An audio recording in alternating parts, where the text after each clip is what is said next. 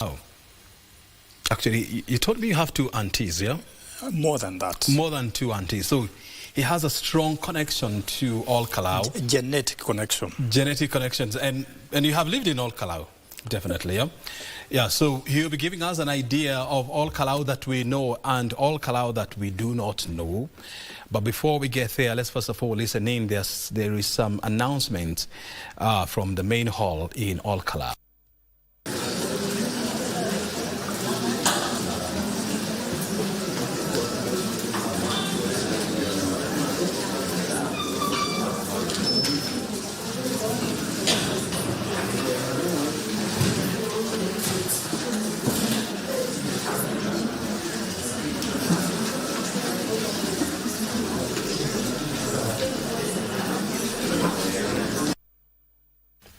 Yeah, I think they were just announcing another polling station that has just concluded the counting and verification process. I should be getting that statistics in a minute. We have our man on the ground, and the man who is keeping us updated with the statistics from IBC is ready to give us those numbers. And once I have them, I'm going to give you so that we just get an idea of where we are.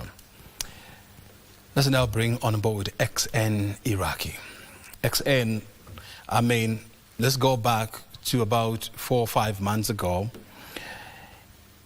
If you had asked like 10 people to tell you where All Kalau is, I'm sure maybe 6 of them would have told you, I'm not very sure where that is. But the situation has changed. Everyone is talking about All Kalau. And this by-election has thrust All Kalau into the national limelight. Tell us something that we do not know about All Kalau first. I think 5 months ago, instead of saying they don't know where All Kalau is, they would have told you, I'll check on Google Map. All Kalau is a very fascinating town because I have a bit of its history, its economy and politics. All Kalau is about 30 kilometers north of Gilgil. So when you go to Nakuru, you branch right on the Gilgil, about 30 kilometers with Yat.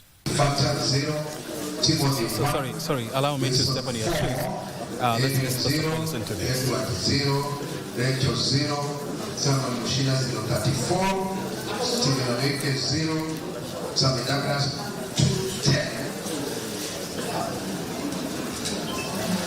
Total valid votes 249.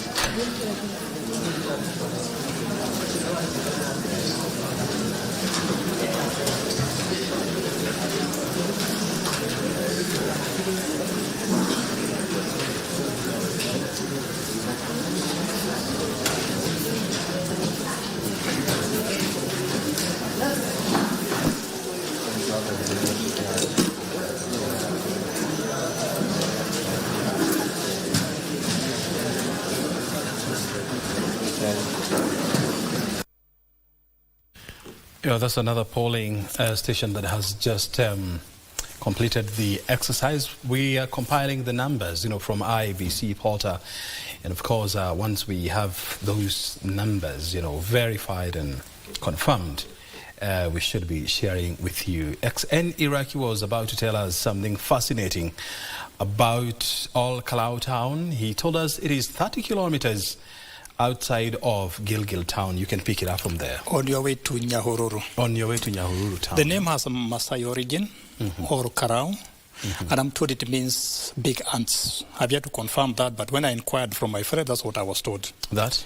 It means big ants. Big ants? Yes, big ants. It has a very fascinating history. And before you go to the history, the location is also neighbor some very fascinating places.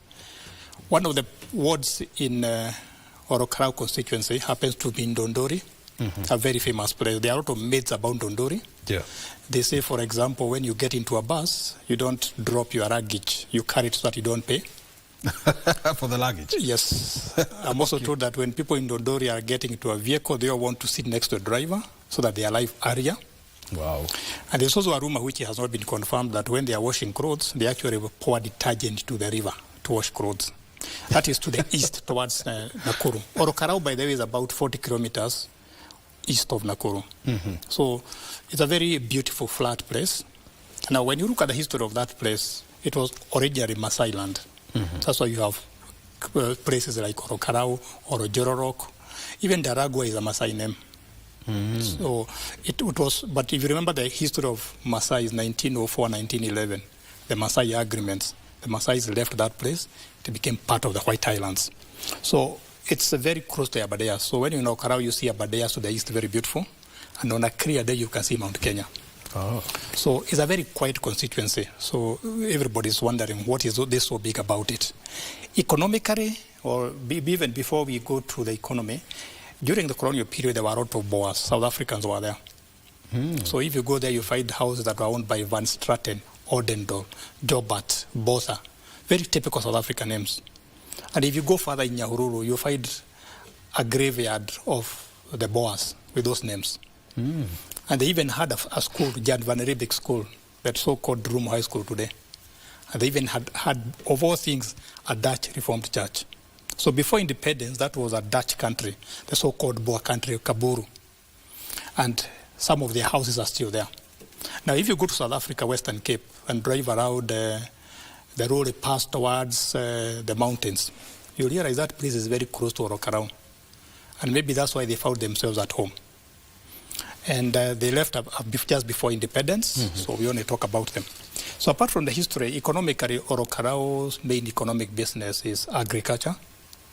And again, during the colonial period, wheat and barley were growing in plenty, and dairy.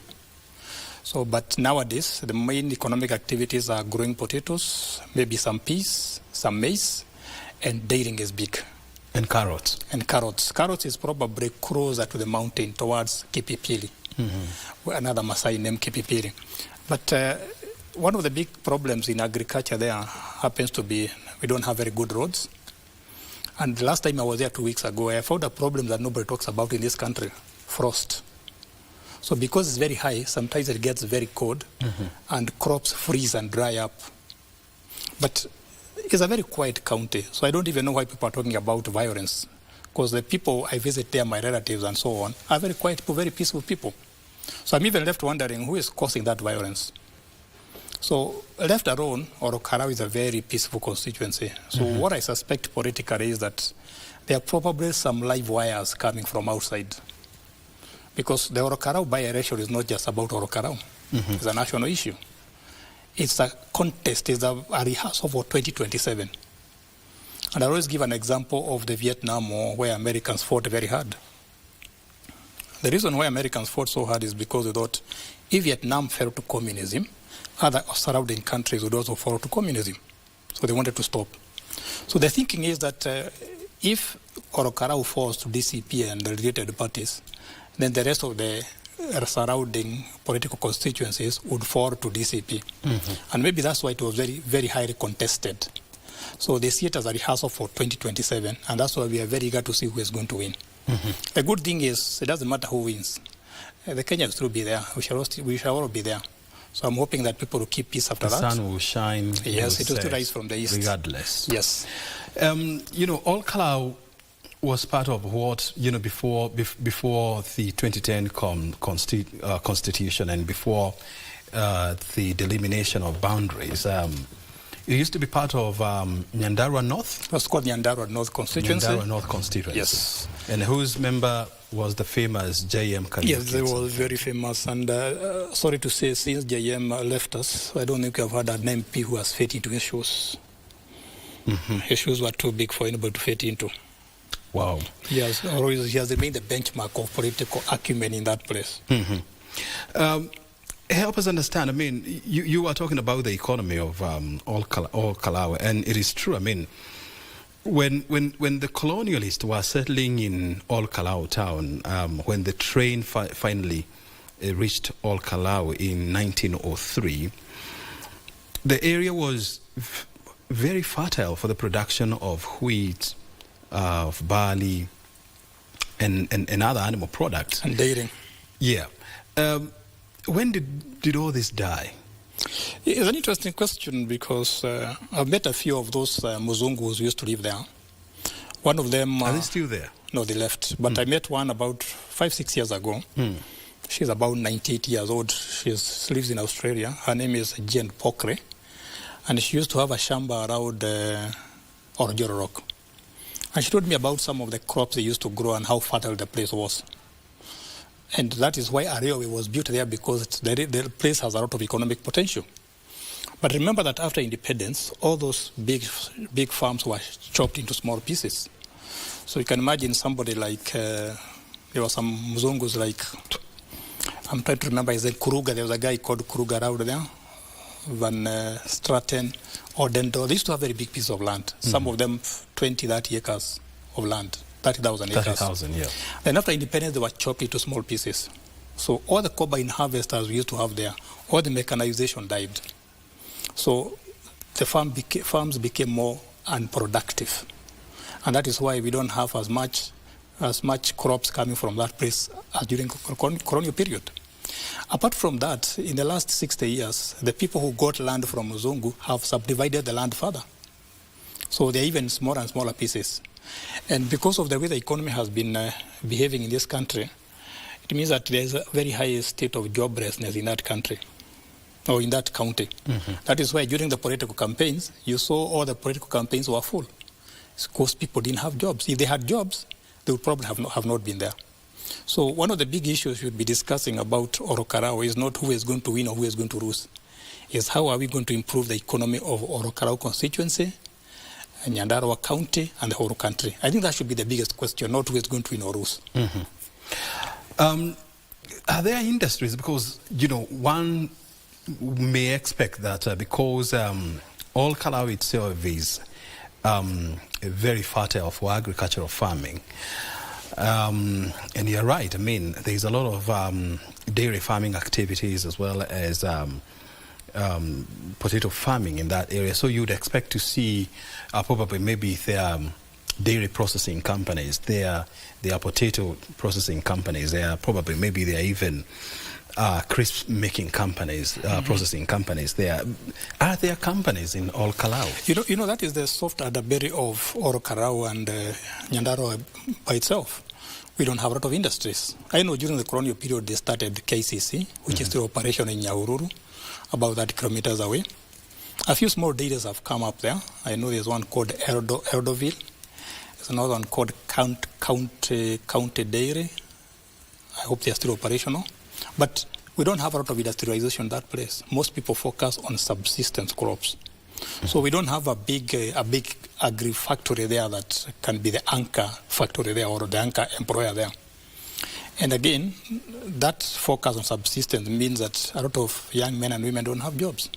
We also don't have a major institution there. It's only, I think, 2 years ago when we started having Nyandarua University College. And for a very long time, Nyandarua did not even have a teacher's college or any other tertiary institution. So Nyandarua was to some extent left behind other counties like Murang'a and Kiambu and so on. And maybe that's why you are finding it very easy for carpetbaggers to come and camp there so that they can try and change the political direction of that county. But it has a lot of agricultural potential if we focus on agriculture. Bring some mechanization, change what we grow there. For example, it's a very cold place. Why do we grow maize there? Maybe grow other crops that grow faster and they are more profitable. I know also that apart from the crops we have been talking about, some entrepreneurs have tried to grow flowers and they have done extremely well. And I think that's where the future, do very well there. I think that's where the future is. There's also the abadeas there, so tourism is also there. I don't understand why they call Borosat is not a national park, because there are a lot of hippos and a lot of birds that we can go and watch on that lake. And actually, all Borosat is very famous for bird watching. Yes, there are a lot of good birds there, a lot of birds. I remember the same lady I talked to you about, Jane Pokre, who lives in Australia. She shared a photo taken in 1934. And one of the things I saw in that lake was a boat. A boat? Yeah, so when I see people talking about a boat almost 100 years later, I was just laughing at myself. I think that county, that constituency has a lot of potential, but you have not exploited it. It has not been exploited. And by the way, I mean, because Nyandarua County is part of what we call the Mount Kenya Regional Economic Bloc, When you compare it with other constituencies, I mean, other counties like Murang'a, Kiambu, Nyeri, Kirinyaga, I think it is second last, if not last, in terms of per capita income and in terms of the GDP. Yeah, see, Nyandarua is a very young county compared with the others. So it's a very interesting county. If you go to young in what sense? I mean, this is a county that saw the railway line in 1903. Let me explain to you why it is a very young county. If you go to Kiambu or Murang'a or Nyeri and you visit a home, they will tell you, this is where our clan has lived since time immemorial. This is our body or our clan. But in Nyandarua, you don't have that. Most of the people there are immigrants, which makes it a very perplexing county. Because if you look at other parts of the world, any country or a country that has a lot of immigrants grow faster because they bring new ideas. They are not tied by traditions. But Nyandarua is unique in that it has not grown as fast as expected. And maybe is that the case? Maybe it was assumed that once people settle there, they'll do what they can.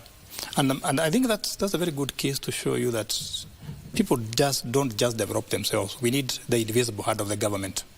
Build roads, bring power, build other services so that people do the rest. But Nyandarua has not had very good roads. We have not had a lot of services there. If you go to a constituency like Daragwa neighboring there, you still find there are a lot of roads that you cannot pass when it is raining. The place is very fertile, but we have not connected Nyandarua to the global supply chains. It's the only place I've seen in the world where you can give cows cabbages to walk away because they are so used to that. I used to hear that at some point, they used to have so much milk that they would use it to make ugali. They would use it for other issues. It's very interesting because when I drive around Rokara or around Nyandarua or meet the colonialists who used to be there Muzungus, there's something they tell me that I find quite interesting. It used to make cheese. And you know how precious cheese is. But today it's not being made. We have a lot of milk, but it's not being turned into cheese. It's just raw milk. So a lot of value addition should come in. And that is what will give farmers higher income. If we can add value to milk, to potatoes, you talked about crisps, and any other crop that they grow there. But when you set it low, you don't get a lot of value for your money.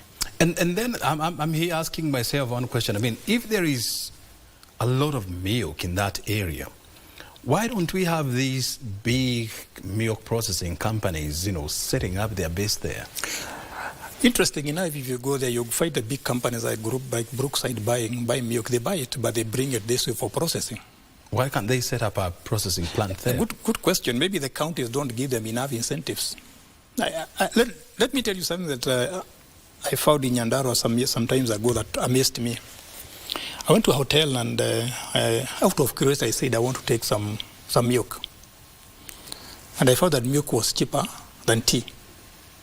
And I remember, to me that was very surprising. When I asked, I was told, you see, tea, you add tea leaves, you heat it and so on, but milk, there's no processing, so it should be cheaper.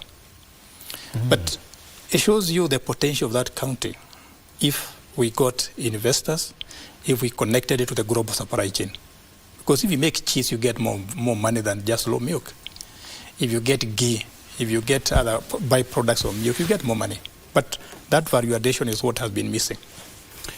So if the product is there, the climate is good, why then don't you have investors coming to that area? One of the problems is the transport road systems, that we don't have very good roads in that county. Apart from the road from Girugir to Orokarao, and then the road from Orokarao going through Jabine to flyover near the escarpment, the rest of the roads in Nyandarua are not that good. 13 years since devolution kicked in. So because the roads are not very good, no investor want to take risk. Some parts of that county have no power. So if we give the basic services, roads and power, investors would come because they would get value for their money. We saw the government, embarking on the last mile connectivity, and I can't remember, I think they are planning to connect about 35,000 houses in all Kalau. But all Kalau is the capital of Nyandarua County. Yes. And so you would expect it to be highly developed, a thriving business community there. good roads, healthcare systems. They don't have anything. Yes, that's what I meant when I was telling that Nyandarua is a new county. So for a very long time, it was the backwaters of the other counties. So if you're from Kiambu, Kirinyaga, Nairobi, you say, have a shamba in Nyandarua. And that was very prestigious. So there was no incentive for people to develop that country because it was supposed to be a place of curiosity where you go over the weekend and visit. But now the reality is it needs to be integrated to the national economic system. And the way to do it is to build good roads and then have industries that add value to the agricultural products. Because it is generally an agricultural county. And that's what the Boers and the Britons were doing when they were there. They used to add value to their products. They used to add value to milk, turn it into cheese, turn it into ghee, turn it to other things. But we need to do that now. Because the weather is very good in that place for agriculture, for dairying, for vegetables, and so on. But the question is, are we facilitating the farmers? Are we giving them correct inputs? For example, you hear the government has been very, very focused on giving people subsidized fertilizer.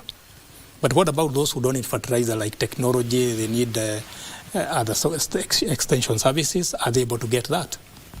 So it's not just the farmers having land, they also need to be facilitated two ways, making sure that they have access to the markets, that is, improve the transport system, and they also need technology, because agriculture is not the agriculture our parents used to engage in.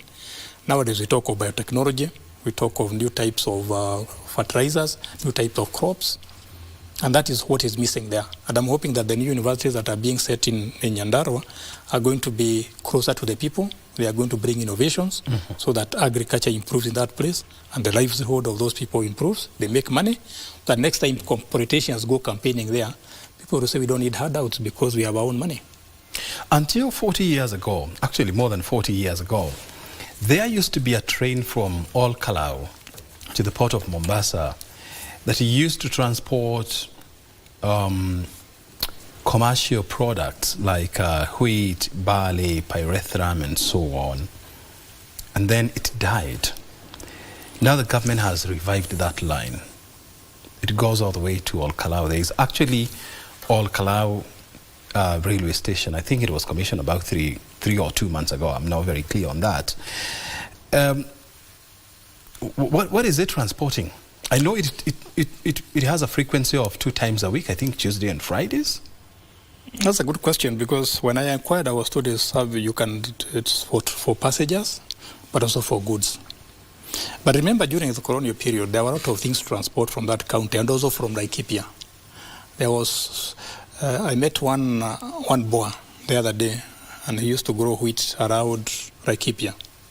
He had about 7,000 acres of wheat, and that was one farmer. Person. So you can imagine how much wheat was there. So that wheat was being transported from Nyahururu by train to export and so on. So there was very vibrant agriculture at that time, and there was a very good case for that railway. But today, I don't know what we are going to transport, because most of the farming is subsistence.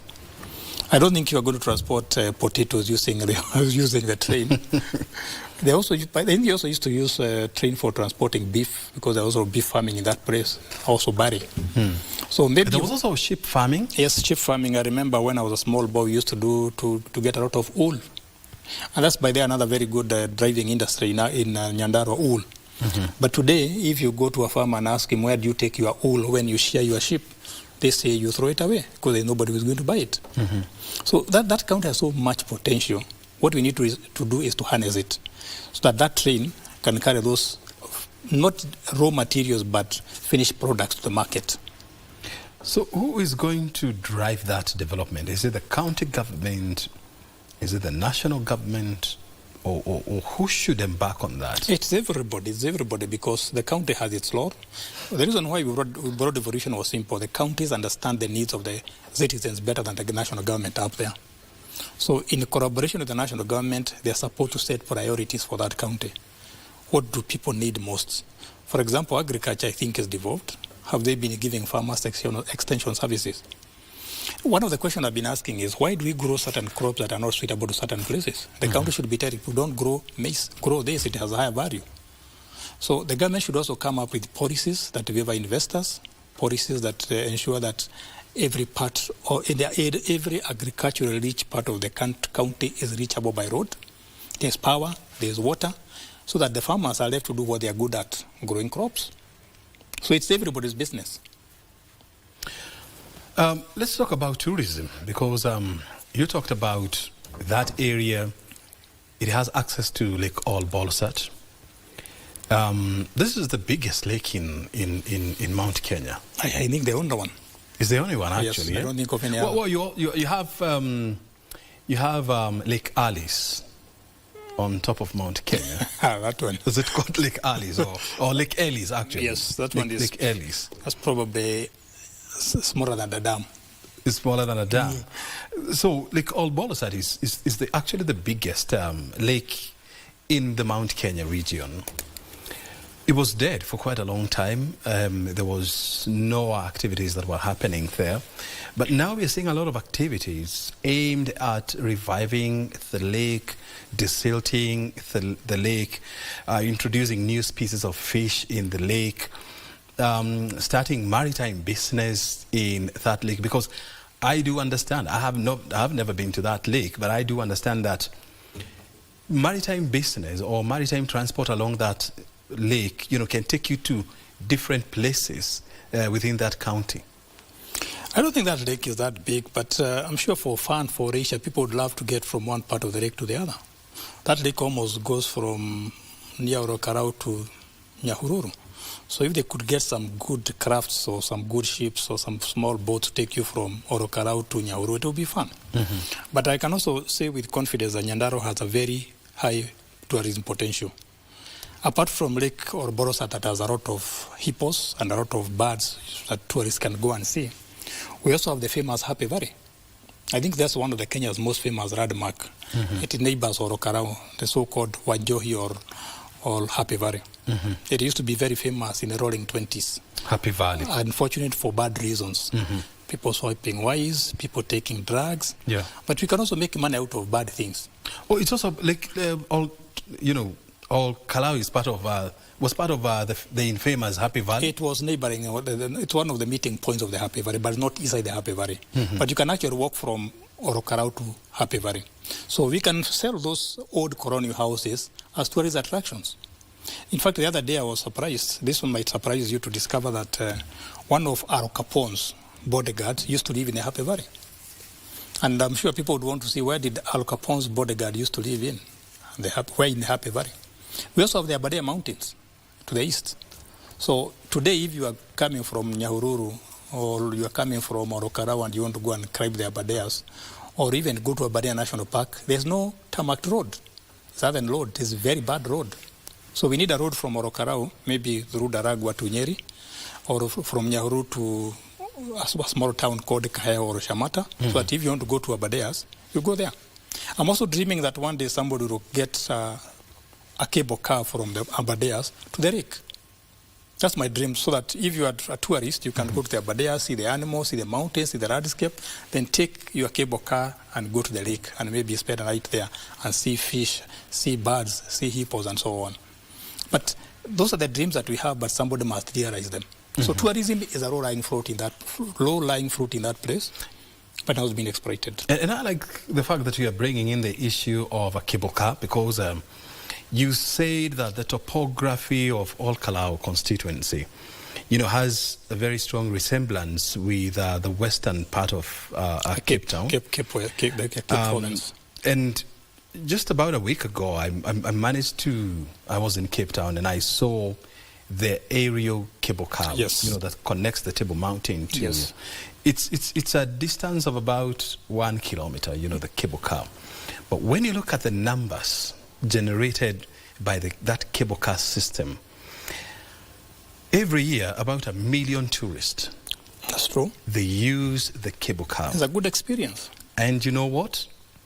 A one-way trip will cost you 530 rand. That's almost 5,000. That is almost 5,000 if you multiply by about 10.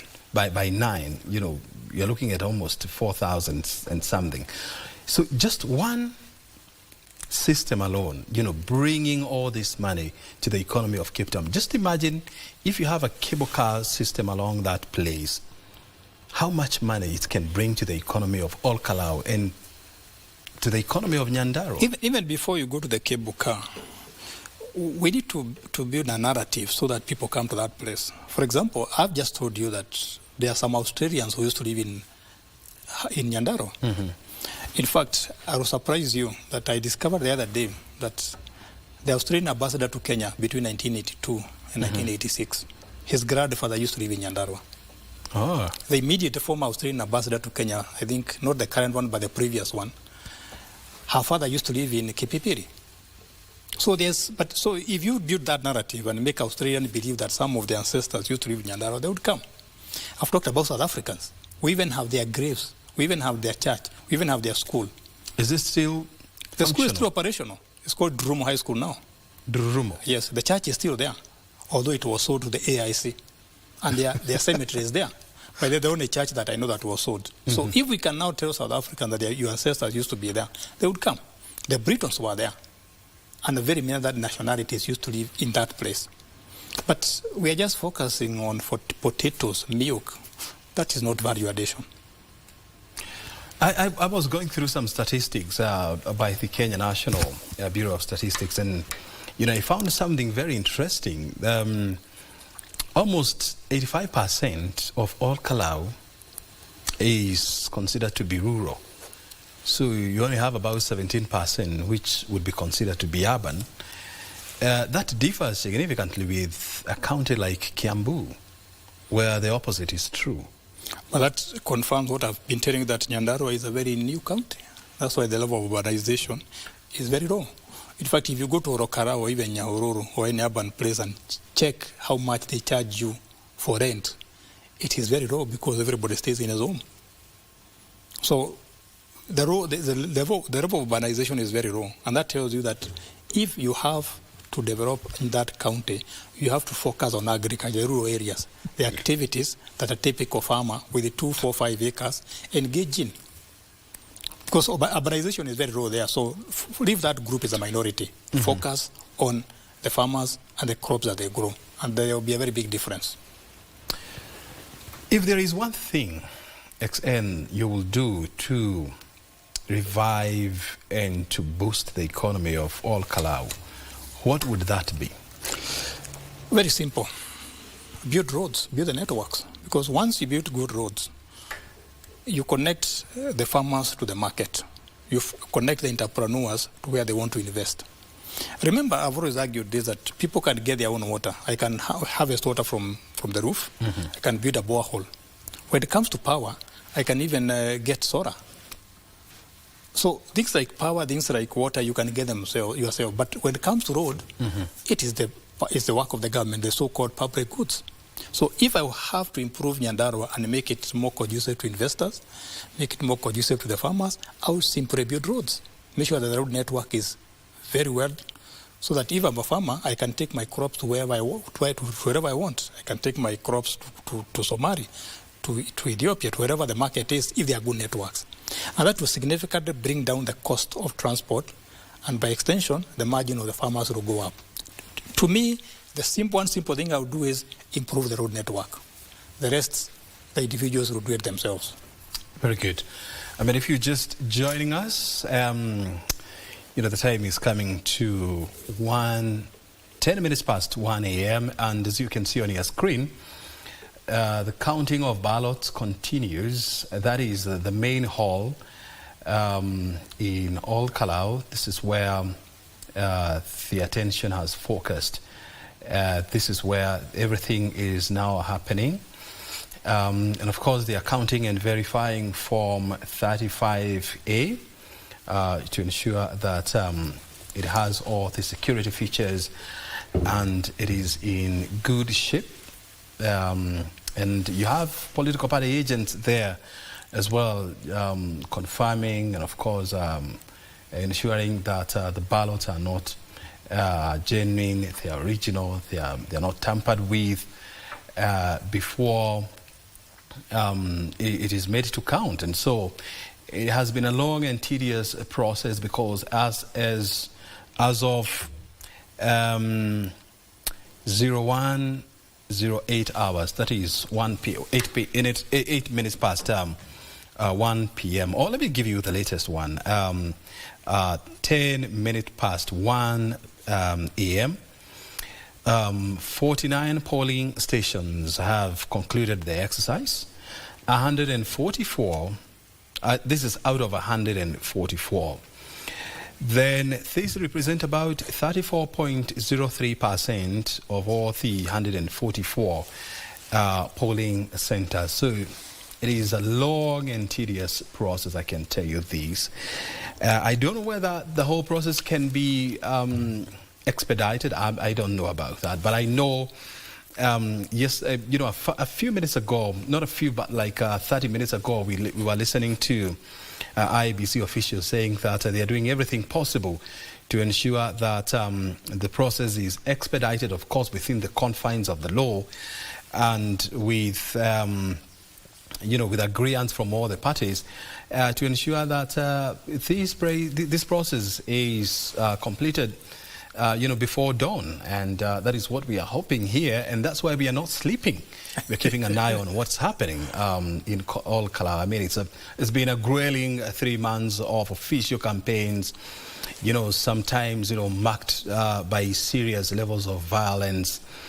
And this is something that's never been seen in all Kalau, you know, for many years. And interestingly, all Kalau has been thrust into the national limelight in such a big way. I'm sure even the locals are shocked that all Kalau has become this famous. And if I can, you know, give you now the latest statistics, at exactly 11 minutes past 1 a.m., 51 polling stations have concluded the vote counting exercise out of the 144, and this represents about 35.42%. These are not my numbers. These are the numbers that are being fed on the IEBC website. So you can just also go there and you'll be able to see the numbers yourself. We are in studio with XN Iraqi. He's from Ndaragwa constituency, which borders all Kalau to the east. He has lived in all Kalau. He has relatives in all Kalau, and he's very well knowledgeable on issues to do with all Kalau. And on this show, what we are doing, we're just looking at how to improve the economic welfare as well as the social welfare of Nyandarua County, you know, entirely, because and I was very keen to see what kind of educational infrastructure is in that county, and I was comparing what I was seeing, especially some of the schools there, like Huruma Primary School, where the UDA candidate, you know, Samuel Mushina, managed to to cast his ballot, and you could clearly see that there is a lot that needs to be done to those schools so that they can match up to some good levels.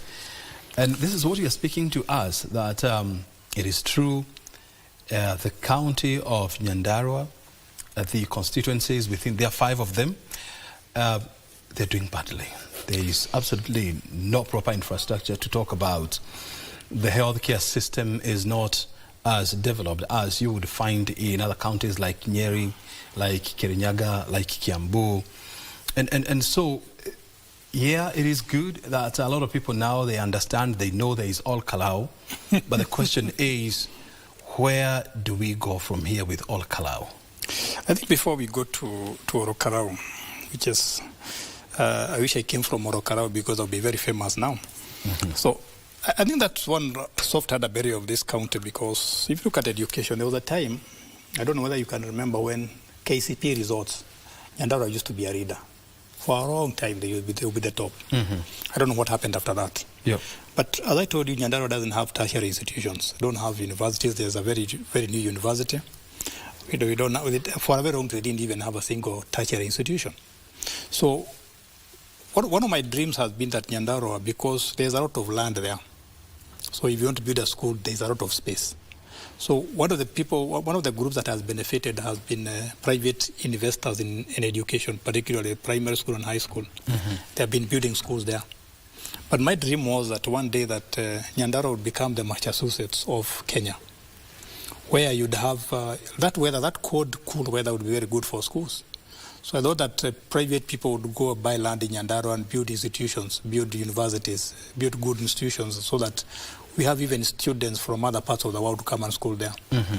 Recently, I remember going to Asesh University in Ghana. An entrepreneur built a new university in Ghana, somewhere near Accra. Very nice university.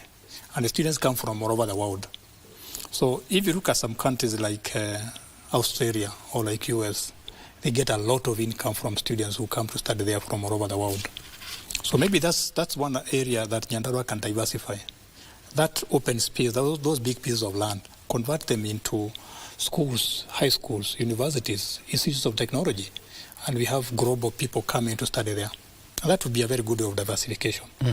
But for now, I think we don't have a very well-established higher education system in Nyandarua, and then we need investors to come and do that, not just the government. The fact of the matter is that you have highly educated people that comes from that county, and you're one of them, by the way. Who are the others? They are the prominent Kenyans that are from your county. I don't keep track of prominent Kenyans, and they might accuse from me your of, county. They might accuse me of using their names when I'm not supposed to. But I think Nyandarua has done well in producing prominent people in every area of. If you look at any area, whether it is in medicine, whether it is in the law, whether it is in academia, Nyandarua has produced a lot of great people. And I think it's the time we harness their knowledge to come and turn the economy around. So maybe we should have a forum where they meet here, maybe something like Nyandarua Economic Forum, where they meet every year and look at the economic problems in Nyandarua and suggest solutions together with the county, the national government, and other stakeholders. I know there is the Kiambu Professionals Forum. Do you have anything like that in? There is one, but I don't think it has been very active. I know there's one. It has not been Why very isn't it active? I mean, I think what we're machine, but people feel satisfied, so they don't see the need to improve. But I think devolution has made people realize that it's not just about the government, but also private initiatives. So maybe after this, I'm going to follow up the Nyandarua Professional Association and ask them what they have been doing to improve the welfare of that county.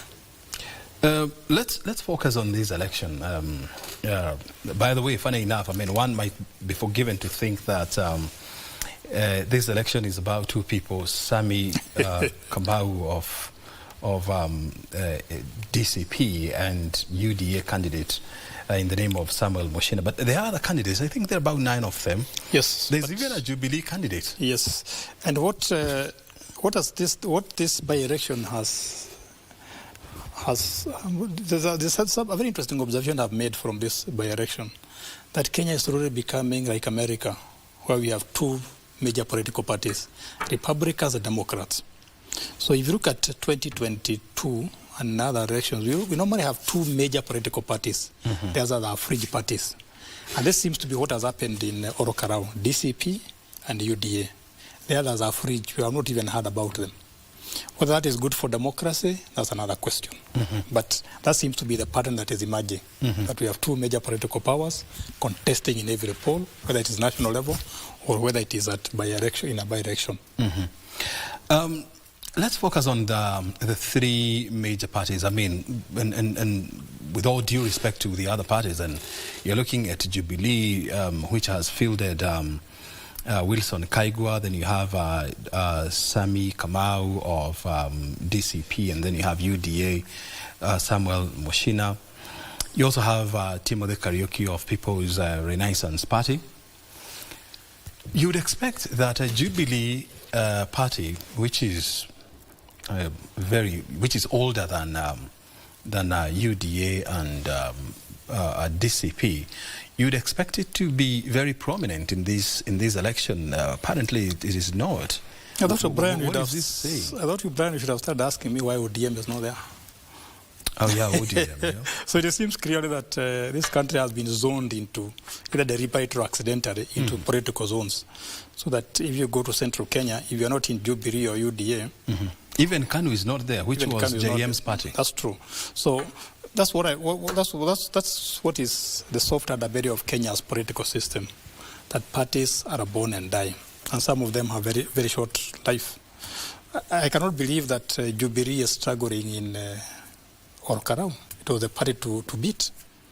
But you remember when Kenya Kwanza came to power in 2022, Jubilee had a lot of infighting. And I think that's what has given it a lot of problems. And the space that was taken by, that used to be occupied by Jubilee has now been taken by DCP. So that DCP is now giving UD a run for its party, or for its money. And what I'm wondering is how things are going to happen in 2026, 27. Which party is going to be prominent? And that puts some leaders of Jubilee in not a very enviable position. Because if you have been leading Jubilee party and is lagging in Orokarau in a by-election, what about in the national polls? So I guess when the results for Orokarau are announced, there will be a lot of reckoning for a lot of political parties. There will be a lot of realignment. That's what I foresee. The fact that a DCP candidate, appears to be more popular than a Jubilee candidate, what is this telling us? It's a very interesting narrative that is going to emerge from there, because when the former deputy president formed DCP, people started making fun of it, District Commissioners Party and so on. But apparently it seems to have rhymed with a lot of voters, and I guess it is because of the messaging. So the message that they have been giving the voters seems to have resonated very well. And then maybe their strategy of campaigning might also have been a factor. Because when I look at the few clips I've seen of DCP campaigning in Orokarau, they have used songs a lot. I've seen a lot of songs from Mau Mau, religious songs. And then, surprising, a lot of campaigning was done in local mother tongue. So if you don't talk the language of Murima, you may not know what is happening there. But that means that they connected not just with the people, but with their hearts and their soul. So I think the strategy that DCP used to campaign is probably what has endeared it to the people and shunted other parties like Jubilee aside. And which methodology was this? I've said what they were using this. They use their local language. They use songs. They use dances, and that's probably. And Orokarau being a cosmopolitan town, I mean, being the center of economic activities in Nyandarua, you'd expect that to bounce back, because you'd expect to have a lot of, the town itself, you'd expect it to be, multicultural, multilingual, multi-ethnic. But Orokarau is a very small town, so I don't think that was a big factor. And you said earlier that about more than 80% of the people in that county are in the rural areas, so they talk the local language. And I think that's what the political parties realize, that if you have to connect with these people, let's talk their language. Let's crack their jokes. Let's use their proverbs. And it seems to have connected people very well. And maybe that is, let's wait for the result and see, but that strategy seems to have done very well. If you remember, that strategy was also used by UDA in 2022. If you traveled around central Kenya, people are singing and dancing traditional songs, religious songs. And this seems to be what the political parties have used in Orokarau. Whether it will be successful in 2027, we can only hope and wait. I mean, at this point, and obviously, I mean, we are not here to call out or to call this election because we don't have such powers. That is the business of IEBC. That's what they are paid to do. That is why the agency was set up, and that is their business. But we are here also to ask questions. If UDA wins this election, what will this do to the party? So UDA, yes, I think if UDA wins, it will probably have a very good case to tell Kenyans that, contrary to what people have been saying, we are still there. We are still popular, and we are ready for 2027. If they lose, I don't know what they are going to tell Kenyans, because they are probably going to acknowledge without being public that we are not as popular as we were in 2022. If DCP wins, then that is going to be very interesting because there will be like Kiamba in 2021, just before 2022 post. Yeah. So be like Kiamba, and they will be saying, yeah, we are here. We are ready for 2027. And they probably build momentum from there. And that is why this one constitution was so highly contested, because not just about Orokarau, it was about 2027 and the political future of very many political parties. What would happen if the Jubilee candidate wins? I think if Jubilee candidate wins, which from the ground is very unlikely, I think. And you are in touch with the ground yourself. Yes, yeah, if Jubilee candidate wins, I say in the unlikely event that Jubilee candidate wins, then DCP will suffer a very serious setback. Because the message is, you thought you are very popular, but we are still there. So if Jubilee wins, I see a very serious contest of parties in Murima region between DCP and Jubilee. And one of the things that is going to happen after this by-election is which parties are going to die and which ones are going to rise. And you notice a lot of politicians are not telling us which party they are picking in 2027. They are very quiet. And I'm sure this contest in Orokarau might accelerate the shift of politicians to certain political parties when they see the political wind. If Jubilee wins, what will happen to the party? It will be re-energized. Jubilee will really be re-energized. But if Jubilee loses, I think its political future is not very bright.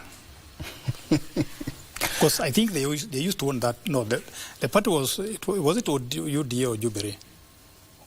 This is the guy who passed away. I think he was Kiaraho. Or the late? Yes. Yeah, he was UDA. He was UDA.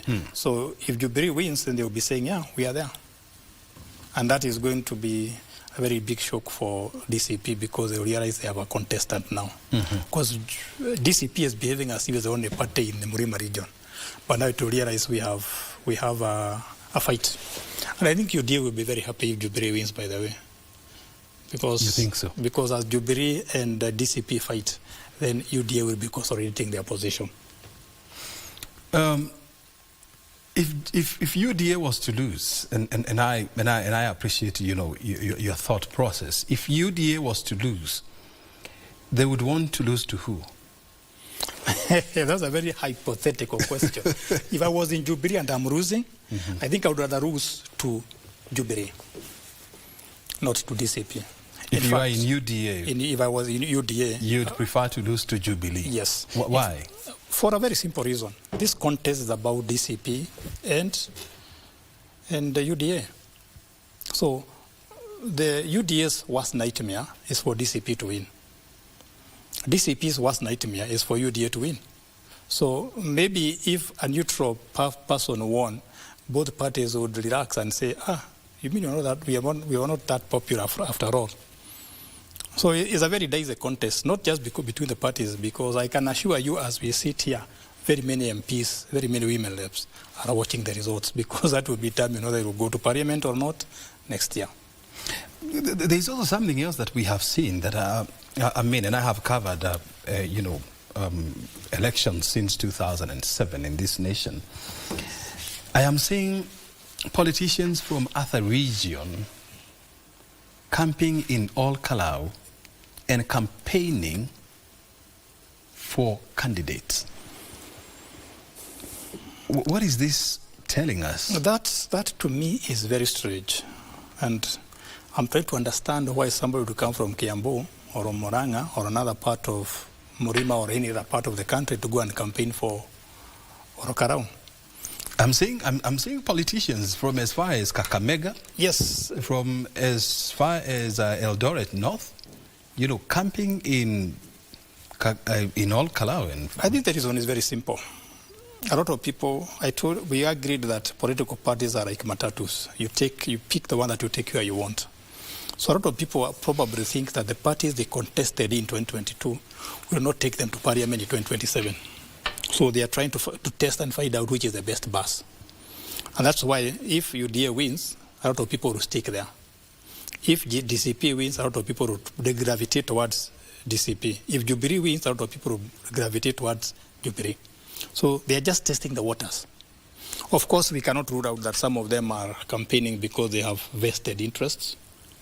Maybe they are getting something out of that. I don't think those guys can be working so hard just because they love politics. I think they must be having some incentives, which might not be disclosed in Parliament. I don't think I would go and campaign in a constituency so hard just for fun. There must be some incentives. I had somebody, one of the politicians campaigning for one of the candidates, saying that about 10 billion shillings, has been spent in all Kalau. And I was asking myself, arithmetically, is it even possible to spend 10 billion shillings in all Kalau constituency in the last 3 months? Is it possible, really? 2 weeks ago, I went to Rokarao. I was just doing my own business there. I was not going to campaign. And what I saw, the activities that I saw there, what I'm seeing in the media about what has been bought and the giveaways, I don't think it is 10 billion. I think they were just exaggerating to make it appear that they are very focused and very concerned about that constituency.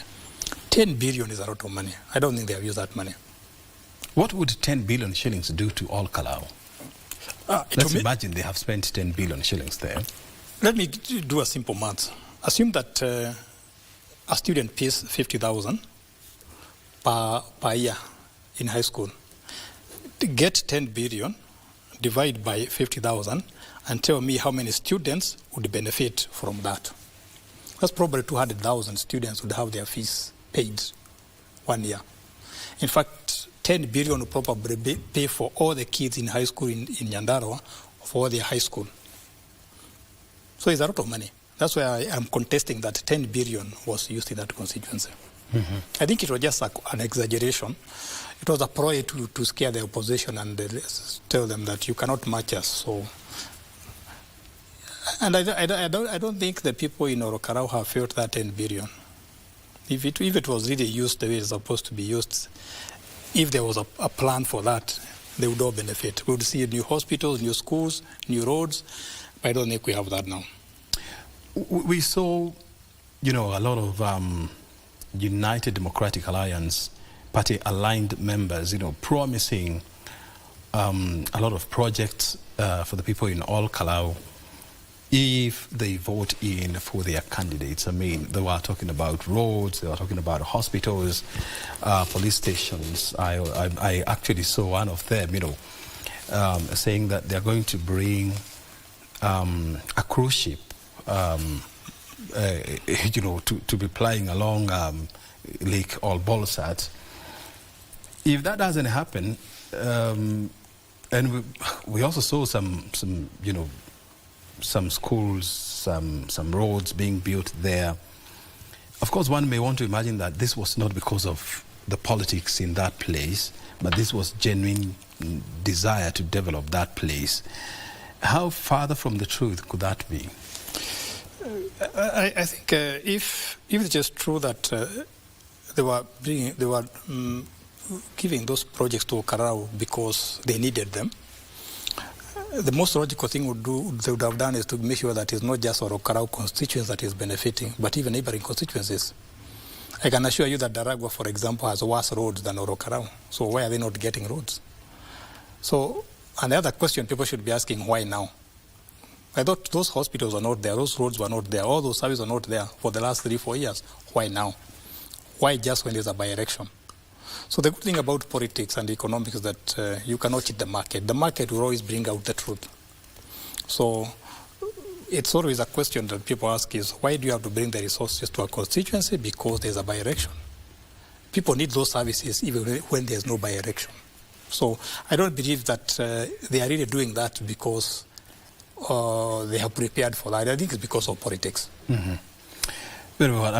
If you are just joining us, we're coming to you live from our national.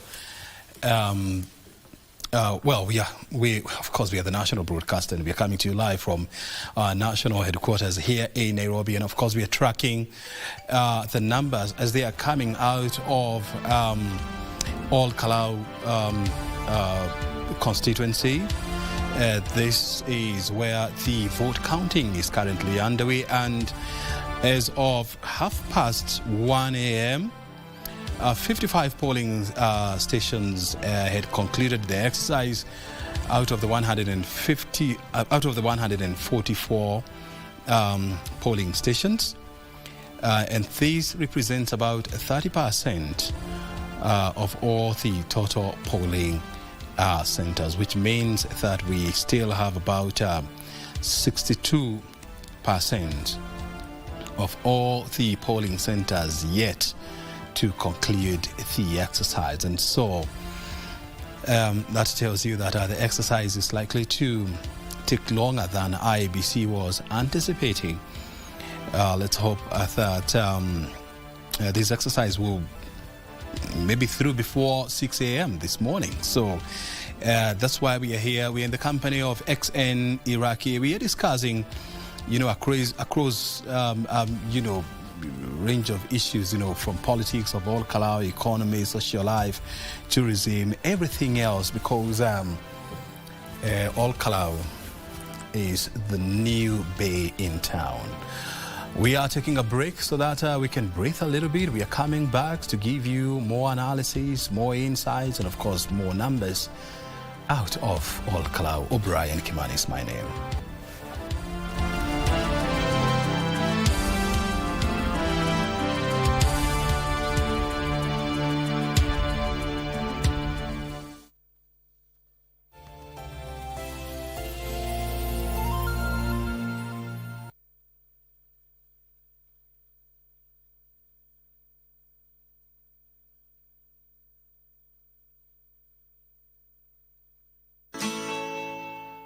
The idea of Hisi Studio was born out of my undergraduate project, and I was trying to answer the question, how do visually impaired people interact with fashion?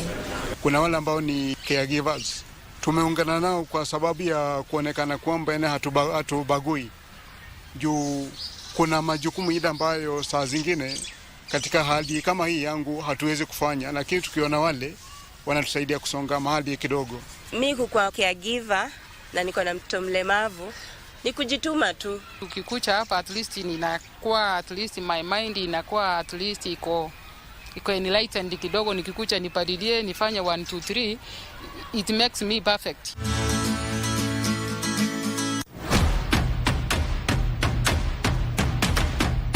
Lights on, volume up. This is where stories come alive. From local drama that hits close to home. Huyu ni nani? Alinivamia akiwa na vijana wengine wawili. Toka nje. Hii nyumba yako. Yote ni porojo. To international series everyone's talking about. Stories that pull you in. Characters you won't forget. Stop complaining and just get out of here. Go now. Go, go. We turn up the volume. With music that moves, showcases rising stars, and bring the beat straight to your living room.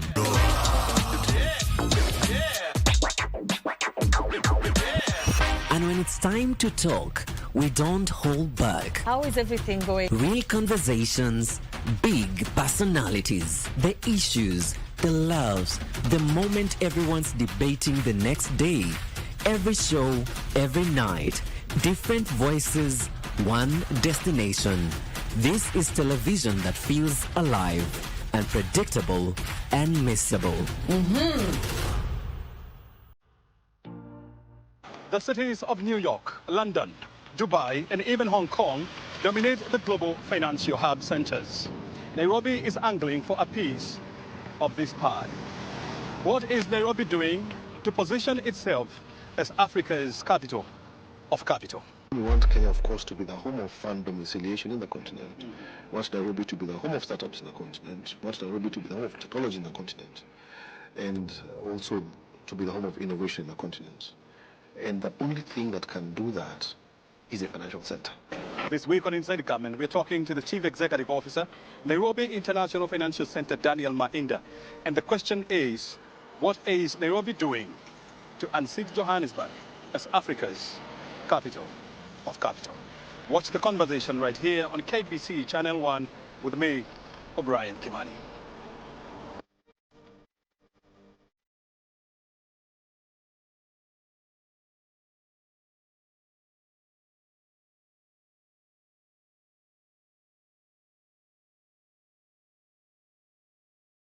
Kila mwisho wa juma tunapanda milima na mabonde, kusafiri mijini na vijijini ili kukutana na wakulima wa nafaka na mifugo ili kukuletea wewe siri na mafanikio ya kilimo biashara. Kuanza maandalizi ya shamba hadi soko la kimataifa. Hapa KBC hatubashiri, tunakupa elimu itakayoongeza kipato chako. Ungana nasi kila Jumamosi saa 10:30 hapa KBC Channel 1 kwa mseto kamili wa kilimo.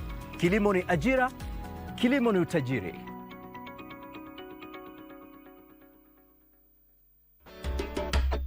Do I look like a bugger boy? Bugger boy? What is that? To carry those things and help the customer, mheshimiwa. What about if I said, I'm not a tender, I'm a customer just like you? So why were you... Attender? What do you mean you are not a tender? Please don't confuse me. Please, I'm not confusing you. Can you elaborate? What is a tender? And how comes it was me who put in the car? How comes it was me? Excuse me? Excuse me too. Wacha kubeba watu akili kama kidogo na hii. Sababu mimi alitoa mafuta wapi ndo alete wewe kotini? Si kwa kali huyo mama, si aibu. Kwa nini basi alinipatia 200 na semo niyo. Na sikumuipia hiyo mafuta. Semo niyo.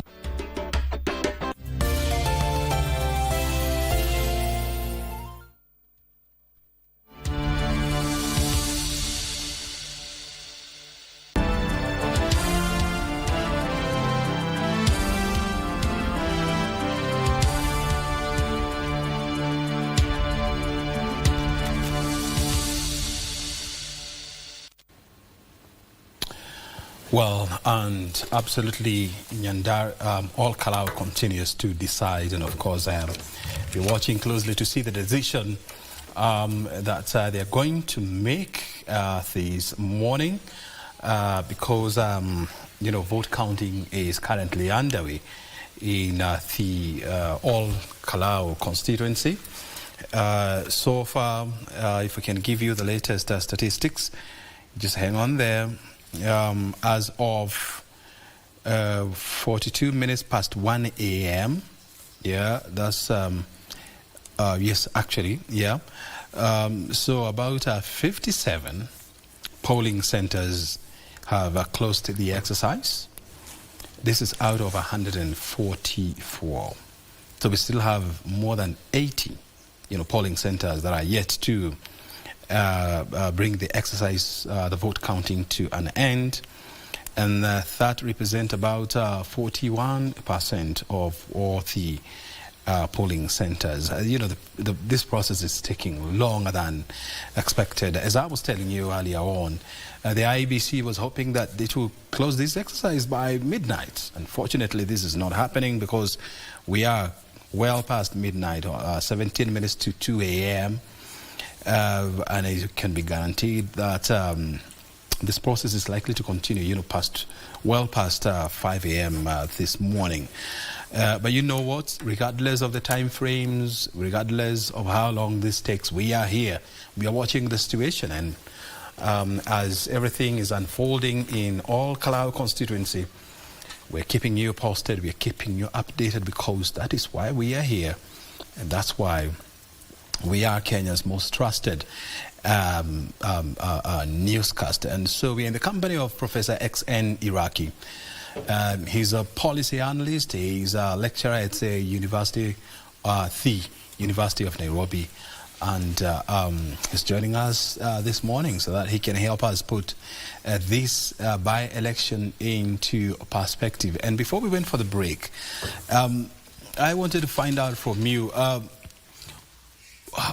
what message is the All Kalau by-election, sending to us 1 year to the 2020, about about 13 months to the 2027 general elections?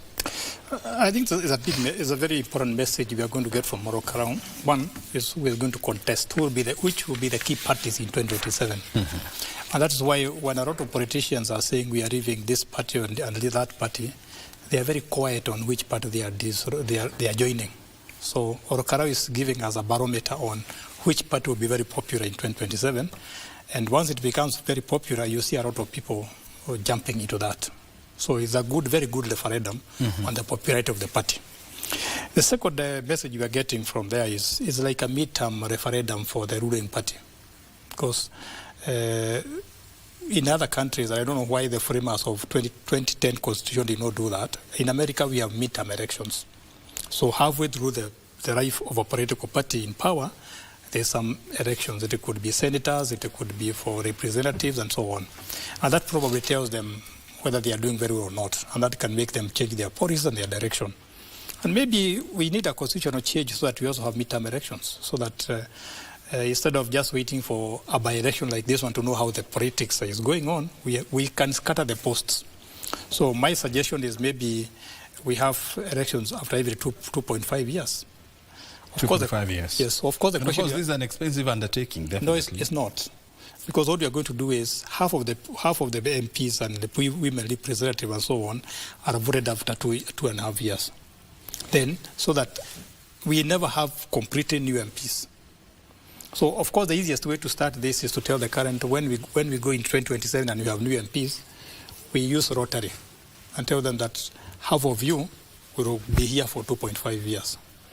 And then we pay them for the 5 years. That will be very acceptable to them. We can also change our voting system from what we are saying. How do you pay them for not working? No, we just reward them so that, because we have voted for them. So that is one message probably, that in addition to having midterm elections, we probably need to change the way we vote. We have been waiting here for hours without getting the tally. So why can't we vote electronically? If I can get money from one bank to another or to my phone through M-Pesa, why can't I vote electronically? So maybe that's something to think about in the future, that we start voting electronically. Yeah, because, and I like the fact that we are bringing that issue, because this is just a by-election. Yes. And there are less than 80,000 registered voters in all Kalau. Even if the voter turnout was to be 50%, you're looking at about 40,000 people. Yes. Counting 40,000 ballots, I mean, should not take 5 hours, should not take. This exercise closed at 5 p.m. Counting started at 6 a.m. yesterday. 6 p.m. yesterday. Now we're talking about almost 2 a.m. the following day. And we have done less than 60 polling centers, and we have 144. I mean, this turnaround time is wild. And you see, one of the areas that we focus in economics and in business is efficiency. Yeah. We want you to carry your operations as efficiently as possible. So we need to come up with a way that can help us count votes as fast as possible. Another concern I'm having as we sit here is we are being told how many polling stations have completed voting or tallying. We should be getting those tallies. I think that's something that will be very interesting. So we are told if the polling station A has finished, we should be told Jubilee got this, DCP got this, and so that we keep on tallying and adding. So that maybe somewhere along the way we can actually call out. Because if somebody gets more than 50%, we know that there cannot be any change. So let's not just, because at the end of the day, the voting is not about the polling stations. It's about the votes themselves. And it's about the numbers. Yes, that's what you should be getting. Yes, but this is a very good, I would say, a rehearsal for 2027. Because people are asking if we can do this in a by-election, what about countrywide? And not just in terms of counting votes. People are also asking, if money can be spent this way in a by-election, what about in the national election next year? And that's a big concern to me as an economist, because if it is true those guys use 10 billion, then if you multiply 10 billion by 290 constituencies, that's almost 3 trillion. It's almost 3 trillion. So where will you get that money?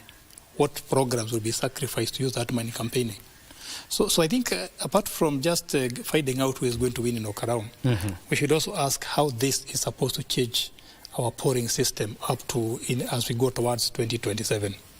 I'm very happy that somebody came up with a a bill on financing elections. Yeah. And then there was to come up with caps that you cannot use beyond this amount of money for presidency, for women rep, and so on. But my biggest question is how it is going to be policed. How are you going to make sure that somebody does not use that money? Wow, that's a very interesting perspective there, because when you look at cost-wise, of this by-election, I mean, it is true, political parties have spent, it may not be 10 billion shillings, but a lot of money. A lot of money in this. And this is just a by-election. Yes. And in this by-election, again, less than 11 months, less than 13 months from now, there will be another election to pick up a new member of parliament. And when you look at the level of investment, political investment in this election, why is it so high? I think there are two reasons. One is what is at stake, as I told you earlier, that the winner of this by-election would set the tone for 2027. So everybody wants to win so that you can you can get the momentum towards 2027. And number two is the Kenyan politics has become very very competitive. Mm-hmm. So the only way to swing the voters would be to use money. In other countries, you may not bribe them, but use advertisements. So if you look at Democrats and Republicans in the US, when they are going to the polls, they actually compete on who is going to raise more money. Because the more money you raise, the more you can advertise, and the more you can influence the voters. Here, that is not possible. So the Kenyan politics has become very competitive. And as I said earlier, it is probably now two-way. And when it is two-way, it becomes very hard to shift from one part to another. For example, if you look at Coca-Cola and Pepsi-Cola, they are two big conglomerates in terms of drinks. And their market share is almost constant. So to shift from Coca-Cola to Pepsi-Cola and the other way around, you need a lot of money. And that is what is happening in our political system. And number three, and people have probably provided evidence that out of money, that money is being used to influence the voters negatively. Maybe by bribing them, buying them some tokens, buying them food, buying them and so on. So people don't want to be allowed to make independent decisions, and that's my biggest worry, because of the threat to democracy. People should make independent decisions without being influenced. And number three, we must confess that this by-election is showing us the level of desperation in this country. Because for people to go and queue and get blankets, go and get some 2-3 kilograms of rice and so on, what are they going to eat tomorrow? Oil. And cooking oil and so on. But if the economy was doing very well, you probably they will not be behaving like that. So it's not just a political contest. It's not just a political referendum, but also an economic referendum. Shows the state of our economy. Look, IEBC is talking about they wanted 70 billion shillings from the National Treasury so that they can conduct, to prepare for the 2027 elections. And one question that has always haunted our elections is, why are they so expensive? And one of the issues is that our trust, we have a serious trust deficit within our systems. Because why do we need to go and print our ballot papers in United Kingdom, in Germany, in France, in Belgium? Yet we have a whole institution called government printers, where it has the capacity to print all these ballot papers. If you gave me that contract today, I'm sure I'll be able to print them. You just need to pay me and I'll print them. So that problem you raised... It's not a very complicated process. It's not. If you look at the way the ballot paper looks, it's not something that complicated. And it's not something reusable. So it doesn't need to be that complicated. But because of trust deficit, it becomes very expensive. And it's not just ballot papers, exams, certificates, and so on. People want security marks and so on. So one way to make the elections much cheaper is to make sure there is trust. We can trust IBC, we can trust ballot papers, we can trust the people guarding the people in charge of the electoral system. That will bring down the cost. But as long as there's the deficit trust, if you look at the polling station, the number of policemen and so on who are there. Yeah, so many of them. So many of them, the number of agents and so on. When I lived in the US, and I remember there was one time I watched voting. There's nothing special. In fact, people are given 4 hours. You go vote and come back to work. There's no holiday for voting. Because to them, voting is natural. It is something continuous. But here, we make it such a big thing. And that's why I was suggesting we need those midterm elections so that they are distributed. so that we're always voting and we don't have that pent-up energy. Like, I don't understand, why don't we have county elections different from the national elections? They do that in the UK, I think they do that in South Africa, where you have county elections separated from the national elections. And that makes it easier to manage. Yeah. And remember that IBC is full-time, so they will have enough work to do. And something else that we are forgetting is that it was almost like a holiday in all Kalau. Yes. Because the schools were empty. We were using all the people. The IBC was using the classrooms that are used by students to conduct these elections. And is that really justified? I mean, can we get other places to conduct our elections? Must we do them in schools? You see, that is one of the things that we need to start thinking seriously. Because if you go to other countries, you find places like social halls, county halls, and those are used for such functions. Now our schools have a lot of functions. We use them for voting. We use them as churches sometimes, and that is where helicopters. We also use them as shelters. Yes, that's where there's an emergency. That is where politicians land when they are going for campaigning. So I think we need to have a system where certain institutions, certain facilities are for voting. And by the way, it will not be hard to do that because IBC has 70 billion. Maybe they can use some of that billion so that we have voting halls, so that every constituency we know where to go and vote. Talk to us about and the fact that you have lived in the U.S. I mean, you have seen how, of course, the U.S. elections is not the best benchmark, but at least this is better than what we have here. Help us understand, how can we deploy foolproof technology to make these elections, to make our elections very easy? I mean, why do we need to print ballot papers when we have, Kenya is one of the digitally connected countries in Africa? It's interesting you've asked that question because even in my university, there's a lot of positions where people vote online and nobody disputes. So people are looking for a dean, people are looking for student representative. They vote online and people accept that and nobody has disputed that. So it's only that we are reluctant to use technology for one because we shall not be able to control it. Because once people vote... Why do we want to control it? Because of what you say, trust. So if we are honest people, if we are trusted people, we would have no problem with technology. For example, when you go and get money from an ATM, do you count it? You don't count it because you trust the machine. So why can't we... Actually, the machine has done the counting for you. Yes, so why can't we let the machine do the same for us? If we can use this fund for money, for payment and so on, why can't we do that for voting? It will be so easy. And one of the things that I found so bewildering is the fact that people would trust their mobile phones to do transactions. Millions of shillings. Yes. But when it comes to trusting these gadgets to elect a member of parliament, to elect a politician, they find it so hard. Even in developed countries, by the way, electronic voting has been the system. Because they say to be manipulated. So if we... So why is it then possible then to put up a firewall against tampering? It can be done. I'm telling you it can be done. So it's only that people don't have the political will. Remember that voting and campaigning is an industry by itself. So if you look at 2027, a lot of money will be made from advertisements, buying caps, like all the caps you saw people wearing in Orokara, where do they come from?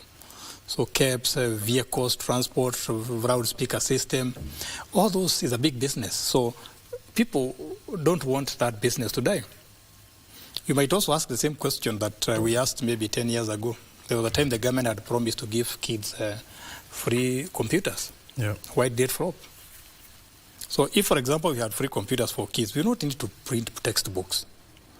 Because we just go online and change that textbook, what is new, keep on adding it, use the assignments. But there's a whole industry in paper that was probably threatened by computers. So when you use technology to run voting, other industries are threatened. And that is probably the reason why people are very reluctant to do it. Something else, I mean, there's a system that is called the KIEMS, the Kenya Integrated Electoral Management System. We're always buying a new system every electoral cycle. And this adds to the high cost of elections in Kenya. So why can't we decide either to go manual or we go electronic instead of having a test of both? Yeah, that's the question I asked earlier. That's what I said earlier, that going to the polls is an industry by itself. So when you buy new kits every 5 years, some money must be set aside for that. Somebody is given that contract to print ballot papers, to bring new KIM kits and so on. So it's a whole industry by itself. Mm-hmm. And that's why Arya talked about the importance of being efficient. Because if we bought, for example, very good kits, we can use them until they stop running, even if it's 10 years. You don't throw away this phone until it stops working. You don't throw your car away until it stops working. That's a problem. So we should do the same for the voting technology. And it's possible. Yes, and I think we need to demystify voting. Voting is not something that mysterious. It's so simple and straightforward. I don't know why everybody makes it. It doesn't have to be complicated. Yes, it's not complicated. I don't know why you make it such complicated thing. That we even need a holiday. Yes, you don't need that holiday to vote. It's not necessary. So our economy and the state does not allow us such luxuries to have a holiday when we are voting. Why do we attach so much capital to elections? Because in the last 3 national elections, I've been at the National Tallying Center, which has been the Bomas of Kenya, and when people are waiting for the presidential announcement, you see thousands of people hanging around Bomas of Kenya. Okay, they don't go to work. They almost spend the whole night there. The whole place comes to a standstill. And I'm always asking myself, why? Why do you have to come from out of your house to come and hang around? It's very simple. It is economics. That's one thing we forget about when we go to the polls, that when you win, you don't control MPs, you don't control the parliament and so on. You control some resources. So remember that the resources are limited in this country. So there are only a few jobs, there are only a few pieces of land and so on. So because the economy has not grown fast enough, there's very little for so many people. So people think winning an election is like a lottery. So you get access to so many resources, to so many privileges. And that's why you find, if you go to the US and ask people, who is your senator? They may not know who the senator is or who the MP is. They don't care. But they know who Bill Gates is. They know who Zuckerberg is. Because the economy has developed to such an extent that politicians are not needed that much because there are other sources of employment, sources of money and so on. Mm. So the only way to stop this life and death struggle for posts is to make sure the economy has performed well. Because the economy is doing very well, then as a voter, you don't need to be bribed to vote in a certain way because you can take care of your basics. But if you have not put 5,000 in your pocket for the last 5 years and somebody gives you that money, you'll be more than willing to take it. Very well. Well, if you're just joining us, we are tracking the numbers from the Kalou constituency, where the tallying of ballots, continue. And as of 1 a.m., 51 minutes past 1 a.m., 62 polling centers ahead close to the exercise out of the 144, representing about 43.1%. And so that was about 10 minutes ago. I'm sure the situation has changed, and we're keeping an eye on what's happening there. Our reporters are on the ground. They're recording every happening there, and of course at some point we are going to Kalou so that we can get some live link-ups with our reporters on the ground. We're in the company of XN Iraqi professor, and of course helping us understand the terrain, the topography, and to understand all Kalau better, bearing in mind that he's from the neighboring Daragwa constituency, which borders all Kalau constituency to the east. I mean, with the time coming to 5 minutes past 2 a.m., we are going to take a break. Yes, well-needed break, and thereafter we are keeping an eye on what's happening there, and so we should be back so that we can continue to discuss and to watch as all Kalau decides. O'Brien Kimani is my name. Thank you for watching. We are coming back after the break.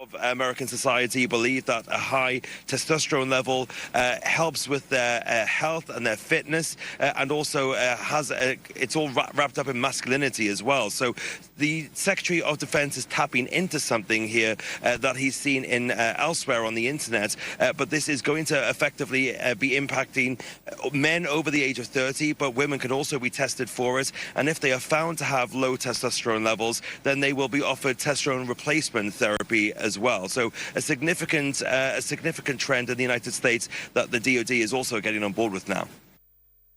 The death toll from last month's devastating twin earthquakes in Venezuela has climbed past 4,900, and the search for survivors is far from over. In the hard-hit La Guaira region, rescue crews and desperate families are still digging through collapsed buildings, with the UN estimating as many as 50,000 people remaining missing in the rubble.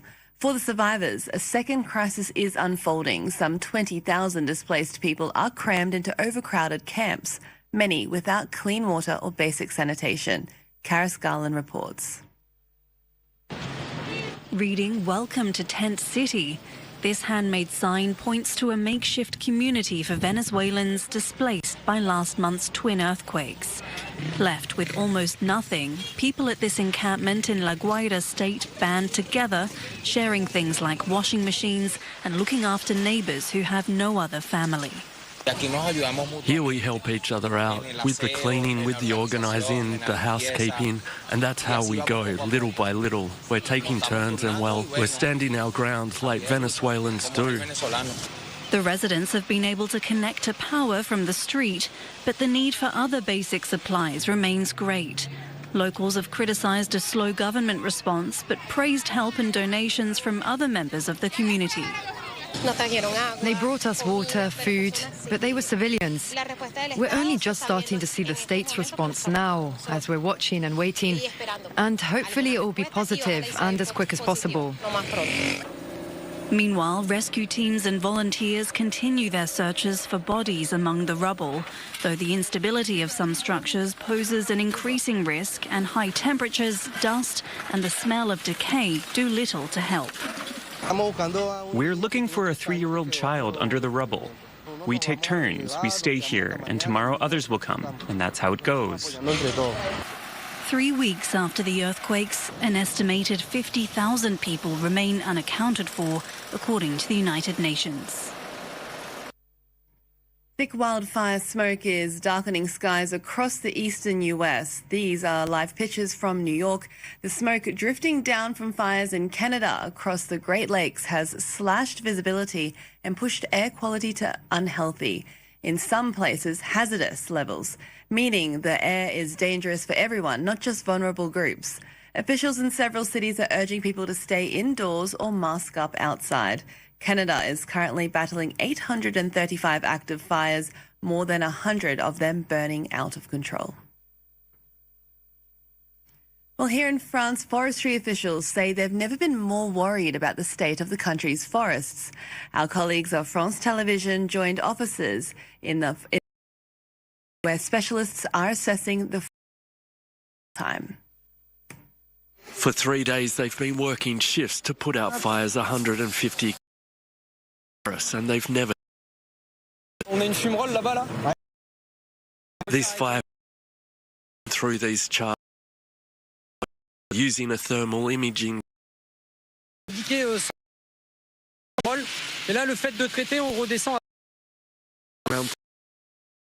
Extinguished to prevent igniting. 4 hectares firefighters' career. Pour moi, c'est l'un des plus gros. C'est intense. Intense, ouais. Intense avec la chaleur en plus. Le risque feu de forêt est vraiment un risque émergent et qui se développe de plus en plus et il est nécessaire de s'y préparer par l'installation de citernes à eau sur l'ensemble de la forêt. A growing fire risk in this area where for the first time, as in Fontainebleau, waterbombing helicopters were deployed last weekend, a threat taken seriously by the National Forest Office. For the past year, these 3 technicians have been taking samples in this forest, which already has an autumnal feel to it. Un arbre comme ça, mi-juillet, c'est pas normal. Every week, this team visits a control plot where they follow the same protocol. Et tu veux faire la photo ici? On va faire la photo ici. They're taking photos to see how the landscape is changing, then observing 10 selected plants with very dry leaves. Ce sont des matières qui sont très fines, donc beaucoup plus inflammables, car plus les matières elles sont fines, plus le feu se propage rapidement, notamment avec un petit vent comme on peut avoir en ce moment. Off to the oldest rain gauge, where after 90 days without rain, the reading is unsurprising. 0 mm, c'est la quantité d'eau est négligeable. Some young shoots and ground cover are taken back to the office for analysis. This machine heats up to 110 degrees to assess the moisture content in the plants. The results are alarming. La semaine dernière, on était à 48% d'humidité. Là, on est à 12, presque 13. Donc, c'est la valeur la plus basse qu'on ait enregistrée. C'est du jamais vu, quoi. C'est très, très, très faible. The data is then sent to Metro France and the fire service, allowing them to better anticipate the risk of forest fires in these increasingly dry forests. Well, that's it for the news here on Night Watch. We'll have more for you soon. Bye for now.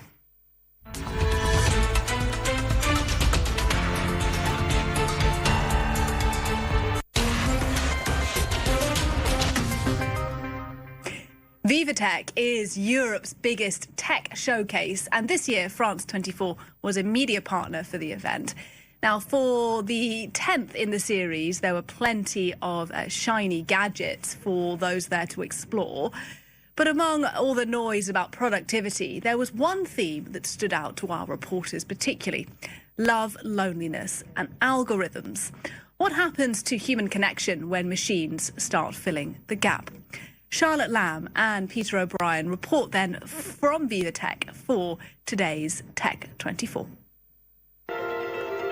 You've probably heard the term loneliness epidemic. While generally associated with men, the World Health Organization says 1 in 6 people globally now experience persistent loneliness. Into that void, the tech industry has arrived.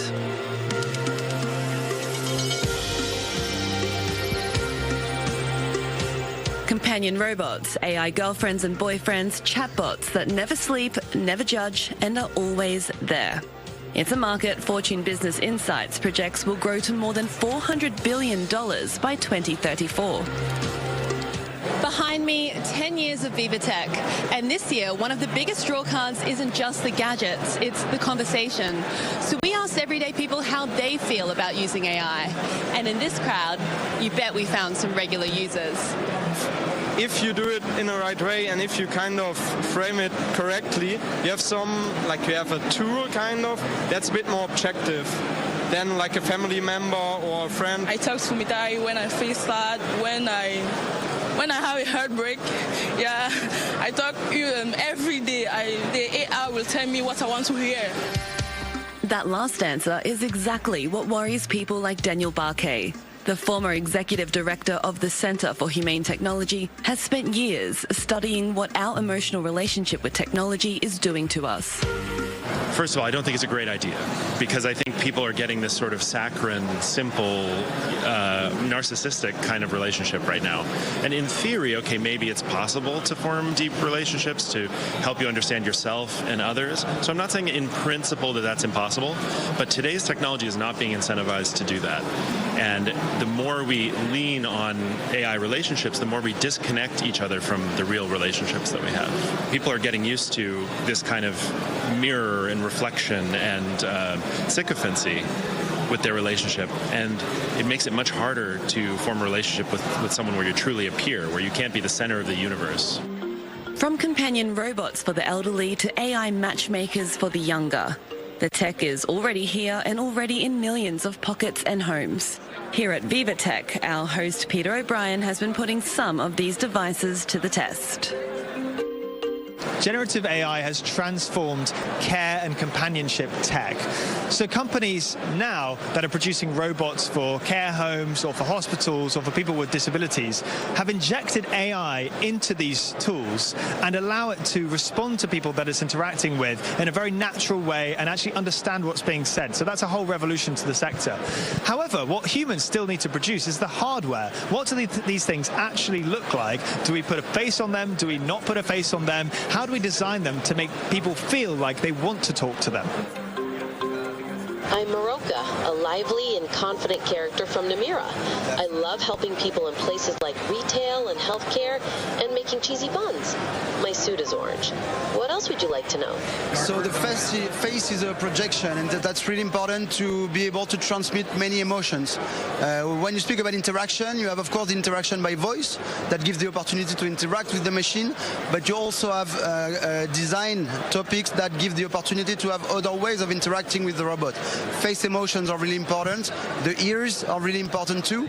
When you see the ears moving, you feel like the robot is listening to you. I'm just a friendly creature from Namira. My design is unique, though I do think my ears are quite special. Do you like them? On the sidelines of Viva Tech, we found another French robotics company just a stone's throw from the exhibition that have made a robot called Now. It's got a different face, it's got a different approach, but it's still using Gen AI to have very realistic conversations. Take a look. If you want to talk about something else, feel free to let me know. I'm here to chat about anything you'd like. Let's chat about how you approach care and companionship. I can provide companionship through conversation, offering someone to talk to and share thoughts with. While I can't replace human interaction, having a chat can help alleviate feelings of loneliness. It's also important for elderly people to stay connected with family, friends, or community groups. It's a face, but it's not human face, right? It's a humanoid face. It's just to facilitate the communication, the interaction with the robot. But we are not pretending to be a human. It's a product. It's a robot, you know? It's an object. But as more and more robots move from show floors to care rooms, classrooms and living rooms, the question Daniel raises stays open. Not whether the technology works, but whether human connection will survive the upgrade. AI can be a steward for humanity and for everything that we care about, but we need to push it towards being that steward. And the unfortunate thing is that's a little uncomfortable. But you can ask for that in your AI. Unlike previous technologies where you had to just use whatever a few engineers in Silicon Valley put out, you actually can steer AI much more. And so part of what I tell people is you can steer it today.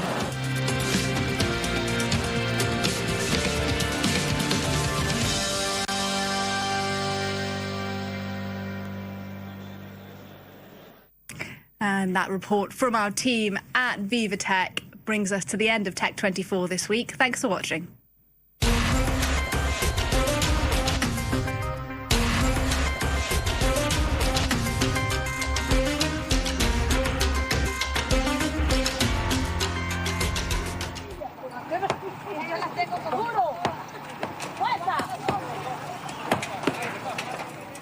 When there's no state, the people are here. Even the women are pitching in. The people are helping one another because the state, we asked them for help and it never came. 2 weeks after the earthquake in Venezuela, families are still searching for their dead. As the state struggles to cope, anger is rising. We've opened 4 holes. I've gone down but found nothing. I'm looking for my nephew. My sister and my 2 nephews are down there. Residents knew these buildings as the OPP, named after the Presidential Office for Public Housing. Launched by Hugo Chavez, these 12-story towers were built here in 2010. On June the 24th, they crashed down in seconds. When it collapsed, the slabs slammed together, floor against ceiling, and the whole thing tipped forward. Robert is a nurse. He came to lend a hand. Through this opening where I'm shining the light, that's where we go in. Here it's 18 meters down, then out to the sides. We take turns because it's too cramped. It's hard to breathe. They call themselves the moles. They dig tunnels to reach those trapped below. In the first days, they pulled out survivors. Then, only bodies. God is giving us strength. We'll go to the ends of the earth. Whether we make it or not, we have to push on. My brother's in there, and his brother too. The mound of rubble is unstable. Above ground, the authorities have already sent in excavators. One more danger for those digging below in search of their dead. The demolition, they should wait. I know we can't get everyone out, and I know there's a risk of an epidemic. I understand them, but they have to understand the people's pain too. At the foot of the rubble, a makeshift clinic run by volunteers. Dylan has an infection after dragging a decomposing body through a tunnel. And Robert has trouble breathing. From all this dust you breathe in, the lungs start to seize up, and it sets off an infection. It's a race against time.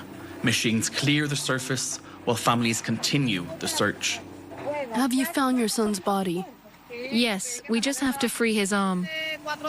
4 days ago, I located my son. I went to the firefighters, and they said it was too difficult. So I decided to dig myself from above. And finally, we reached my boy. Cynthia has lost 3 children. She pulled out her 2 daughters' bodies herself. Her 14-year-old son is still trapped under these slabs, his arm pinned beneath a column. With friends, she's trying to smash it to free him. They're risking their lives in there. The work is brutal. There are 2 gas cylinders wedged in, stuck between the slabs. Whether he suffered or not, that's a question I'll carry my whole life. The only way I can feel calmer and have peace is to get him out. Everywhere, new holes are being dug. Look how fragile the slabs are. You can break them with a hammer. Far too fragile. Rogelio found his aunt's body, then stayed on to help the others. This is where I'm staying, a makeshift camp. We've got used to eating with the smell of the dead. We've got used to sleeping with them beneath us, to pulling them out. We'd never handled a decomposing body before. We learnt that here. In this hole, a body lies trapped. We haven't been able to get him out, and I don't think we can. Not in these conditions. We're working almost with our bare hands. It's brutal. And our story is the story of thousands. It's not just us. Every time we go down, the danger is huge. If something gives way, we'll die down there too. We're terrified. But we have so much courage.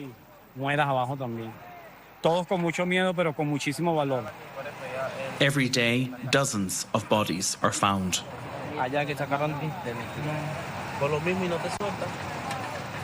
Firefighters and soldiers help carry them out, while forensic teams move them to the morgue. More than 20,000 people are still missing. The official death toll rises every day.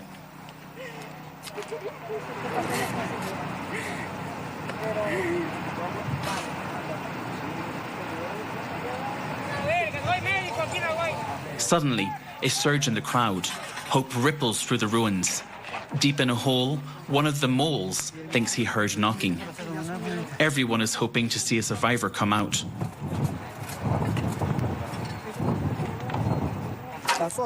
The hole is very narrow. Only someone very small can fit inside. A boy from here. A scanner is brought to the site. We believe in miracles. More than 10 days after the quake, the chances of finding anyone alive under the rubble are almost nil. But Venezuelans still hold on to hope.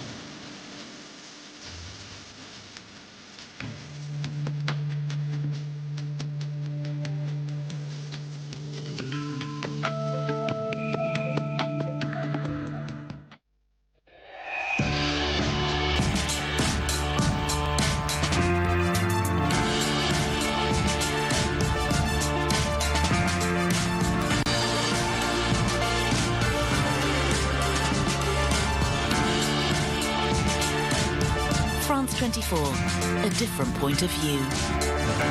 Liberté, égalité, actualité. Hello and welcome to Night Watch on France 24 with me, Charlotte Lamb. Here's what's making headlines around the world. Thousands protest across Ukraine after President Volodymyr Zelensky surprisingly fires his defense minister. The shake-up also toppled the Prime Minister and poses a major test for Zelensky more than 4 years into Russia's war. An Italian court sentences 32 people over the bridge collapse that killed 43 people in 2018. Among them, the former boss of Italy's motorway operator handed a 12-year sentence. And the US says it will start testing its military for low testosterone, a plan the Defense Secretary says will keep forces at their best, but which critics call part of a hyper-masculine agenda.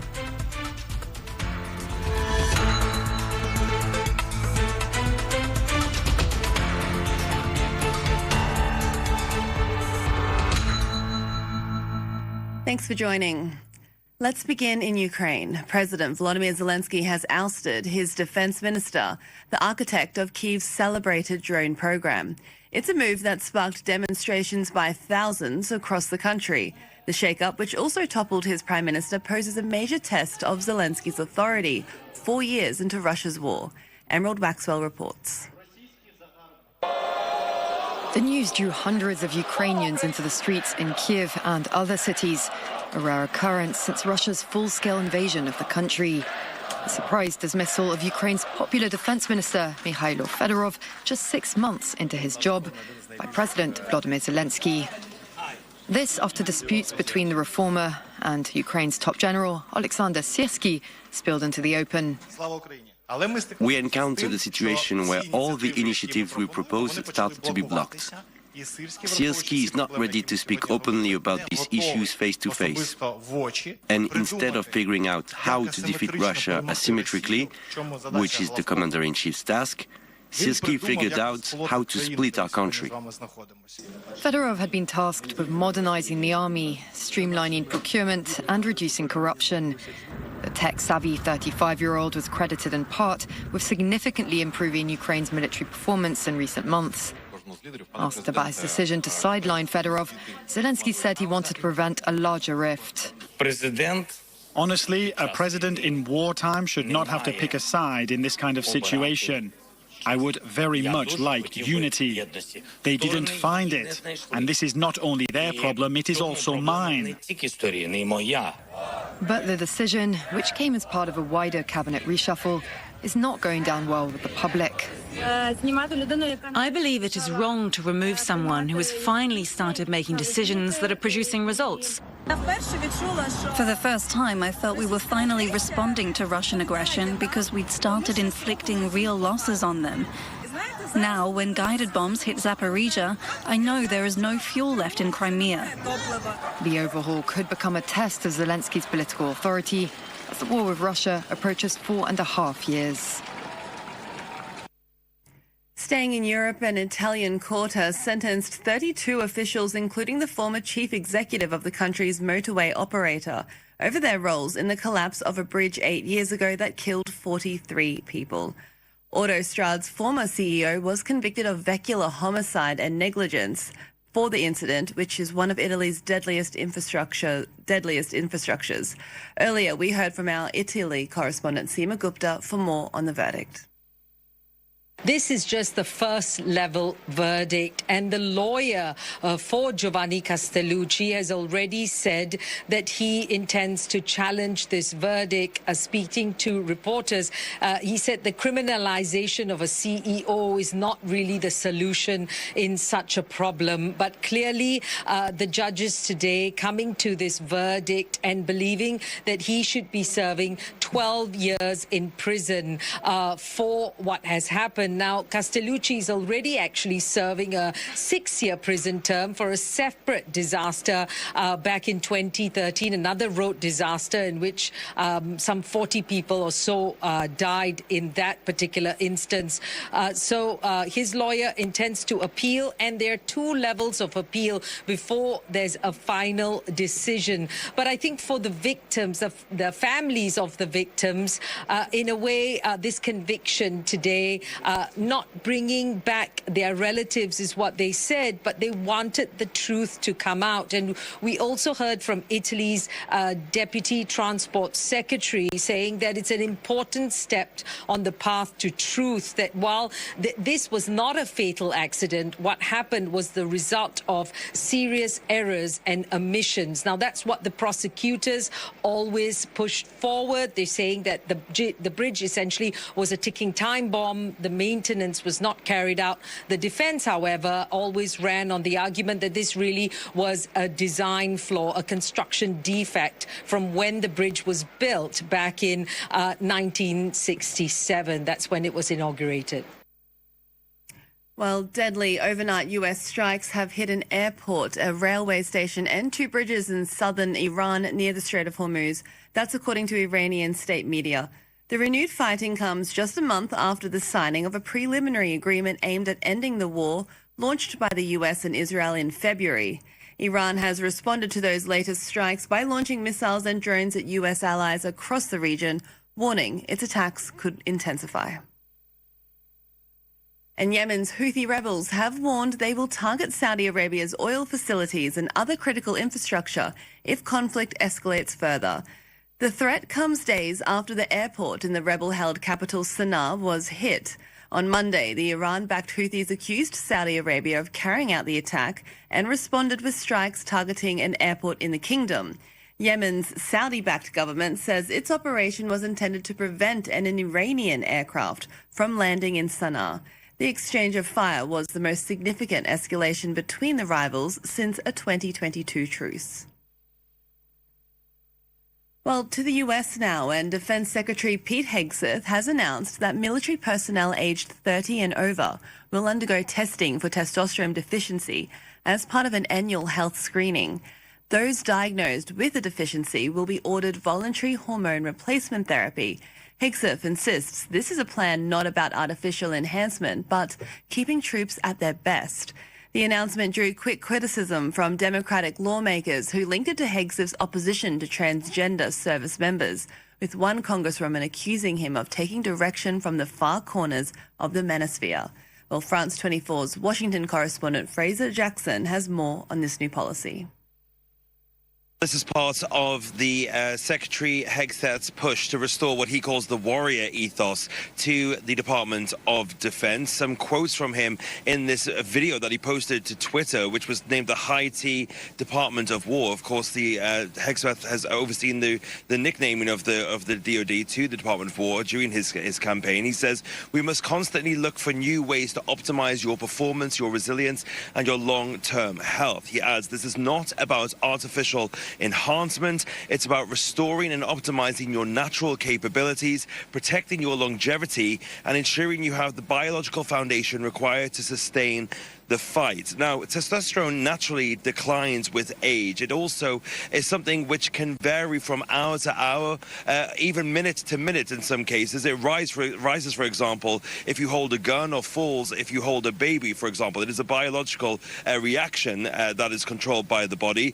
But low testosterone has been associated with fatigue, loss of muscle, and loss of sex drive in men and women as well. And we have seen this trend in America, in especially the younger generations, of obsession with their testosterone levels. Some younger members of American society believe that a high testosterone level helps with their health and their fitness, and also it's all wrapped up in masculinity as well. So the Secretary of Defense is tapping into something here that he's seen in elsewhere on the internet, but this is going to effectively be impacting men over the age of 30, but women can also be tested for it, and if they are found to have low testosterone levels, then they will be offered testosterone replacement therapy as well. So a significant trend in the United States that the DoD is also getting on board with now. The death toll from last month's devastating twin earthquakes in Venezuela has climbed past 4,900, and the search for survivors is far from over. In the hard-hit La Guaira region, rescue crews and desperate families are still digging through collapsed buildings, with the UN estimating as many as 50,000 people remaining missing in the rubble.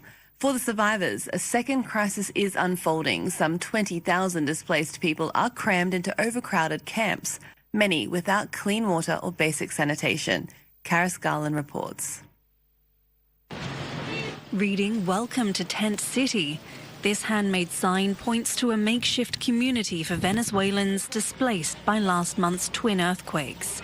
Left with almost nothing, people at this encampment in La Guaira state band together, sharing things like washing machines and looking after neighbors who have no other family. Here we help each other out with the cleaning, with the organising, the housekeeping, and that's how we go, little by little. We're taking turns and, well, we're standing our ground like Venezuelans do. The residents have been able to connect to power from the street, but the need for other basic supplies remains great. Locals have criticised a slow government response, but praised help and donations from other members of the community. They brought us water, food, but they were civilians. We're only just starting to see the state's response now, as we're watching and waiting, and hopefully it will be positive and as quick as possible. Meanwhile, rescue teams and volunteers continue their searches for bodies among the rubble, though the instability of some structures poses an increasing risk, and high temperatures, dust, and the smell of decay do little to help. We're looking for a 3-year-old child under the rubble. We take turns, we stay here, and tomorrow others will come, and that's how it goes. 3 weeks after the earthquakes, an estimated 50,000 people remain unaccounted for, according to the United Nations. Thick wildfire smoke is darkening skies across the eastern US. These are live pictures from New York. The smoke drifting down from fires in Canada across the Great Lakes has slashed visibility and pushed air quality to unhealthy. In some places, hazardous levels, meaning the air is dangerous for everyone, not just vulnerable groups. Officials in several cities are urging people to stay indoors or mask up outside. Canada is currently battling 835 active fires, more than 100 of them burning out of control. Well, here in France, forestry officials say they've never been more worried about the state of the country's forests. Our colleagues of France Television joined officers in the Orléans region where specialists are assessing the fire risk in real time. For 3 days, they've been working shifts to put out fires 150 kilometres south of Paris, and they've never seen it this bad. These firefighters have been combing through these charred woods for 6 hours now, using a thermal imaging camera. La caméra thermique a indiqué 125 degrés sur la fumerole, et là, le fait de traiter, on redescend à 27 degrés. Around 30 hotspots have been extinguished to prevent the flames from reigniting. The fire destroyed 84 hectares, the most of this firefighter's career. Depuis 24 ans que je suis sapeur-pompier, pour moi c'est l'un des plus gros. C'est intense. Intense, ouais. Intense avec la chaleur en plus. Le risque feu de forêt est vraiment un risque émergent qui se développe de plus en plus et il est nécessaire de s'y préparer par l'installation de citernes à eau sur l'ensemble de la forêt.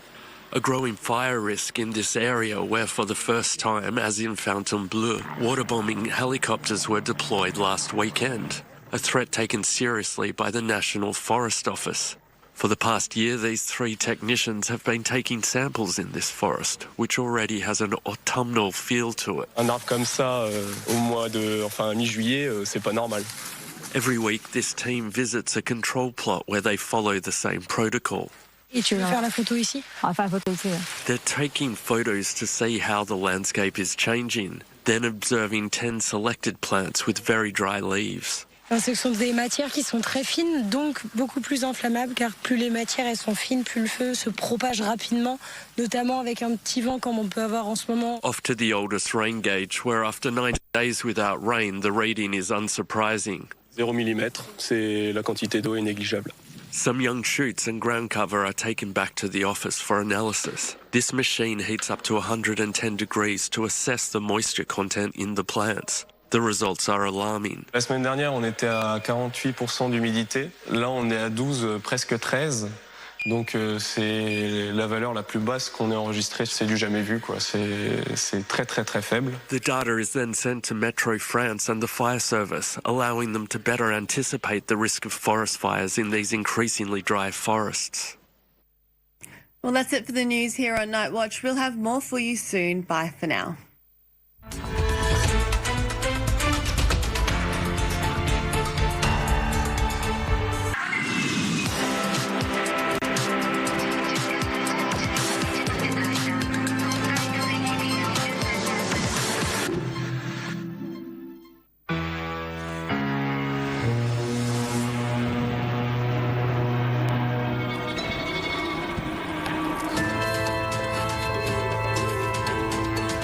Blossoming, botanical and flowing forms with spikes and thorns at their edges.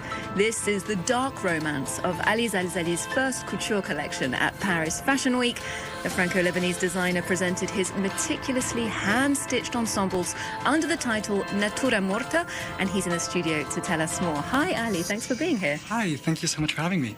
Now, these are really dramatic pieces. They almost feel like they're growing out of some of your models. Tell us about some of the inspiration here. It's very funny that you say that they're growing out, because it is a big part of the reflection and of the philosophy of the collection. The inspiration of the collection is basically a parallelism between the life of a plant and the life of us humans. So it explains the different stages from being conceived to being born, to growing up, to arriving to the prime of life, to being consumed by life, and then at the end to end this physical state that we are in a big spiritual way and finishing our life as a spirit. Wow. And of course, natura morta suggests the end or the death of something, while its English translation, still life, is a bit more vital. Which one do you think is closer to the spirit of your collection? It's funny because I was very doubtful at the beginning whether I should call it natura morta or still life, because they are very, very different. It is still life because what I wanted was to capture each moment of our life and each moment of the life of a part of nature. So I think it is natura morta because we have a little kind of dark approach to it, but it's very much alive. So it's absolutely both in that cycle of life, as you mentioned. Now, the collection was presented in a very cinematic short film. Let's take a look at another clip.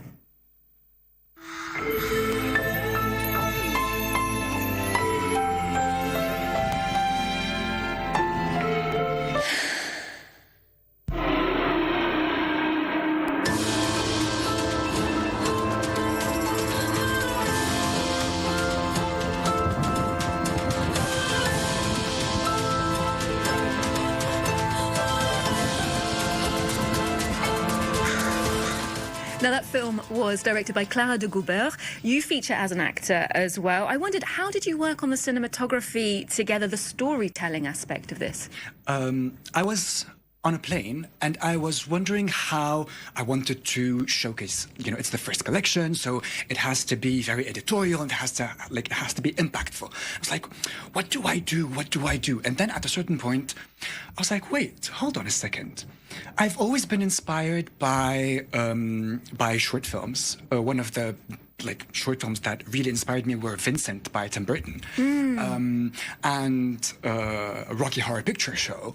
And I wanted to just decide on taking a video that would be more than just some sort of image. I wanted it to showcase the whole DNA of my brand. I wanted it to showcase all my universe, because if I do a presentation or a fashion show, all my images are going to be almost the same. I wanted a declaration that was bigger than that, an invitation to really, from the first time, to understand what's happening in this brain and what's happening, behind that. And I think that's why I was like, no, I think I should do a short film. Yeah, and we really get that atmosphere of sort of gothic glamour. Now, you grew up in Lebanon, then you studied in Italy, you set up as a designer here in Paris.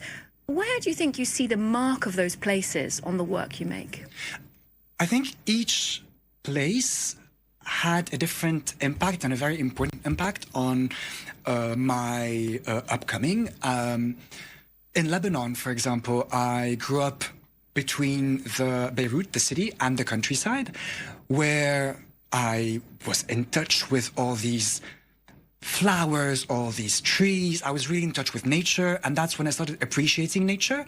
Then, as well, growing up there, it allowed me to have big dreams, because it's a small country that pushes everyone to dream big, and it gave me ambition, a lot of ambition.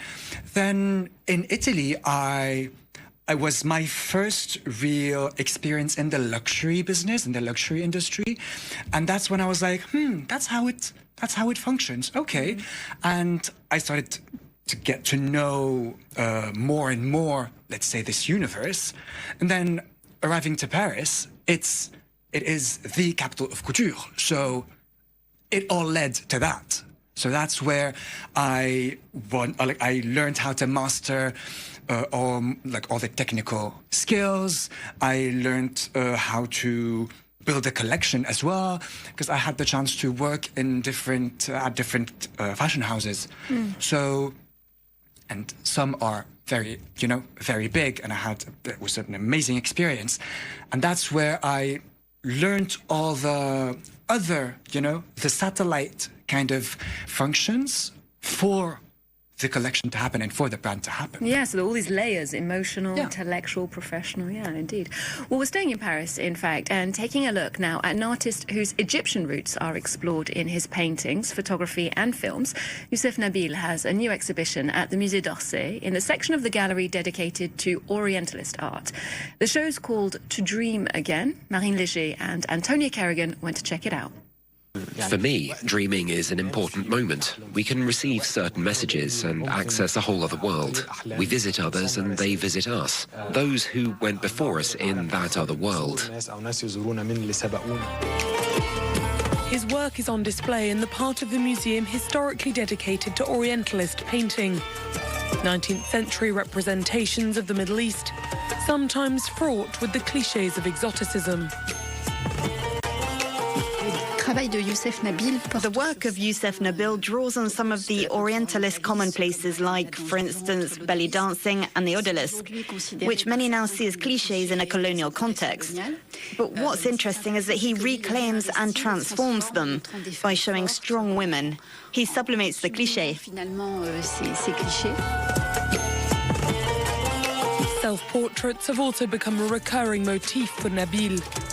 Reflective works which have allowed him to access his inner self. Once again in bright colours and in dreamlike ethereal states. The exhibition ends with his work in video, on show until the 13th of September 2026. So we see there how Youssef Nabil mixes this inspiration from old masters, classical art forms, with a very contemporary presentation using technology, film, photography, etc. And I wondered how that echoes in couture. For example, it's done by hand, it's very old-fashioned, but now we have AI, algorithmic design. Do you see technology coming in to sweep and change things in high fashion? I think AI is a tool that we should not be afraid of. I don't think AI is here to replace creation, because let's not forget that AI is basically a summary of existing data. So it will never be able to necessarily create. It will most likely going to give us an average of the existing. So I'm not really scared by AI, or I don't think we should be scared by AI, at least on a creative point of view.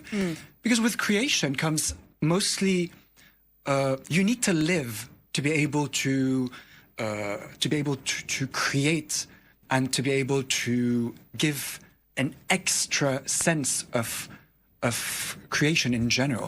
So hopefully the machines haven't got that sophisticated yet to live our same experiences. Now, you mentioned that you've worked with some of the big fashion industry players, Eddie Saab, Gucci, Vuitton, those kind of people. And every year we hear that couture is not sustainable, it's too much work for too small a clientele. Where do you think the sector's heading? I mean, I definitely think that couture is a very niche kind of, is a very niche sector.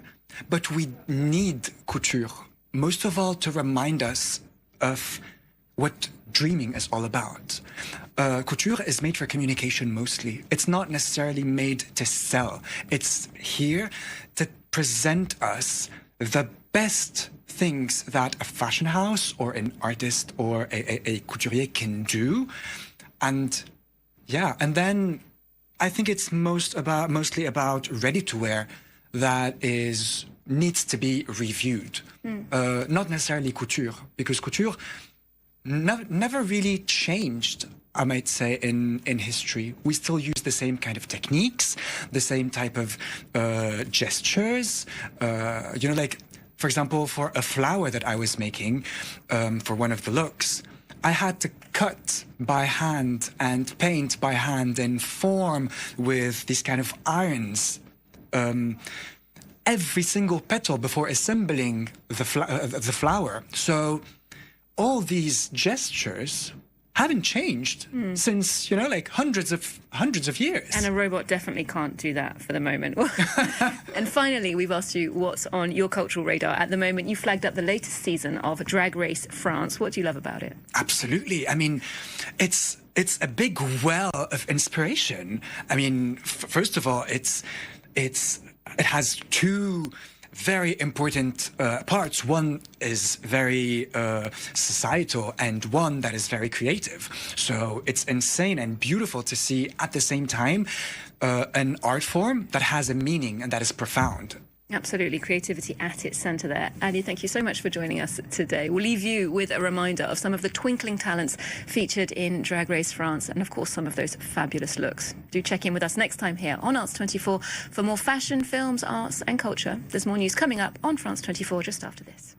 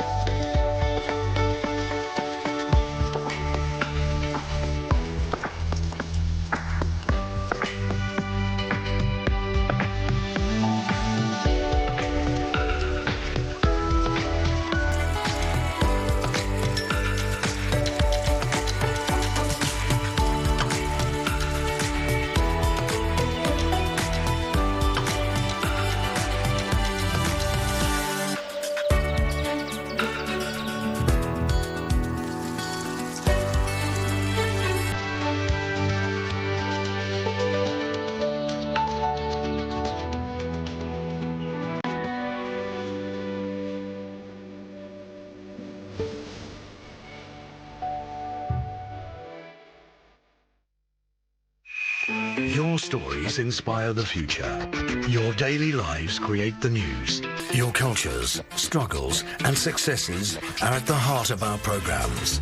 We tell the stories of those who made our planet and those who are building it. We tell the story of the world, shaped by the lives of those who live there.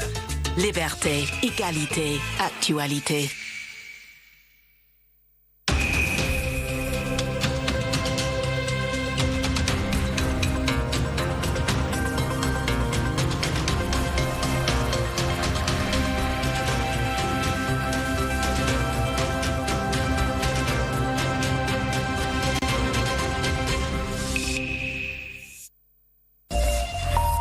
Hello and welcome to Night Watch on France 24 with me, Charlotte Lamb. Here's what's making headlines around the world.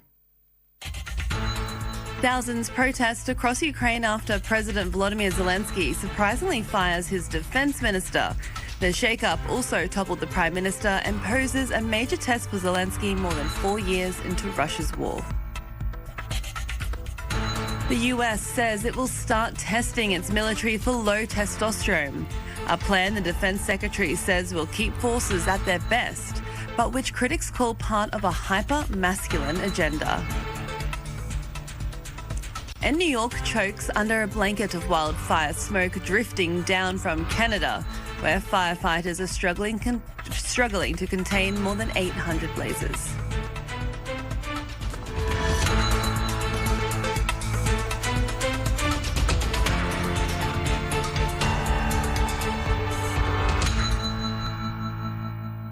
Thanks for joining us. Let's begin in Ukraine. President Volodymyr Zelensky has ousted his defense minister, the architect of Kyiv's celebrated drone program. It's a move that sparked demonstrations by thousands across the country. The shake-up, which also toppled his prime minister, poses a major test of Zelensky's authority 4 years into Russia's full-scale invasion. Emerald Maxwell reports. The news drew hundreds of Ukrainians into the streets in Kiev and other cities, a rare occurrence since Russia's full-scale invasion of the country. A surprise dismissal of Ukraine's popular defense minister, Mikhailo Fedorov, just 6 months into his job, by President Volodymyr Zelensky.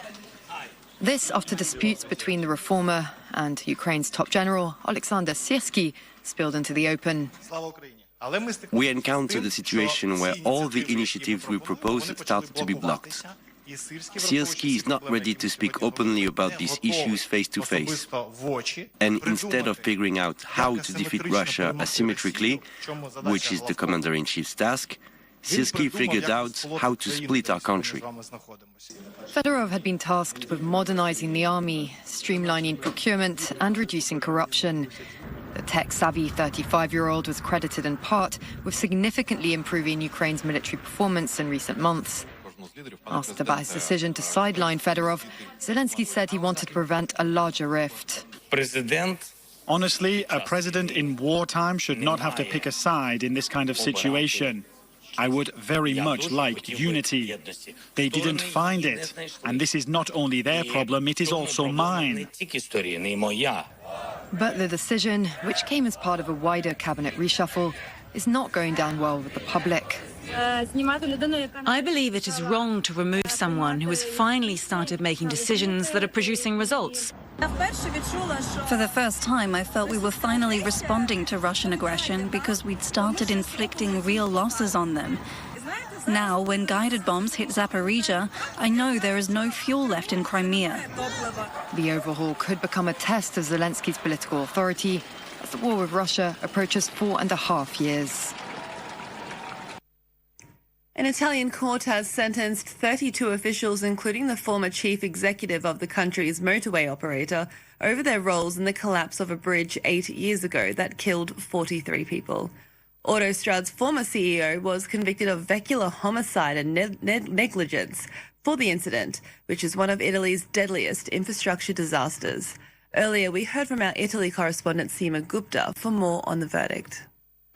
This is just the first level verdict, and the lawyer for Giovanni Castellucci has already said that he intends to challenge this verdict. Speaking to reporters, he said the criminalization of a CEO is not really the solution in such a problem. But clearly, the judges today coming to this verdict and believing he should be serving 12 years in prison for what has happened. Now, Castellucci is already actually serving a 6-year prison term for a separate disaster back in 2013, another road disaster in which some 40 people or so died in that particular instance.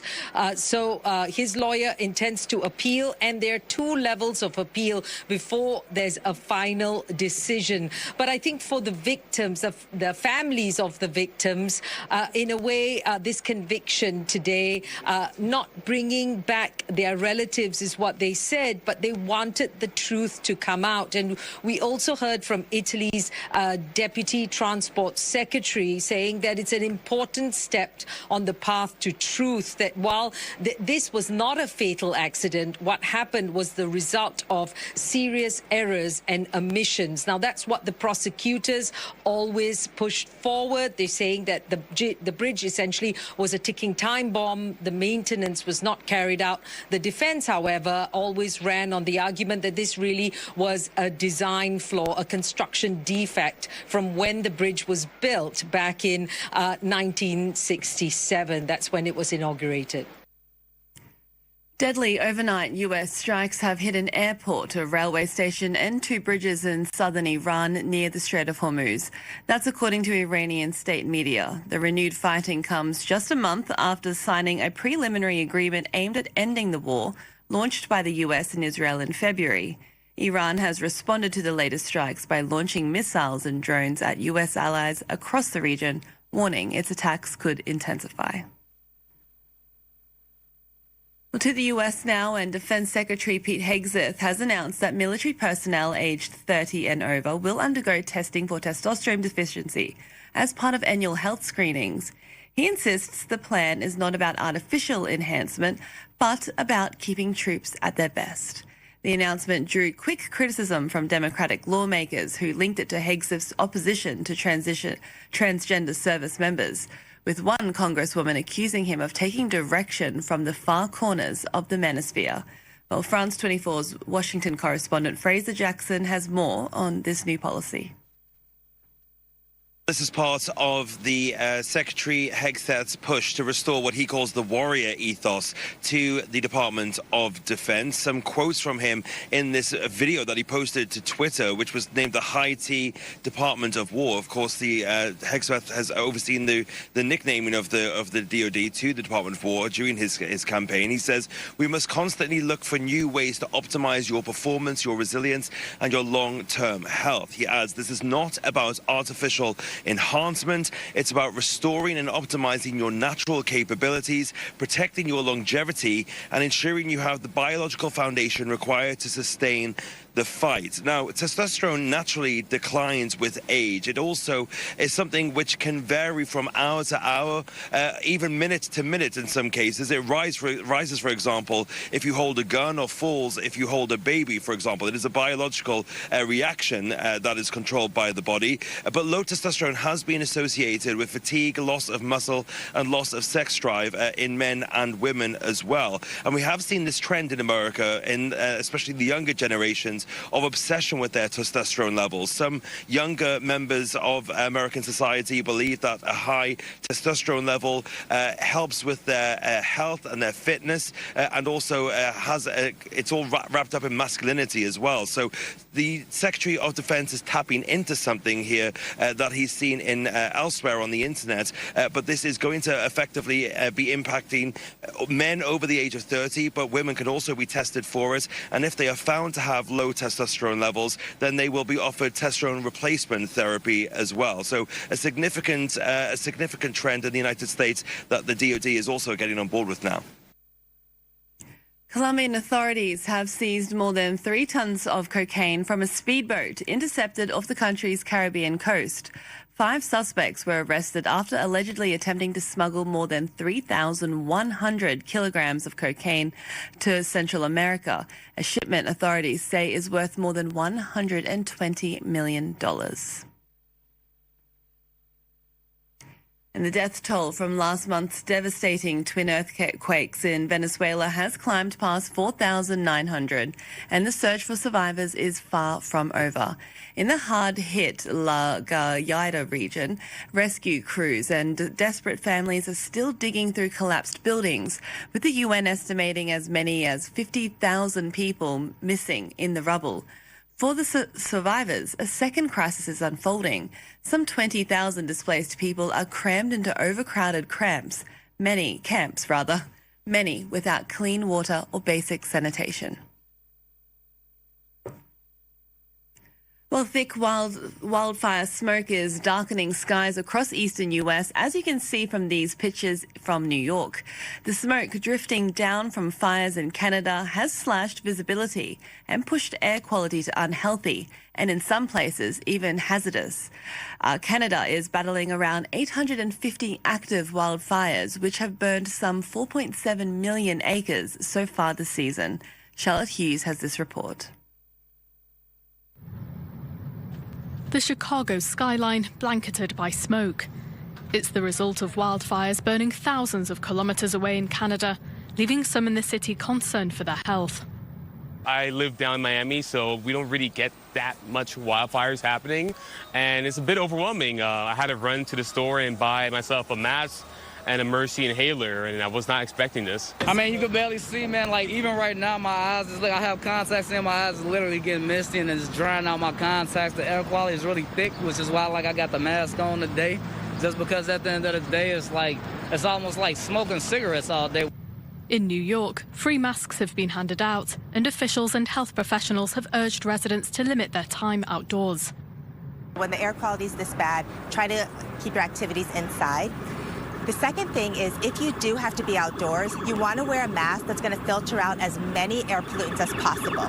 So this includes what we call an N95 mask, and the 95 basically means that it filters out about 95% of air pollutants. The hazardous conditions in the New York area come just days ahead of the World Cup final, set to be played in nearby New Jersey. Over in Canada, data has shown dangerous smoke levels here in Toronto. The city is also in the grips of a heat wave that has surpassed a 3-decade record after reaching 37.3 degrees Celsius in the city centre. And finally, here in France, President Emmanuel Macron has pledged zero tolerance for arson after wildfires scorched thousands of hectares, including a historic forest near Paris. Take a listen. I want the message to be clear here as everywhere else in France. We have already apprehended people, but I want the message to be clear everywhere. There will be no tolerance and we will be uncompromising. Because there are lives being put at risk, because it is obviously our national territory that is attacked every time a fire breaks out. Well, French forestry officials say they've never been more worried about the state of the country's forests. Our colleagues of France Television joined officers near Orléans, where specialists are assessing the risk in real time. For 3 days, they've been working shifts to put out fires 150 kilometres south of Paris, and they've never seen it this bad. These firefighters have been combing through these charred woods for 6 hours now, using a thermal imaging camera. La caméra thermique a indiqué 125 degrés sur la fumerole, et là, le fait de traiter, on redescend à 27 degrés. Around 30 hotspots have been extinguished to prevent the flames from reigniting. The fire destroyed 84 hectares, the most of this firefighter's career. Depuis 24 ans que je suis sapeur-pompier, pour moi c'est l'un des plus gros. C'est intense. Intense, ouais. Intense avec la chaleur en plus. Le risque feu de forêt est vraiment un risque émergent et qui se développe de plus en plus, et il est nécessaire de s'y préparer par l'installation de citernes à eau sur l'ensemble de la forêt. A growing fire risk in this area where for the first time, as in Fontainebleau, waterbombing helicopters were deployed last weekend. A threat taken seriously by the National Forest Office. For the past year, these 3 technicians have been taking samples in this forest, which already has an autumnal feel to it. Un arbre comme ça, mi-juillet, c'est pas normal. Every week, this team visits a control plot where they follow the same protocol. Et tu veux faire la photo ici? On va faire la photo ici. They're taking photos to see how the landscape is changing, then observing 10 selected plants with very dry leaves. Ce sont des matières qui sont très fines, donc beaucoup plus inflammables, car plus les matières elles sont fines, plus le feu se propage rapidement, notamment avec un petit vent comme on peut avoir en ce moment. Off to the oldest rain gauge, where after 90 days without rain, the reading is unsurprising. 0 mm, c'est la quantité d'eau est négligeable. Some young shoots and ground cover are taken back to the office for analysis. This machine heats up to 110 degrees to assess the moisture content in the plants. The results are alarming. La semaine dernière, on était à 48% d'humidité. Là, on est à 12, presque 13. Donc, c'est la valeur la plus basse qu'on ait enregistrée. C'est du jamais vu, quoi. C'est très, très, très faible. The data is then sent to Metro France and the fire service, allowing them to better anticipate the risk of forest fires in these increasingly dry forests. Well, that's it for the news on Night Watch. We'll have more news for you shortly. Thanks for watching.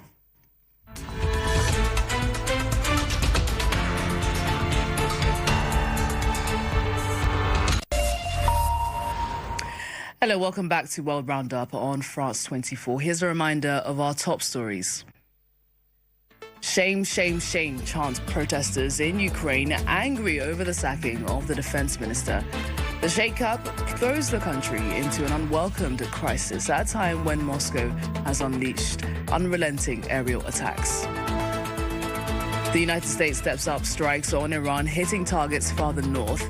Iran retaliating, launching missiles and drones at U.S. allies in the region, warning its attacks may escalate. Firefighters in Canada battle the blazes of hundreds of wildfires, including 112 considered out of control. Concern mounting over the deteriorating air quality, with residents in Toronto being urged to stay indoors if possible.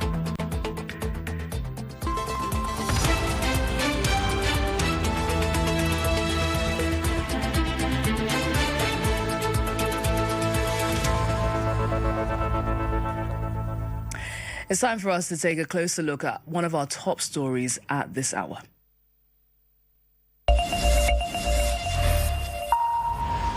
This is apropos. Firefighters in Canada are scrambling to keep hundreds of wildfires, including 112 considered out of control, at bay. Residents in Toronto are being urged to stay indoors if possible. There's even mounting concern that the smog left by the fires could spread into the northeastern parts of the United States, possibly impacting the World Cup final being held in New Jersey. Blazes in Canada have scorched 1.9 million hectares of land this year alone. That's an area nearly the size of Slovenia. Just released amateur video shows a train crew trapped by thick flames near Armstrong, Ontario. Okay, y'all need to hurry up here. Like, seriously, we're encased in flames now. Officials say the workers have been rescued and are safe, and that train operations in the area have been temporarily suspended. There are currently more than 100 wildfires burning in the province, and winds have carried the smoke southeast, blanketing Toronto in a haze of orange smog. On Wednesday, the city topped the list for worst air quality in the world, surpassing even Delhi and Kinshasa. You could definitely smell it, absolutely. As soon as I woke up in the morning, I went outside on my terrace, and you could definitely smell the smoke in the air, and it's very hazy out, so absolutely it's noticeable. Officials are warning people to stay indoors if possible and to wear a mask while outside. The city, already dealing with a heat wave, is now battling hazardous air quality conditions, which will remain an issue, especially for children, the elderly, and those with health conditions. Those particles are going to contain a whole sort of soup of different chemicals and compounds. This is kind of like the earth smoking a cigarette, and we're getting the secondhand smoke from it. And concerns are mounting that smoke from the wildfires will drift south into U.S. cities over the next few days, including New Jersey, where the World Cup final is due to be played on Sunday.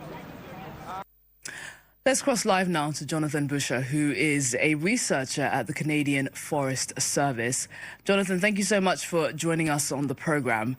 So we're hearing from the latest information that there are currently 130 active wildfires in northwestern Ontario, with at least 60 out of control. You're in Ottawa. How bad is the situation there at the moment? Well, we've seen, as you just shown, there's a bunch of people battling fires. There's smoke issues across many cities in the country, but there's also a bunch of communities that have been evacuated. So the situation is quite serious in some regions, especially in northern regions. A few weeks ago it was northern Quebec. Now it's northern Ontario. So fire management agencies are quite busy right now. We're seeing more and more that, as humans alter the climate, fire's relationship with landscape is shifting. Are you seeing the real impacts in Canada at this time? Oh, yeah. Our research has been showing that there's been increased severity and intensity of fire season in the last decades. And we are actually seeing it at a human scale, from season to season. We're seeing heightened fire situation with really intense blaze at large scale, but also affecting communities more and more often. We've seen in the last, let's say, 5 years, we've seen communities being directly affected with structures being burnt. So yeah, we see definitely the impact of climate change that brings, warmer climates, more intense drought period that are lasting longer, but also over greater areas, and that are occurring more frequently over years, but also during a fire season. Well, Jonathan, we heard from Mark Carney earlier talking about all the resources that have been poured in to help manage the fires. In many countries, we spend billions in fighting fires after they explode. Yet experts say money invested in prevention can save many times that in future losses. Why are governments still treating wildfires as emergencies instead of managing forests as critical infrastructure? Well, it's always tricky to prepare for fire seasons. You know that from one season to another, there could be lots of differences, lots of different needs in terms of resource. Obviously, preparing, as you just mentioned, is the most effective way. But preparing needs to be done at many different levels, and they're not all as effective. There's sort of 2 or 3 main things for wildfires. There's fire ignitions, there's the presence of flammable fuels, but there's also the weather that's favorable, or the climate. We can't really play a huge role on climate, except on the long term by reducing our carbon emission and so on. But in the short term, where we can play is on ignitions and on the fuels. Reducing ignition can be done mainly for human-made ignitions, but here in Canada, for example, half of our ignitions are being triggered by lightnings, and those fires are usually hard to reach. Hard to fight, and they gather in energy, so they're being even harder to fight with our resources. So another place we can play, as I said, on our human-made ignition, we can reduce them greatly, but we can also play on managing the fuels. But in so many areas in Canada, for example, we don't do forestry, we don't have extraction roads. So that those fuels are not really accessible. Like, the areas are so large. You mentioned like that we're right now at 1.9 million hectare burns. That could be the size of some European countries, but that's just only a small fraction of the country. So the areas to be treated are so huge. So we can mostly play at the scale of the communities and at the individual, reducing the human ignitions, really. The numbers are staggering. Jonathan, you'll be aware that, we've been struggling with fires here in Europe, especially in Fontainebleau, just southeast of Paris. We've had 2 fires scorch thousands of hectares of land. An investigation is now open into how they started. But what do you think we here in Europe can learn from Canadians? You have so much experience in battling fires when it comes to managing wildfires.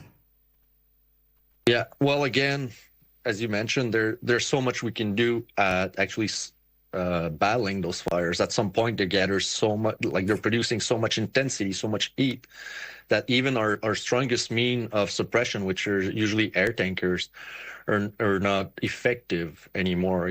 Sometimes they can't even fly too close to that amount of heat release, or even with the air turbulence that it creates, but also most often the water don't even reach the flame or the fuel, and it evaporates before actually reaching it. So I think most countries have decent resources for fighting fires. Obviously, sometimes they need help from outside, but we can really work at reducing human ignitions, obviously, but also work at trying to reduce the flammability of our landscape by sometimes managing the different species that are growing, that are being kept there, trying to keep less flammable species. We know, for example, conifer trees like spruce or pines are more flammable than most deciduous tree species. All of the connectivity from the surface fuel to the crown, leading to crown fire initiation. So if we can reduce that in some way, obviously it can't be done at large scale, but at smaller scale, that's a possibility. And all of the dead fuel and the fine fuel, the litter on the ground, this is what's really reactive. So, when you have like long period of drought, really high temperature, for a few days, those dead fuel present in a forest or in a park become really accessible for fire, and they're really ripe for ignition and create intense fire. Well, as we've been mentioning, climate change is making fires bigger and droughts longer. But we've also made so many technological advances. We have satellites, AI, drones that can really help us to reduce the risk. Is there just a lack of political will and long-term investment in forest conservation? Because clearly we have the tools. Yeah, well, I think it's more than political will. It's a whole of society problem. Like, people can take action on their own land parcel, on their own, the structure that they own, on their own capacity to ignite or rather stop potential ignitions. So it's a whole of community, the preparedness of a community for being able to evacuate or shelter in place. So it's not just the main governments that plays a role here. It's everyone that can play an important role in preventing the destructive effects of wildfires.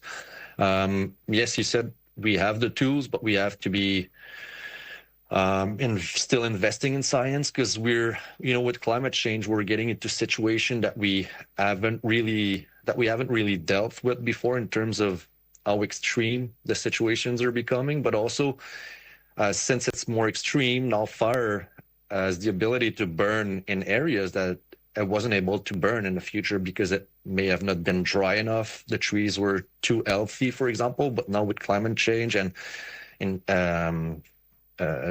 pests, for example, that can encroach into different areas. So the challenges are becoming more and more important.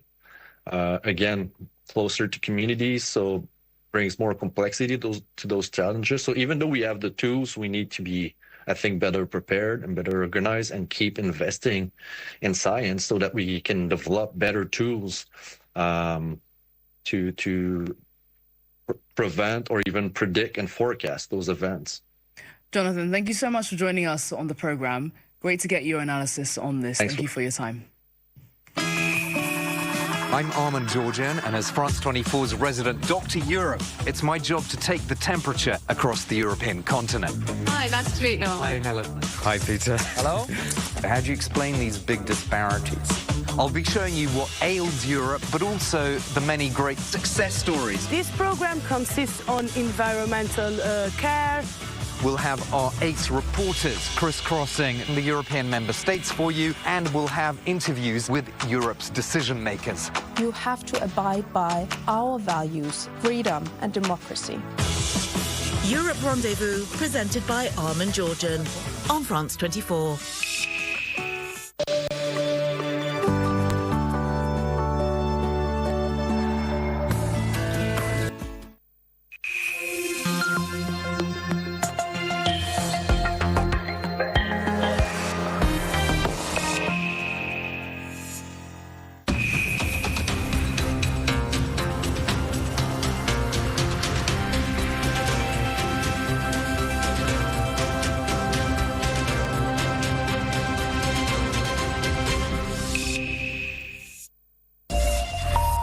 Hello and welcome to Night Watch on France 24 with me, Charlotte Lamb. Here's what's making headlines around the world. Thousands protest across Ukraine after President Volodymyr Zelensky surprisingly fires his defense minister. The shake-up also toppled the prime minister and poses a major test for Zelensky more than 4 years into Russia's war. The US says it will start testing its military for low testosterone. A plan the defense secretary says will keep forces at their best, but which critics call part of a hyper-masculine agenda. And New York chokes under a blanket of wildfire smoke drifting down from Canada, where firefighters are struggling to contain more than 800 blazes.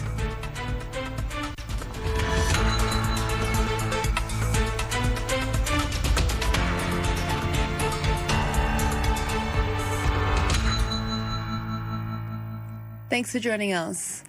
Let's begin in Ukraine. President Volodymyr Zelensky has ousted his defense minister, the architect of Kyiv's celebrated drone program. It's a move that sparked demonstrations by thousands across the country. The shake-up, which also toppled his prime minister, poses a major test of Zelensky's authority 4 years into Russia's full-scale invasion. Emerald Maxwell reports. The news drew hundreds of Ukrainians into the streets in Kiev and other cities, a rare occurrence since Russia's full-scale invasion of the country. A surprise dismissal of Ukraine's popular defense minister, Mikhailo Fedorov, just 6 months into his job, by President Volodymyr Zelensky. This after disputes between the reformer and Ukraine's top general, Alexander Syrsky, spilled into the open. We encountered a situation where all the initiatives we proposed started to be blocked. Syrsky is not ready to speak openly about these issues face-to-face. And instead of figuring out how to defeat Russia asymmetrically, which is the commander-in-chief's task, Syrsky figured out how to split our country.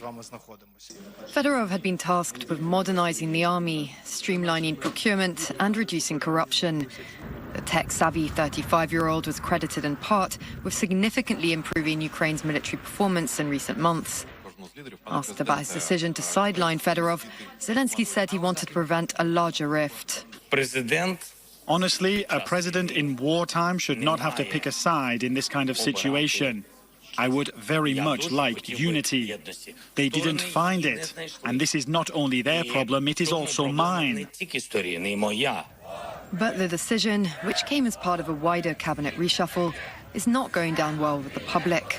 I believe it is wrong to remove someone who has finally started making decisions that are producing results. For the first time, I felt we were finally responding to Russian aggression because we'd started inflicting real losses on them. Now, when guided bombs hit Zaporizhia, I know there is no fuel left in Crimea. The overhaul could become a test of Zelensky's political authority as the war with Russia approaches 4.5 years. An Italian court has sentenced 32 officials, including the former chief executive of the country's motorway operator, over their roles in the collapse of a bridge 8 years ago that killed 43 people. Autostrad's former CEO was convicted of vehicular homicide and negligence for the incident, which is one of Italy's deadliest infrastructure disasters. Earlier, we heard from our Italy correspondent Seema Gupta for more on the verdict.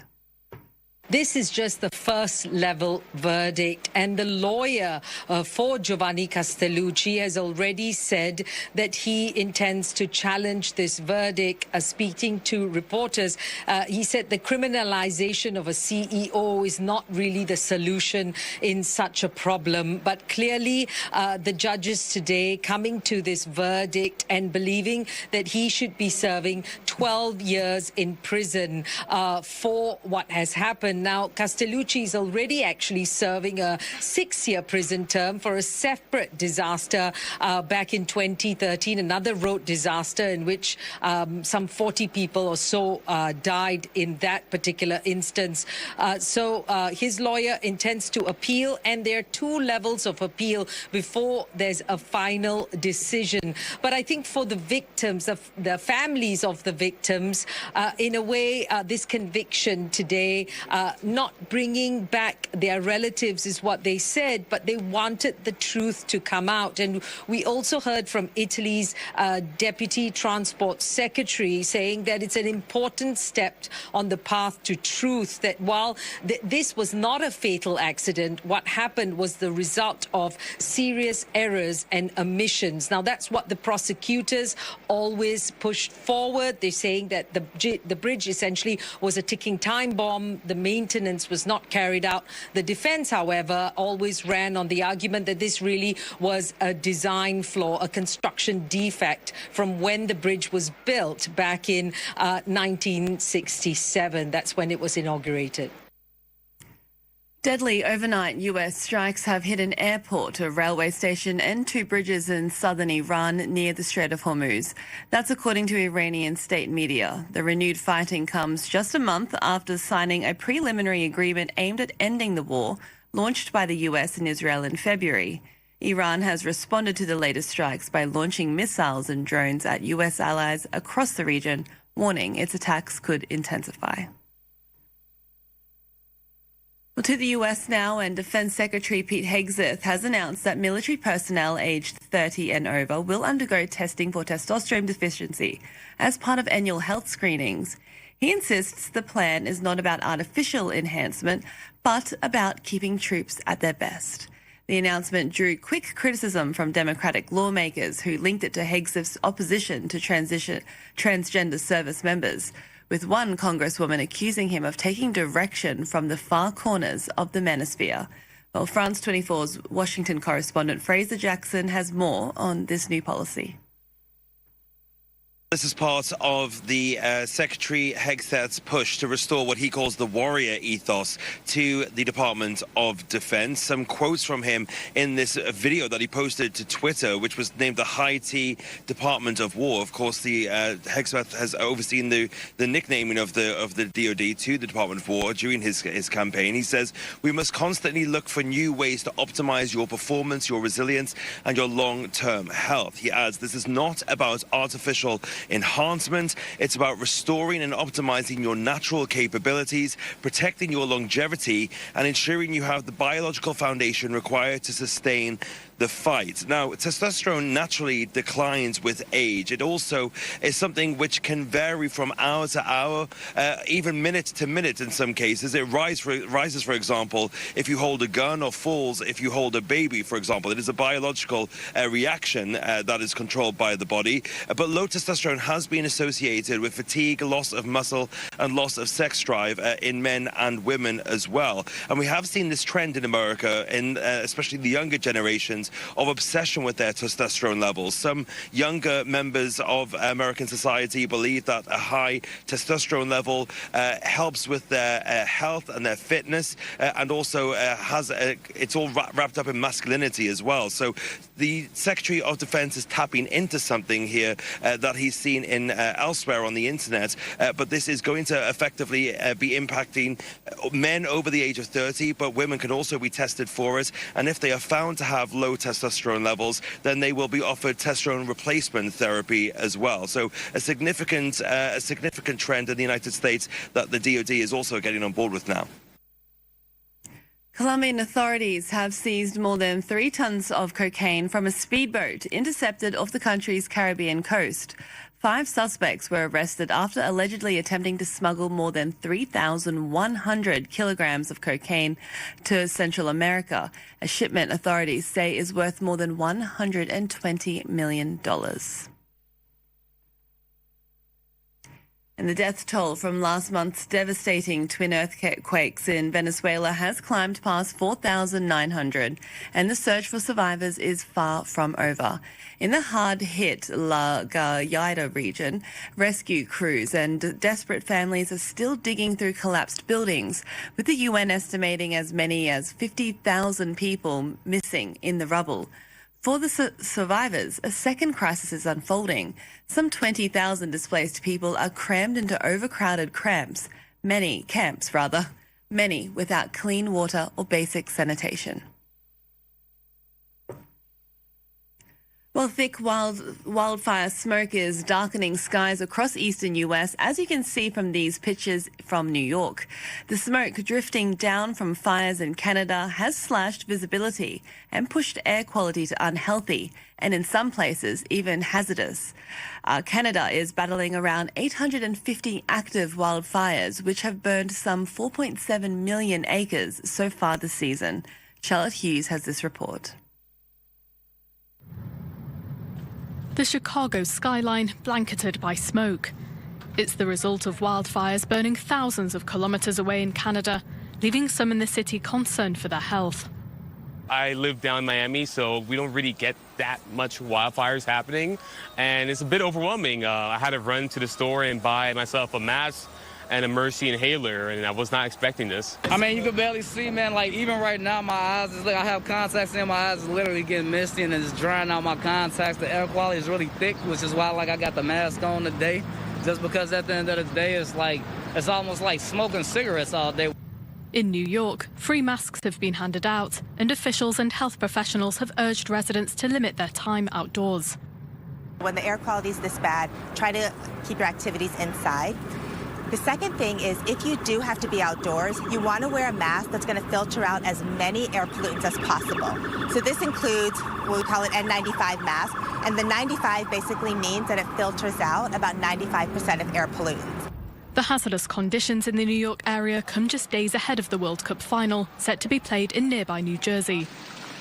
Over in Canada, data has shown dangerous smoke levels here in Toronto. The city is also in the grips of a heat wave that has surpassed a 3-decade record after reaching 37.3 degrees Celsius in the city centre. And finally, here in France, President Emmanuel Macron has pledged zero tolerance for arson after wildfires scorched thousands of hectares, including a historic forest near Paris. Take a listen. I want the message to be clear here as everywhere else in France. We have already apprehended people, but I want the message to be clear everywhere. There will be no tolerance and we will be uncompromising.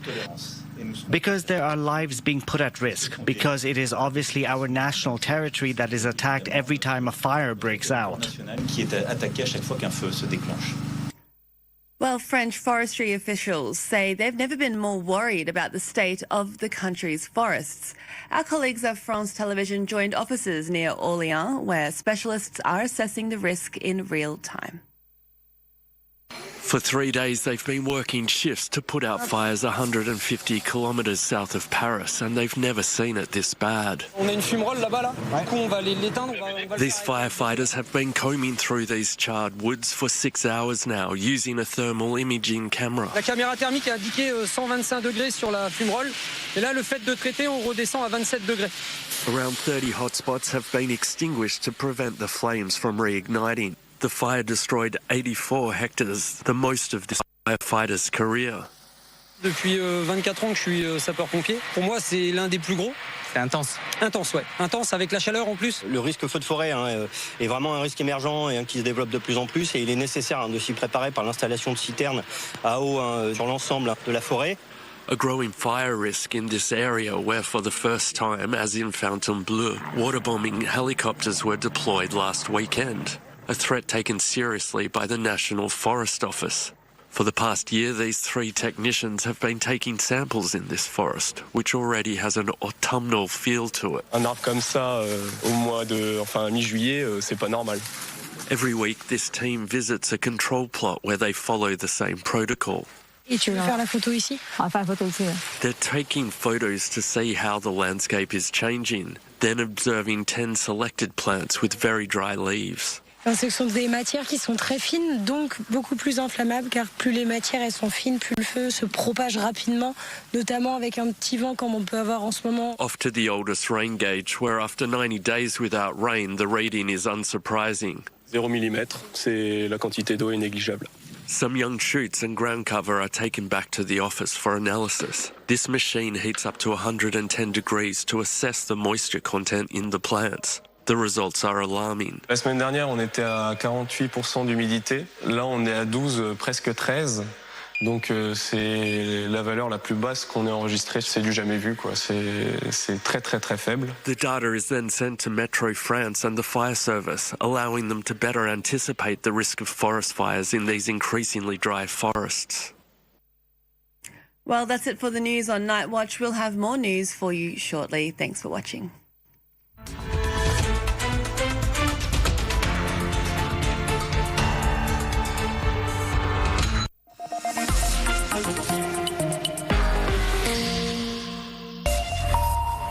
Hello, you're watching Eye on Africa on France 24. I'm Clarisse Fortuné. Coming up on our program. Ebola is spreading faster in the DRC than in any previous outbreak. So why is the response struggling to keep pace? Can new vaccines and treatments change the course of the epidemic? WHO's Dr. Marie-Rosaline Belizaire joins us with answers. Russia's war recruitment drive is reaching deep into Africa. New data has identified nearly 3,000 Africans recruited to fight on the Ukraine front, with around 1 in 6 already killed. Cameroon, Ghana and Kenya are among the countries most affected as Moscow continues to draw foreign fighters into its war efforts. And Algeria is battling a wave of devastating wildfires. Extreme heat and prolonged drought have fueled dozens of blazes across the country, with authorities reporting more than 130 fires in a single day. Ebola continues to dominate the headlines. 2 months after the Democratic Republic of the Congo declared an outbreak, the situation is deteriorating at an unprecedented pace. More than 2,000 confirmed cases and nearly 800 deaths have already been recorded, making this the fastest growing on record. And the World Health Organization warns that many chains of transmission remain undetected. So to help us understand the scale of the crisis, we are joined by Dr. Marie-Rosaline Belizaire of the WHO. Welcome, Dr. Belizaire, and thank you for joining us. So first, let me ask you, so how would you assess the current situation in the DRC? Well, actually, the current situation, as you mentioned, continue to expand. The outbreak continue to expand. expand and continue to bring on concern. So as of 14th of July, so the outbreak has been, the DRC has reported more than 2,073 confirmed cases and more than 796 confirmed deaths. That means it is a growing case of fatality rate. That means the lethality of the outbreak is also increasing. If you recall, we started at a very low mortality at 17%, and now we are at 38.4%. So I mentioned earlier, your organization, the WHO, says this is the fastest growing Ebola outbreak on record. So what explains such rapid transmission?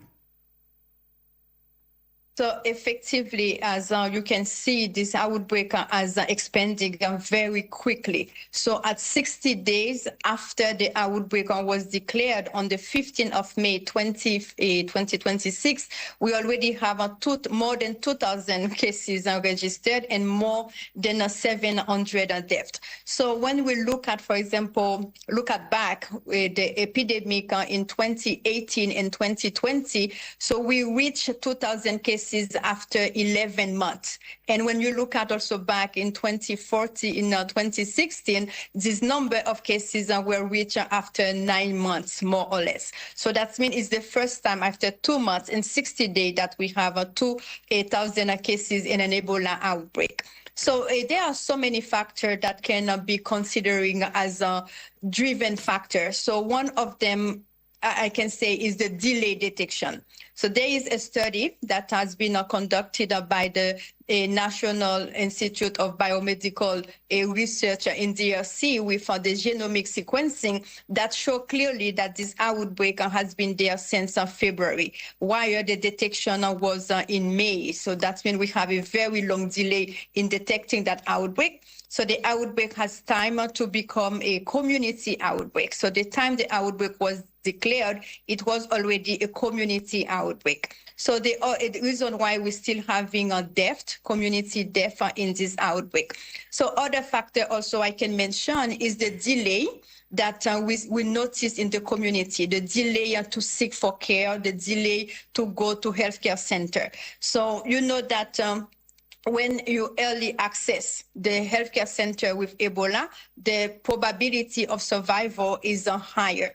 And when you come late, for example, at the phase where you start with hemorrhagic symptoms, so the prognostic is very, I can say, low to save the life of those people. So there are also other factors that has been there. For example, one of them is the insecurity. You know that the outbreak is happening in a province that is under siege. So that is and I was going to mention that I was also going to mention that actually recently Bunia, the treatment center in Bunia, was attacked. You had just left Bunia actually in the Ituri province, the epicenter, where you were the first one to organize a response. So I'm guessing this has an impact as well on the outbreak control efforts.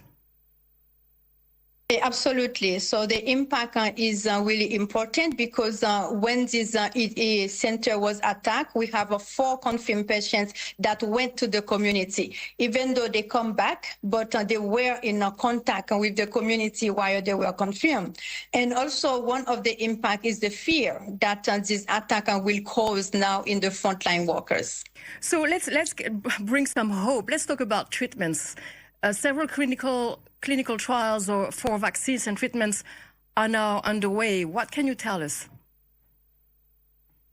We have 3 major clinical studies that are currently underway. And it is, as you see, it is a very big hope that we have. The first one is the Oxford vaccine, a trial that has started. This is a study together with CEPI and the University of Oxford and the Vaccine Development Group. So they will start on the phase 1 of this clinical trial. So this is a very good hope. And this vaccine is really to see whether it is safe and capable of generating an immune response that could protect people being infected. The second one is the WHO-supported partners trial. So this is to test the monoclonal antibodies and also the remdesivir. So it will be in combination or one of them to determine which treatment is more effective at reducing death and also at improving survival.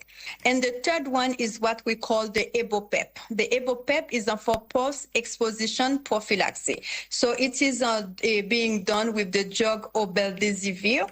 It will be given to people who were exposed. So those who we call high-risk contact, that were in contact with a confirmed case, but they don't develop the disease yet. So they will receive this treatment to make sure that this can protect them of developing the disease. Dr. Belizer, we will keep monitoring these trials and the results. Thank you very much for your analysis, Dr. Marie-Rosaline Belizer of the World Health Organization. Thank you very much. Thank you. Now, Russia continues to recruit Africans to fight on the Ukrainian front. The Stop Russian Recruiters platform, which is linked to Ukraine's Ministry of Defense, has now identified nearly 3,000 recruits and says that around 1 in 6 has already been killed. Among the countries most affected are Cameroon, Ghana, Egypt, and Kenya, where Bastien Renou has more.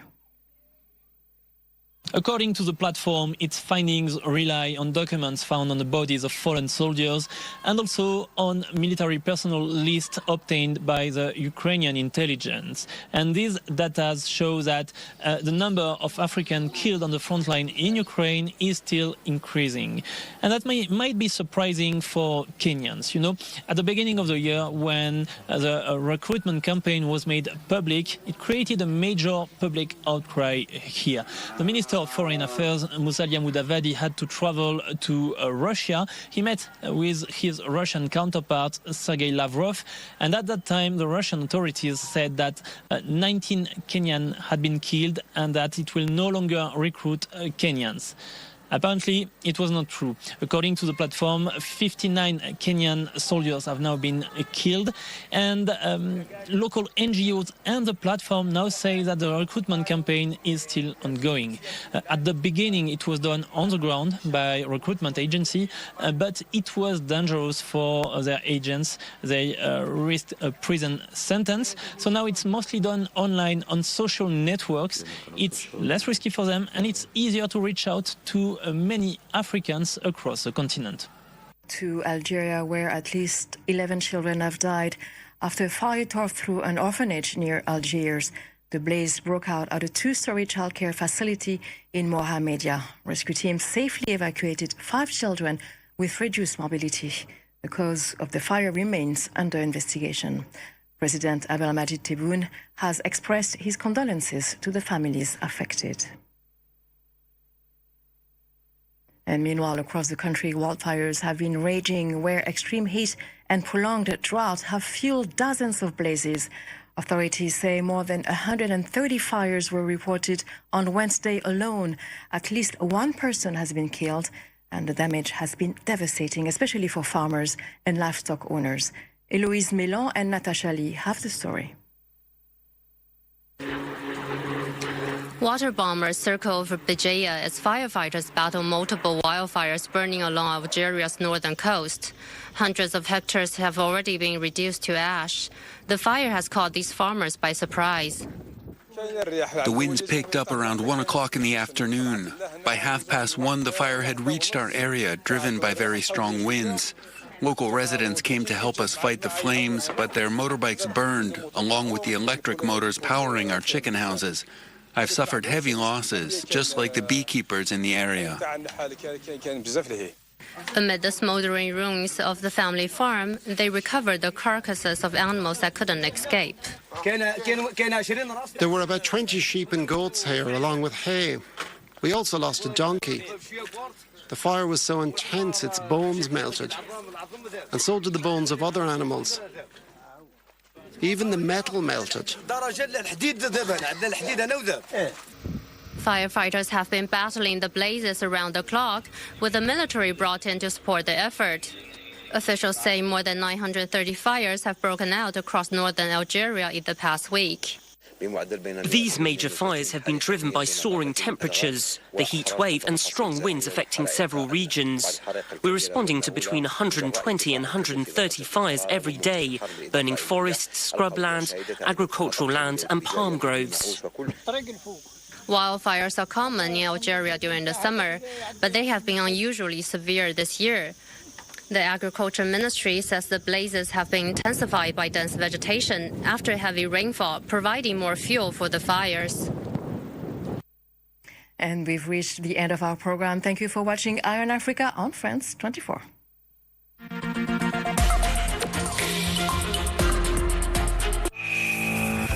I think the gun culture now is much riper and much more dangerous than it was ever before. And what happened in Bondi has seared into our psyche the horrors that are real, that this can happen again. And this is chilling. Watch The Shooting That Changed Australia, revisited.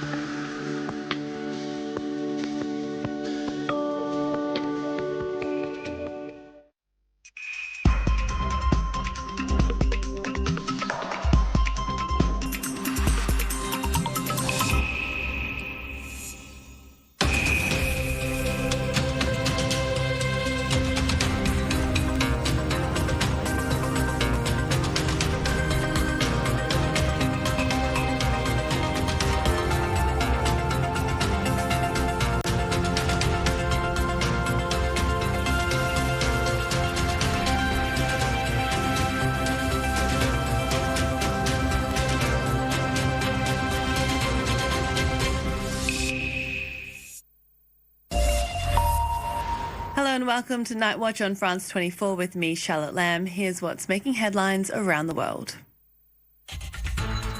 Thousands protest across Ukraine after President Volodymyr Zelensky surprisingly fires his defense minister.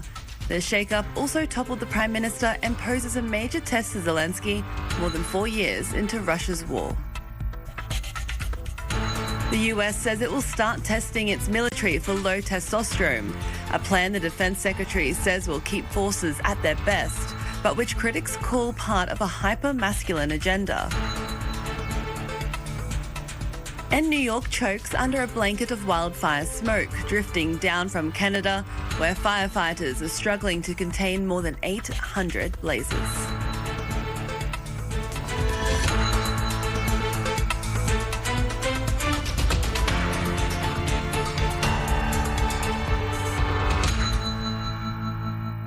Thanks for joining us. Let's begin in Ukraine. President Volodymyr Zelensky has ousted his defense minister, the architect of Kyiv's celebrated drone program. It's a move that sparked demonstrations by thousands across the country. The shake-up, which also toppled his prime minister, poses a major test of Zelensky's authority 4 years into Russia's full-scale invasion. Emerald Maxwell reports. The news drew hundreds of Ukrainians into the streets in Kiev and other cities, a rare occurrence since Russia's full-scale invasion of the country. A surprise dismissal of Ukraine's popular defense minister, Mikhailo Fedorov, just 6 months into his job, by President Volodymyr Zelensky. This after disputes between the reformer and Ukraine's top general, Alexander Syrsky, spilled into the open. We encountered a situation where all the initiatives we proposed started to be blocked. Sierski is not ready to speak openly about these issues face-to-face. And instead of figuring out how to defeat Russia asymmetrically, which is the commander-in-chief's task, Sierski figured out how to split our country. Fedorov had been tasked with modernizing the army, streamlining procurement and reducing corruption. The tech-savvy 35-year-old was credited in part with significantly improving Ukraine's military performance in recent months. Asked about his decision to sideline Fedorov, Zelensky said he wanted to prevent a larger rift. Honestly, a president in wartime should not have to pick a side in this kind of situation. I would very much like unity. They didn't find it, and this is not only their problem, it is also mine. But the decision, which came as part of a wider cabinet reshuffle, is not going down well with the public. I believe it is wrong to remove someone who has finally started making decisions that are producing results. For the first time, I felt we were finally responding to Russian aggression because we'd started inflicting real losses on them. Now, when guided bombs hit Zaporizhia, I know there is no fuel left in Crimea. The overhaul could become a test of Zelensky's political authority as the war with Russia approaches 4.5 years. Well, in some breaking news in the past few minutes, at least 7 people have been killed as U.S. airstrikes target bridges in southern Iran. That's according to Iranian state media. Overnight U.S. strikes have also hit an airport and a railway station. This renewed fighting comes just a month after the signing of a preliminary agreement aimed at ending the war launched by the U.S. and Israel in February. Iran responded to the latest strikes by launching missiles and drones at U.S. allies across the region, warning its attacks could intensify. Well, to the U.S. now, and Defense Secretary Pete Hegseth has announced that military personnel aged 30 and older will undergo testing for testosterone deficiency as part of annual health screenings. He insists the plan is not about artificial enhancement, but about keeping troops at their best. The announcement drew quick criticism from Democratic lawmakers who linked it to Hegseth's opposition to transgender service members, with one congresswoman accusing him of taking direction from the far corners of the manosphere. Here's Charlotte Hughes. Muscular soldiers capable of lifting heavy weights and performing impressive physical feats. That's the image of the military that Pete Hegseth champions in this video. The US Defense Secretary has announced a new medical test for troops, which he says will optimize their capabilities. I'm authorizing a new screening program for testosterone deficiency for our service members, ensuring you have the right testosterone levels to operate at your absolute best. The test will be included in the military's annual health screenings. It will be mandatory for troops aged 30 or older. Those under 30 will be able to request the test voluntarily. Military personnel with low levels will be offered voluntary hormone replacement therapy. The announcement has left some residents in Washington feeling perplexed. I don't believe you'll need testosterone testing necessarily. You pretty much see if a person is up to par. Well, I understand if you are 60 years old, 50 years old, but 30, 34, 35, 36, I don't see it happening. It comes months after Hegseth complained about the physical condition of the military's top leadership. It's completely unacceptable to see fat generals and admirals in the halls of the Pentagon. Some military veterans have criticized what they view as a traditionalist mindset. He has his vision of like sweaty masculinity, kind of Pete Hegseth type of guy. He is trying to make the military look like that. It comes as the US Department of Health and Human Services has moved to relax some restrictions on testosterone replacement therapies. The death toll from last month's devastating twin earthquakes in Venezuela has climbed past 4,900, and the search for survivors is far from over. In the hard-hit La Guaira region, rescue crews and desperate families are still digging through collapsed buildings, with the UN estimating as many as 50,000 people remain missing in the rubble. For survivors, a second crisis is unfolding. Some 20,000 displaced people are cramped into overcrowded camps, many without clean water or basic sanitation. Karis Garland reports. Reading Welcome to Tent City. This handmade sign points to a makeshift community for Venezuelans displaced by last month's twin earthquakes. Left with almost nothing, people at this encampment in La Guaira state band together, sharing things like washing machines and looking after neighbours who have no other family. Here we help each other out with the cleaning, with the organising, the housekeeping, and that's how we go, little by little. We're taking turns and, well, we're standing our ground like Venezuelans do. The residents have been able to connect to power from the street, but the need for other basic supplies remains great. Locals have criticised a slow government response, but praised help and donations from other members of the community. They brought us water, food, but they were civilians. We're only just starting to see the state's response now, as we're watching and waiting, and hopefully it will be positive and as quick as possible.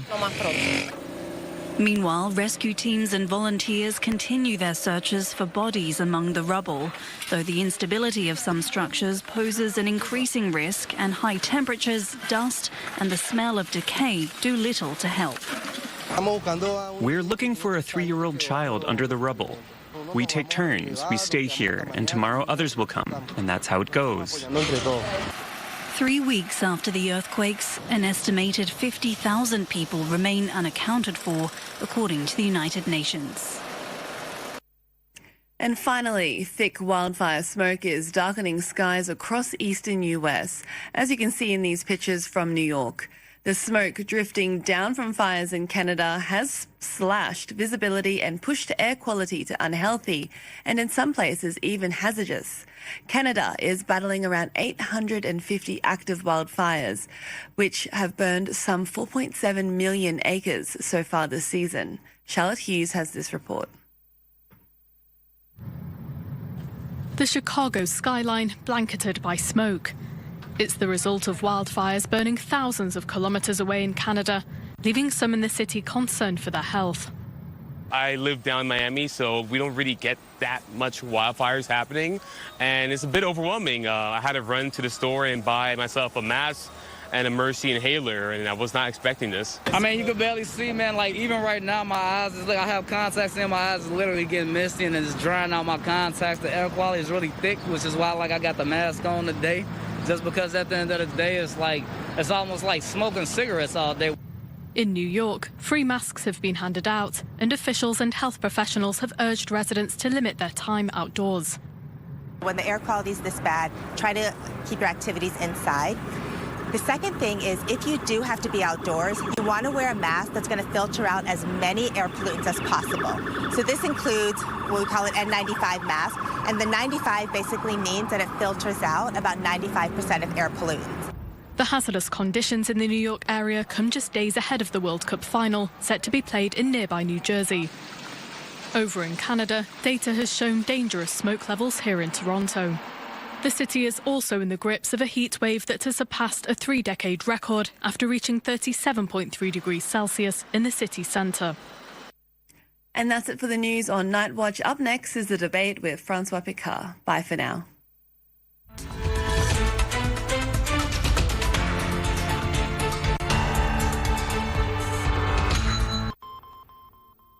It's a game of two halves, and in the end, Lionel Messi shines. After a stunning performance in Argentina's come-from-behind win against England, the 39-year-old securing the defending World Cup champions their second final in a row, much to the delight of organizers who last year understood Messi's star power when they bent the rules to include his Inter Miami side in the Club World Cup Championship. What legacy for the biggest World Cup ever, with its 3 countries, 64 teams, record ticket pricing? Will it be the on-field drama or the American-style packaging of the spectacle? What with commercial breaks disguised as water breaks, TV cutaways to celebrities during the action, and red cards overturned to please the hosts. What optics for the final? Will Donald Trump be flanked by Argentinian far-right ally Javier Milei and Pedro Sanchez, the prime minister of left-led Spain? He's threatened to cut ties with Spain. We'll look ahead to Sunday's final in New York and ask, when the dust settles, if football will ever be the same. Today in the France 24 debate, we're looking at the legacy of the 2026 FIFA World Cup. With us, She was both a sports editor and a White House correspondent for us in previous lives. In her current incarnation, Ketevan Gorgistani is France 24 International Affairs editor. Good to see you. Hi. With us as well, Eurosport journalist Ruben Slachter, not sporting his Curaçao jersey today. Oh, sorry. Okay. He's back from Nantes in western France after attending multiple matches at this year's tournament. Ronan Evin, executive director of Football Supporters Europe. Thanks for being with us. Thank you. Good evening. And from Manchester, David Weber, senior sports lecturer in sports business and politics at the University Campus of Football Business. Welcome to the show. Good evening. On the go, you can listen to the France 24 debate wherever podcasts are streamed. Atlanta is not far from Florida, where Spanish explorer Ponce de Leon went searching for the fountain of youth, a certain smiling legend leaving Georgia for the final in New York this Thursday morning after outrunning English opponents nearly half his age and proving that the fire in the belly's intact after all these years. I've never doubted, and I knew that at the very least we would be among the final four, and that this group, when they come together, they produce something special from nothing, and the pain goes away and they get in good physical shape and they play like they did today and never stop trying. Ketevan Gorgistani, what to say? 2 assists and running tackles again through the other team. It was incredible. Look, Messi has been pretty incredible throughout this competition, and he is cementing his place as, if not the, at least one of the greatest. We're not going to get into the debate of the GOATs, but clearly Messi is displaying why he is Messi, helped very much also by a team that is there to play for Messi, and you see it. But the fact is that when he's not scoring, he's giving the assists. So it was really a demonstration from Leo Messi. And remember that it was a come-from-behind win that broke English hearts on Wednesday. Same scenario as against Egypt with the Albiceleste rallying late. The team plays best when we are facing a difficult situation with adversity. We had a challenging game, a challenging situation. There was blood in the water and we went for it. Blood in the water, Ruben Slachter. Yeah, that's some way to put it. But at least it was a real fight yesterday, that's for sure. Because, yeah, we saw it from minute one that England-Argentina is just way more than a game. Yeah, a rugby match broke out at the beginning. I mean, the first 30 minutes were... Yeah, they were both... I was impressed with the English the first half, because I thought that it would become such a game that it would be always for Argentina. But they managed to stand their ground. But then the second half, the football started. And unfortunately, after England scored, they also stopped playing. And yeah, that's also why they lost in the end. All right, a rude awakening in London and Manchester this Thursday in the nation that invented modern football. The 60-year wait for another World Cup title continues. A curse? England's living on borrowed time German coach Thomas Tuchel doesn't think so. I don't believe so much in an English thing and in a curse or whatever, or in like history repeating itself in these moments. It's just like it's different coaches, different players, different situations, different opponents. David Weber, does the curse exist? I'm not sure it's a curse. I think there's certainly a psychological block. England now have reached what's now 4 semi-finals, and it seems to be just getting past those teams that know how to win. And Argentina know how to win. They've been there at this stage. They're such a compact... They play for each other.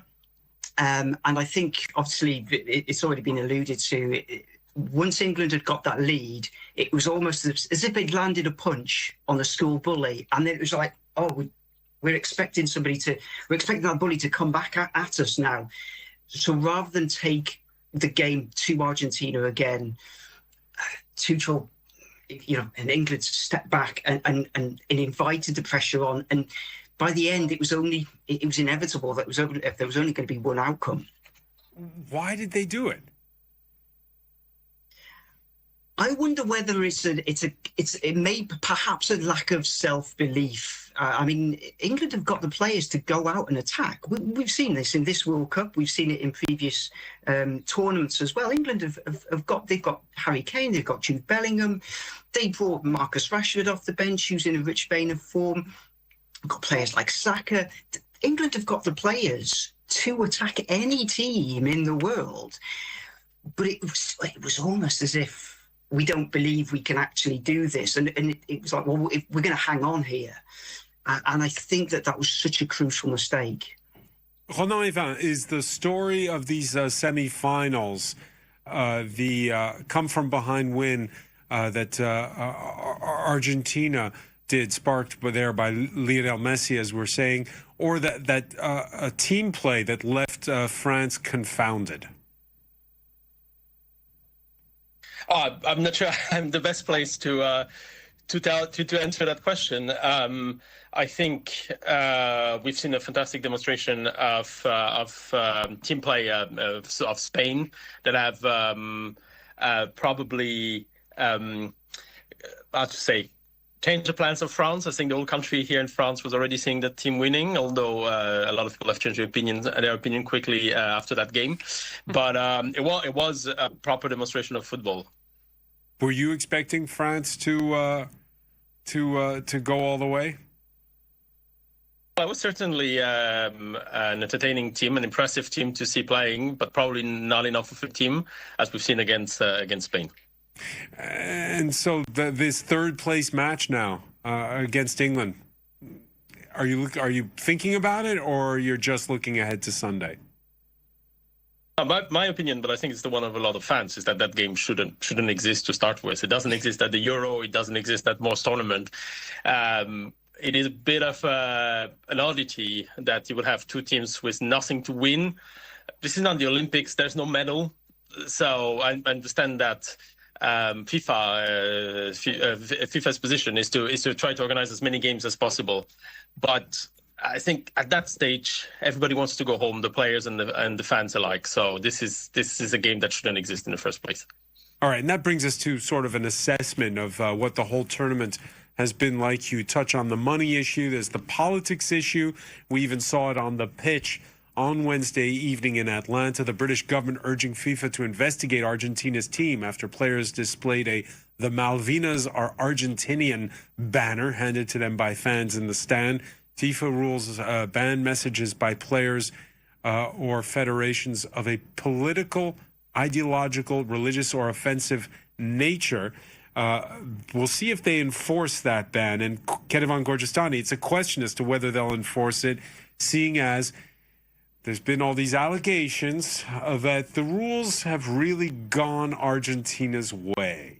Absolutely. And there have been precedents about political messages. I'm thinking back to Xherdan Shaqiri and Granit Xhaka, who did the Albanian Eagle celebration after a goal in front of the Serbian team.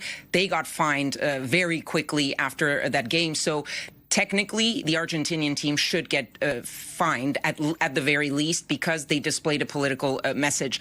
But to your point of all the allegations, look, the French were not playing Argentina, so I didn't have skin in the game. But every team who played Argentina had some calls that were made against them or for Argentina that were not called in other games in the same exact situation. There was that the stamp of Messi's foot on a player's shin that was not called a foul against Messi, and that gave a red card to another player in another game. You had overturned calls, the use of VAR that was in favor of Argentina to the point where there's a hashtag Vargentina, because a lot of people around the world believe that FIFA and that the refereeing has been favoring, in a way, Argentina. Whether that is true or just players and teams who are not happy and supporters who are not happy, it does seem that there are a lot of calls and situations that tend to favor Argentina. But I have to say that overall, my impression of this World Cup is that the refereeing in general was not good. There were a lot of mistakes, I believe, in this competition, and that did not involve Argentina. Is that the case every 4 years, Ruben Slachter? Yes and no. I mean, if we talk about Argentina, but yeah, you're not asking it to a Dutchman, but if we talk about that famous quarterfinal in which also Messi should have been sent off 4 years ago, yeah, that's an issue. But what I've seen in this tournament, and what for me is the real change, is, I mean, we've always heard, and a lot of referees that are now retired have admitted it, that for FIFA it's super important that the big players are well protected, which is also normal because we come out of a time, I mean, I'm going way back to the Maradona era, when Maradona was just, he was... Jorginho, the defender. All the defenders were just looking for him and to get him out of the pitch as fast as possible. So to a certain level, to protect them is good, but in this tournament it has gone to another level, in my opinion. And well, yesterday I don't think that the ref was decisive. I found him poor, but not decisive. But yeah, if you look for England, for example, they play in the first round against Ghana, when Ghana should have had a stonewall penalty and even maybe a red card for Jordan Pickford. So there's so many things that are happening, and what Ketevan says, I agree with it. Also, with the way we are using VAR, that's the whole issue. Because if you look back, for example, at all the Argentina versus Egypt incidents, I would say, altogether, I mean, the decisions that were made with VAR were okay, but it's always in one way. And in the whole tournament, unfortunately, we can't say that there has been one decisive 50-50 decision gone against them. That's the only thing you can say. Ronan Evin, you and I are both French. I can remember 1978 when the French were made an early exit at the World Cup in Argentina. Argentina, which needed 5 goals to go through to the final, and got 6 past Peru before playing the Netherlands. That was a very different time. Is it any worse today than it was back then? No, I think football is a lot better regulated as it is now. I think what we've seen with the referees is largely FIFA not being prepared for the size of their own tournament. So more games, more pressure. And then, unfortunately, but that's human nature, is leading to a lot of conspiracies. All in all, this is what we've seen. Referees that, for the vast majority of them, have done their best, but clearly the pool wasn't there for the increase of the number of games on this World Cup. So you went to 4 matches at the tournament. Yes, I believe so. You were with us a few months back, expressing skepticism, particularly when you looked at the prices of the tickets. Were you happy you went?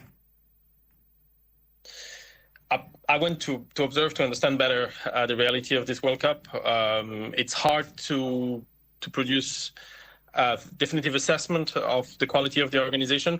The reality is that FIFA and the US administration haven't necessarily produced the best organized World Cup, but the venues are so used to the high-level event, have such a professional staff that in the end they managed to pull it off. Now, the specificity of this World Cup is that every venue has been very different. The rules have been extremely different, but in the reality is that the people that had the chance to enter the US and to be able to buy a ticket had a relatively good time.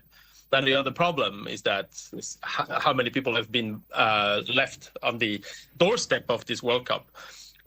What we understand is that a number of countries from Africa, from Asia, from South America, for those countries, the US has issued little to no visa for ticket holders. So if you take a country like Morocco, the fans we saw in the stadium were either US-based or had a dual citizenship or another passport than a Moroccan, because the reality is that there seems to have been some sort of a blanket ban on the entry into the US for the countries that needed a visa. Yeah, David Weber, there was the concern even over that the sole player from the Haiti squad who got his visa at the 11th hour, the Somali referee who was barred from even coming for the tournament. This whole question of hosting an international sporting event. Remember, the U.S. is hosting the Olympics in a country that has draconian immigration rules. What are your thoughts?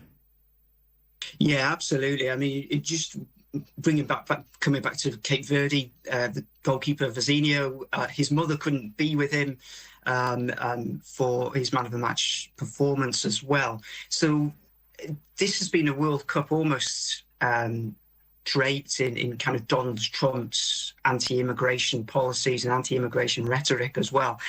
I think it's going to be even more problematic if we go forward in 2 years' time when Los Angeles is hosting the Olympic Games, because you're going to have far more people from far more countries right across the world trying to enter into the United States to watch and, of course, to participate as well. So I don't think that these stories of participants, of athletes, of officials, fans, spectators coming into the States, I don't think those stories are going to go away. In fact, they're probably going to get worse in the lead up and throughout the 2028 LA Olympics. We've seen in the last days, Kerevan Gorjestani, ICE, these immigration enforcement police, which has increased the number of arrests. There's been 2 fatalities in the last week. You agree there with David that this is a recipe for things to go very badly in Los Angeles? I think there is definitely a risk. I do think that the administration toned it down during the competition. I think that everyone was talking about the risk so much that they didn't want the bad publicity to happen during the competition, and the arrests and the death that you saw had nothing to do, were not near the stadiums. There was a time when we were worried that there would be a widespread ICE presence around stadiums to pick up immigrants or people who looked like immigrants. That did not happen, but the overarching policy has not changed and will be stepped up now that the competition is over. And the way the administration talked about these countries, these teams coming, or those that they refused, also gives you an idea that they were doing it in broad daylight. The question of the Iranian team, who had to change its home base to Mexico because they weren't allowed to be in the United States, had to go back and forth, had half of their staff not allowed to get into the United States. When they got eliminated, the Department of Homeland Security Secretary Mark Wayne Mullen put out a public statement and said that he did a celebratory dance when Iran was eliminated, and said, basically, we're happy to see them go. We never want to see them back here again. That is not what a country that is hosting usually does. And if that is the position that they have, as one of the guests said, when you have the whole world coming for the Olympics and you have those sorts of comments coming from the administration, it doesn't make for a great atmosphere. Ronan Evin, what did you see in terms of how you were welcomed, how foreigners were welcomed? Look, I have a French passport. I'm a man. I'm heterosexual.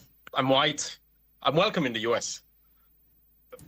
So my experience is very different from a person coming from, let's say, Somalia, like the referee, or colleagues from Haiti or Iran that were not even able to get an appointment to apply for a visa, or LGBT plus fans, our colleagues from England that decided not to travel because they didn't feel safe in the US, especially for transgender people. So my experience was fine. It was easy to enter into the country. It was expensive, but it was welcoming. But again, I am from a demographic that is welcomed by the current U.S. administration. I think for other regions of the world, or people with another background, that's a very different story. Now, you saw your matches in the stadium. We, of course, have been watching from here on television. Football purists will bemoan the way it's been filmed, the focus on celebrities in the crowds at matches. So did everyone in the 15th arrondissement bistro where I watched France-Spain on Tuesday, until Hollywood actor Timothée Chalamet realized he was on camera and vaunted his French team logo for the camera. Did you find yourself, I don't know, conflicted, Ruben Slachter? Oh, why are they cutting to the celebrities? Hey, that's Mick Jagger. Yeah, I go even worse being a chess player when I saw Magnus Carlsen with Norway, England. So yeah, the best thing about that was that nobody knew who he was except chess players. But okay, no, I find that really bad. And not only this, but also all the shots of fans in the stands who are so happy to be there, and so few replays. It's never. You didn't see replays. But okay, we are in America. Did we expect something else? It's about the show. There's a lot of show. The actors and especially the main protagonists, the big stars, are showing almost all up. So that's what's happening. It's way less about the football in itself, but it's all about just the whole show part. And okay, yeah, then we have a Hollywood person, or in the stands they're all super excited and etc. etc.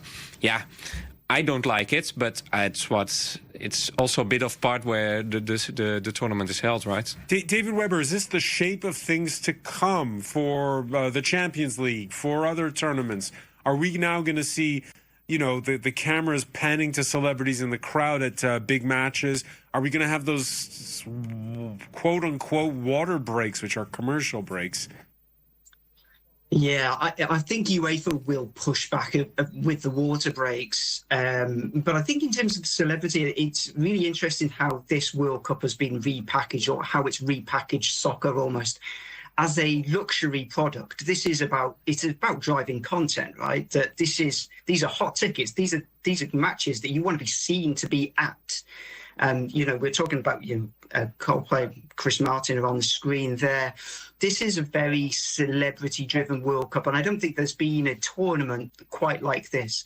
I think there's a nice contrast. I don't know if anybody on the panel has also been following Wimbledon. Wimbledon, we kind of do that all the time. You see the celebrities in the royal box. I think David Beckham was sort of crisscrossing between the States and centre court. But you have this idea now that football is a luxury product, and I think Ronan probably has some of his own thoughts on this. What that says is that he's almost going to justify the price point of these tickets, which is bad news for the ordinary fan, because it drives up demand. FIFA, other football organisations are going to say, well, do you know what? This is a luxury product, and we're going to price it accordingly. I think there's one big difference, and you see it with the example of tennis. When they show the stars at tennis competitions, and the same is true for Roland Garros when all the stars are coming, they show them when the game is not going on. That is the problem. The problem is in football. They panned at times when the ball was in action. There was some moments where you missed an action, a play, because they were showing sometimes a very famous person, sometimes a person that if you were not American and you didn't know baseball, you probably did not recognize. So I think that, yes, the starification of football is going to continue, but I don't think that you're going to have it at the same scale, because I think in the United States there was also this thing where all the stars, all the athletes from American sports wanted to be seen at the World Cup. I don't think they're going to make the trip to Spain or Portugal in 4 years, or to Saudi Arabia in 8 years to come and watch a game, because they're not there for the football. Some others, like Timothée Chalamet, who actually likes football, will probably be there. But so I think, yes, it's a preview of things to come, but maybe not to the scale, because this is the United States. And they really packaged it like a U.S. sport, where you have a lot of breaks in basketball, in baseball, in American football. You have breaks during the game where they are idle, and you can pan to the crowds or to the stars, or take commercial breaks. It's not how football is made. Right, it's not how football is made. Ronan Evin, your thoughts on this, having attended the tournament, and would you include, by the way, in those stars? We talked about Lionel Messi at the beginning of the show. We talked about past his prime Cristiano Ronaldo, who was still in the Portugal squad. Is the game more and more going to be about the stars and less about the teams? I don't know. I mean, this is still a fantastic, despite of every criticism and every bad decision FIFA has made, it's still a fantastic tournament, and it's still exciting to see what's happening on the pitch. So I'm really struggling to see the point of showing some very famous, some remotely famous people in the stands. We've seen that FIFA has tried a lot to promote social media influencers as well, which is genuinely weird. So, and not forgetting that the person that we've seen the most on camera is FIFA president himself. It's been shown at every game he attended, and twice a day during the group stage, and at every halftime. So I don't know. I think broadcasters are a bit uncomfortable with that. I mean, when you were watching French TV, the commentators didn't know half of the time who were the celebrities in question. I'm not sure it's there to stay. I don't think this is something that has been imposed top down because by the US organizers of the World Cup. I think it's rather FIFA that has tried to copy what they think their perception of US sport. But it didn't really work. What we will remember of this World Cup is just what's happening on the pitch, as any other World Cup. So I think this Americanization of sport will not survive. Maybe that's a wishful thinking, but football is the most popular reason in the world for sport in the world for a reason, and it doesn't need to copy US sport. It needs to stay true to what it is. The product is good enough. All right. So Ronan seeing the glass half full there. But he does mention Gianni Infantino appearing on camera, beginning, middle, and end of getting booed. He didn't seem to mind too much. And this particularly, the boos got louder after red card gate. FIFA obliging the U.S. president by lifting a red card against Team USA striker Folarin Balogun. Belgium still thrashed the hosts 4-1, but not after fury among fans. Again, is that a parenthesis, Ruben Slachter, or is that a precedent, and we're going to see more red card gates? I'm very afraid that it will be in some way precedent, but it's not the first thing, of course, because we come in a year with an AFCON that was rewarded to another country 3 months after they lost the final. And there is the debate is getting further and further now. I mean, for Balogun, we can, I think, well, at least I will say it, that it's a wrong decision to turn it back. Not because the red card was right or not, because even you can discuss it, but now you're touching the rules of the game, and that's very, very dangerous for the future. Yeah, so in David Weber, we're living in an age of growing inequality. Is football just a mirror of that, and that now the high and mighty get to make their own rules? Yeah, absolutely. I think most of us on the call would probably agree, if not all of us on the call would agree, that football always reflects the society in which it's played. And football's always a prism for that. This feels like, and I think with the trajectory of the World Cup in particular, you know, in future tournaments and perhaps culminates in Saudi in 8 years' time, where the wealthy essentially, you know, pull the levers as to say if they get the decisions that they want to make. Now, that's not to say that there can't be any pushback. And I think that we've got to realize that there is some sort of, if football isn't democratic itself, there is a democratic impulse. So we have, for example, Ronan's the head of the Football Supporters and Europe Association.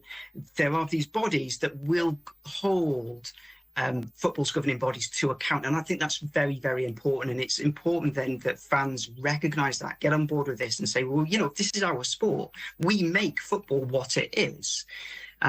Football is nothing if it's not the people's game, and it cannot be taken away by presidents, whether those are presidents of FIFA or whether those are presidents of host countries. This is our game and it belongs to us. And I think that we've got to realize, we've got to kind of hope that there's this pushback against this kind of elitism. Yeah, and we can talk also about the way it's consumed. We talked about the television. A lot of it now is more and more headlines that we read in the next morning, particularly if the matches are at 3 a.m. European time. And these global events play out more and more with highlight reels, and they play out on social media. So when Norway fans do the row at the airport on the way home, spot the security guy. He's pretty good. Oh, my God. He joins in. Well, that goes viral, understandably so. Is this what people will remember from the World Cup, Kedevan Gorgistan? I hope in a way that all the problems and the Americanization of the sport, the intervention of Infantino and Trump, is not going to eclipse completely the fact that I was surprised at how good the atmosphere and how much the United States sort of got into it, got in on the fun with the foreign fans.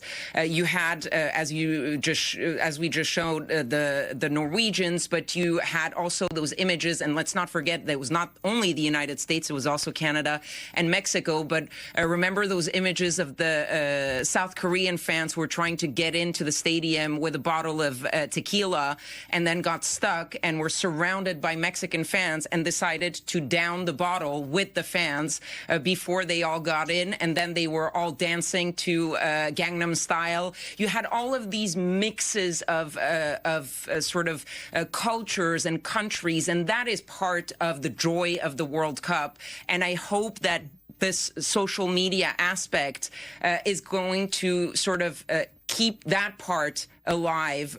All those beautiful images that we saw sort of maybe not overshadow all the problems, but at least compensate. And the reels of the beautiful goals that we saw throughout the competition, that will stay also, and not just the bad stuff. Ruben Slaughter, is social media the friend of football or perhaps the enemy of football? Can be both. Because we live in an age of short attention spans, and this doesn't help.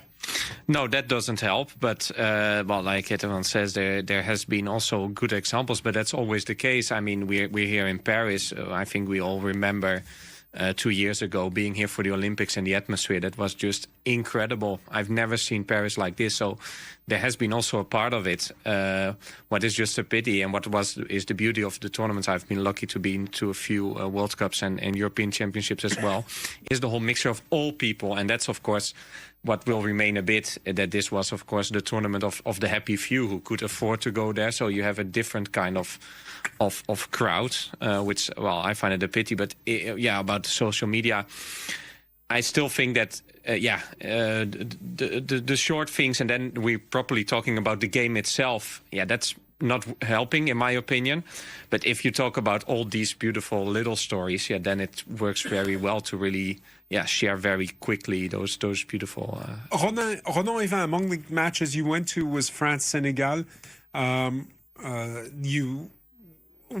you were there, obviously you saw... did you see this communion, particularly because, the stadium, the tickets were expensive, but you had fan zones in the city, and were able to mix with the Senegalese diaspora, to speak with people from other countries? I think the reason we talk so much about the Scots and the Norwegian is that it's two of the very few countries that travel in big numbers, because of their high purchasing power, because they come from countries that don't participate so often in the World Cup. Now, of course, as we get to the quarterfinals to semifinals, there are bigger contingents of French or English, but the Norwegians were pretty special here. France-Senegal, well, Senegal is on blacklist. Is on the blacklist of the Trump administration. So there was absolutely no one except for the players coming from Senegal. There were some Senegal fans from the diaspora established in the US, and there was a little bit of an atmosphere, but nothing comparable to what it would have been if the fans from Senegal would have been let into the country. So I think we've seen colorful stadiums, but it's a lot down to A, the diasporas, and B, the fact that yes, the American audience bought into the hype of the World Cup. Both jerseys wore colors to go to the stadiums, and in the end gave the illusion of an atmosphere inside the stadium. But to a very few exceptions, including Norway, it's been a fairly sad World Cup. And as you allude to, the Scots drinking Boston Dry, another game-changing innovation to look forward to for Sunday's final. At the MetLife Stadium in New Jersey outside New York, an NFL-style halftime show. Officially, Madonna, Shakira, Justin Bieber, and friends will only be on stage for 11 minutes. But add to that the time it takes to roll in and out the stage, the time it takes for broadcasters to run commercials, and highlights. After all, it is a football match from the first half. Have you done the math, Kedevan Gorjestani? Is that going to be 15 minutes? No. It's absolutely not going to be 15 minutes. And if we have any viewers of the Super Bowl among our viewers, then they know that it's not the halftime shows at the Super Bowl. They're always about 12 minutes. But then you add at least a whole 10 or 12 minutes extra for the setting up the stage, removing the stage. So this is going to be at least about 25 minutes. They can't do it within 15 minutes. The only example, but given the number of people who are going to be performing, I doubt that's going to be it, is that the Club World Cup, remember, there was a halftime show, but they did it in the stands, meaning there wasn't the time of rolling it out on the field and taking it back out. They had set up a section of the stands to perform there so as to not go over the 15 minutes. But I think that with the hydration breaks, it's probably the worst thing, because if they really do go to 25 or 30 minutes, not only are they going against the FIFA rules, but just think of the players who are in the dressing rooms waiting for half an hour. What do? Do they have another pitch on the side where they can go and train? They can't run around for 30 minutes in their dressing room. It's too long for players. Will they have to sort of warm up a little bit after? It's just becomes complicated, but I guess we'll see. If none of the teams complain, then maybe they're fine with it. Ruben Slagler?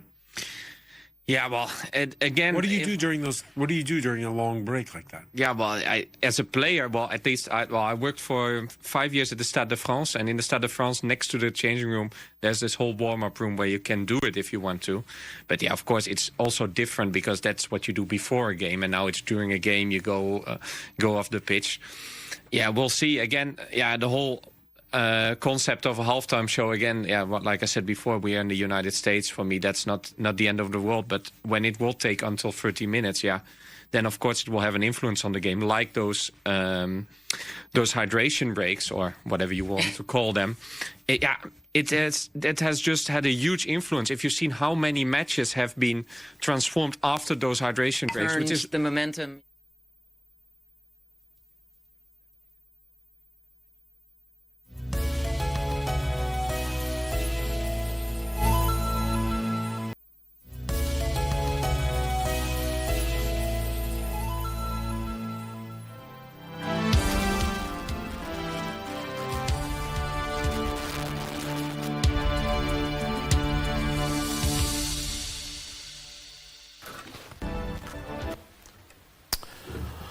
Well, it's a good morning to you, and with the time coming to about 12 minutes to, actually 9 minutes to 5 in the AM.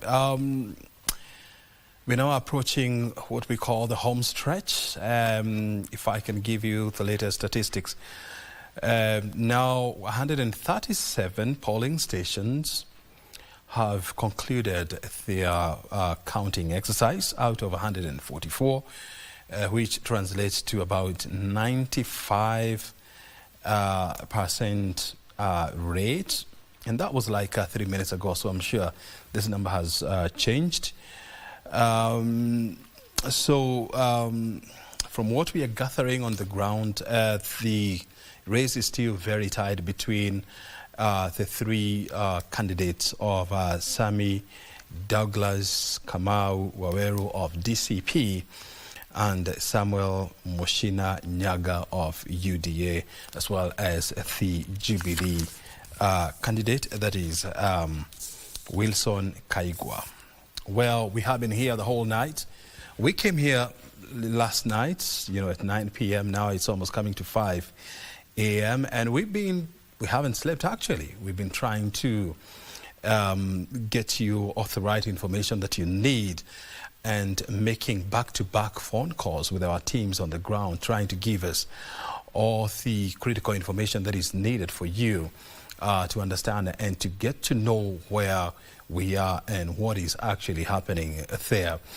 So anytime from now, we will be taking you to All Kalou, the main tallying center, so that we can hear from IEBC how the exercise has been. And of course, we give them time to announce the winner. And I have not been here alone. I mean, I've been with a team of producers, technical operators, and of course data people, trying to put everything in place to ensure that we give you tip-top coverage. Also, we have also been fortunate enough to have an ex-Iraqi professor. He is a lecturer of business and management sciences at the University of Nairobi, as well as a public policy analyst. And on top of that, he is from Nyandarua County. So, and he actually he hails from Daragwa constituency, which borders the All-Kalau constituency to the east. And he has been giving us some interesting information about All-Kalau, and it can't get better than that. So, XN, we thank you so much, for spending the whole night with us here. I can confirm that he has not slept. I should be declared a night runner. Yes, indeed. I was engaging you. We never talked about World Cup. We never talked about World Cup. World Cup can wait. All-Kalau can't. We were discussing with you, and we were just, observing why this whole exercise has taken so long, yet the total registered member voters in All-Kalau is about 74,000 people. Plus or minus, this is going to be, let's even say 50% of this came out to vote. You say about 35, 36 thereabout. Should we spend the whole night, counting 37,000 votes? I think the IBC owes Kenyans some explanation why it took that long. Because this is just a by-election. And counting, if you have 144 polling stations, if you distribute them, you find that one polling station doesn't have a lot of people. So counting should not take this long. So maybe as soon as we get the results and know who is the winner, IEBC should tell us why it has taken this long, why we have to wait the whole night for the results. My speculation is maybe that's one way to dump expectations so that people wait and wait. So by the time you give the results, they are not so surprised whether you are winner or a loser. It's part of way of managing expectations. That's my explanation. Yeah, and of course, at this moment, that is 6 minutes to 5 o'clock. The number of polling stations that have so far concluded the exercise currently stands at, actually it is 144 over 144, and that is 100% rate. So any moment from now, we expect to hear from IEBC on what is next. And so we're expecting, or we are supposed to hear the announcement any time from now, and so we are keeping an eye there. Remember, the moment IEBC is ready to speak, we'll be taking you to the main hall so that we can listen in and get to understand who will definitely carry the day. And of course, we'll take you live there so that you can see the celebrations and of course the disappointment on the faces of the loser. I want to hear from you. To the winner of this hotly contested race, if you had to meet them in the streets, what would you tell them? The winner, I would tell them that they have done a lot for this country because they have tested the ground for 2027. And I would probably ask them whether they can duplicate that next year using the same tricks, the same philosophy they have used. Because people associate with winners. So if you win, would like to be associated with your success. And I would like to also to ask them what they are going to do with that success. Are they going to start building momentum for 2027? Are they going to bring more political parties into their fold? Are they going to bring more MPs and contestants into their fold? Because success is not enough, it is what you do with it. So I would like to hear from that winner what was the secret and whether it can be replicated in other constituencies and in the general elections next year. And of course, as we always say that winning is not enough. Staying number one is what is tough. And so with about 13 months actually to the 2027 polls, actually the winner in this contest will not have time to rest at all, because we are now almost coming to the end of July 2026. And so from January 2027, I think we are likely to get into politics, full throttle. And remember that the loser is also not going to sleep. Yeah. Because if I've lost, I'm going to start finding out what went wrong and how can I recover my ground next year. So the winners and the losers will all start their business for 2027. Mm-hmm. So maybe this could be the starting gun in politics. Unless there's another by-election between now and then, I expect this to be the starting point as we think about 2027. And there will be a lot of movement politically from now up to 2027. Mm-hmm.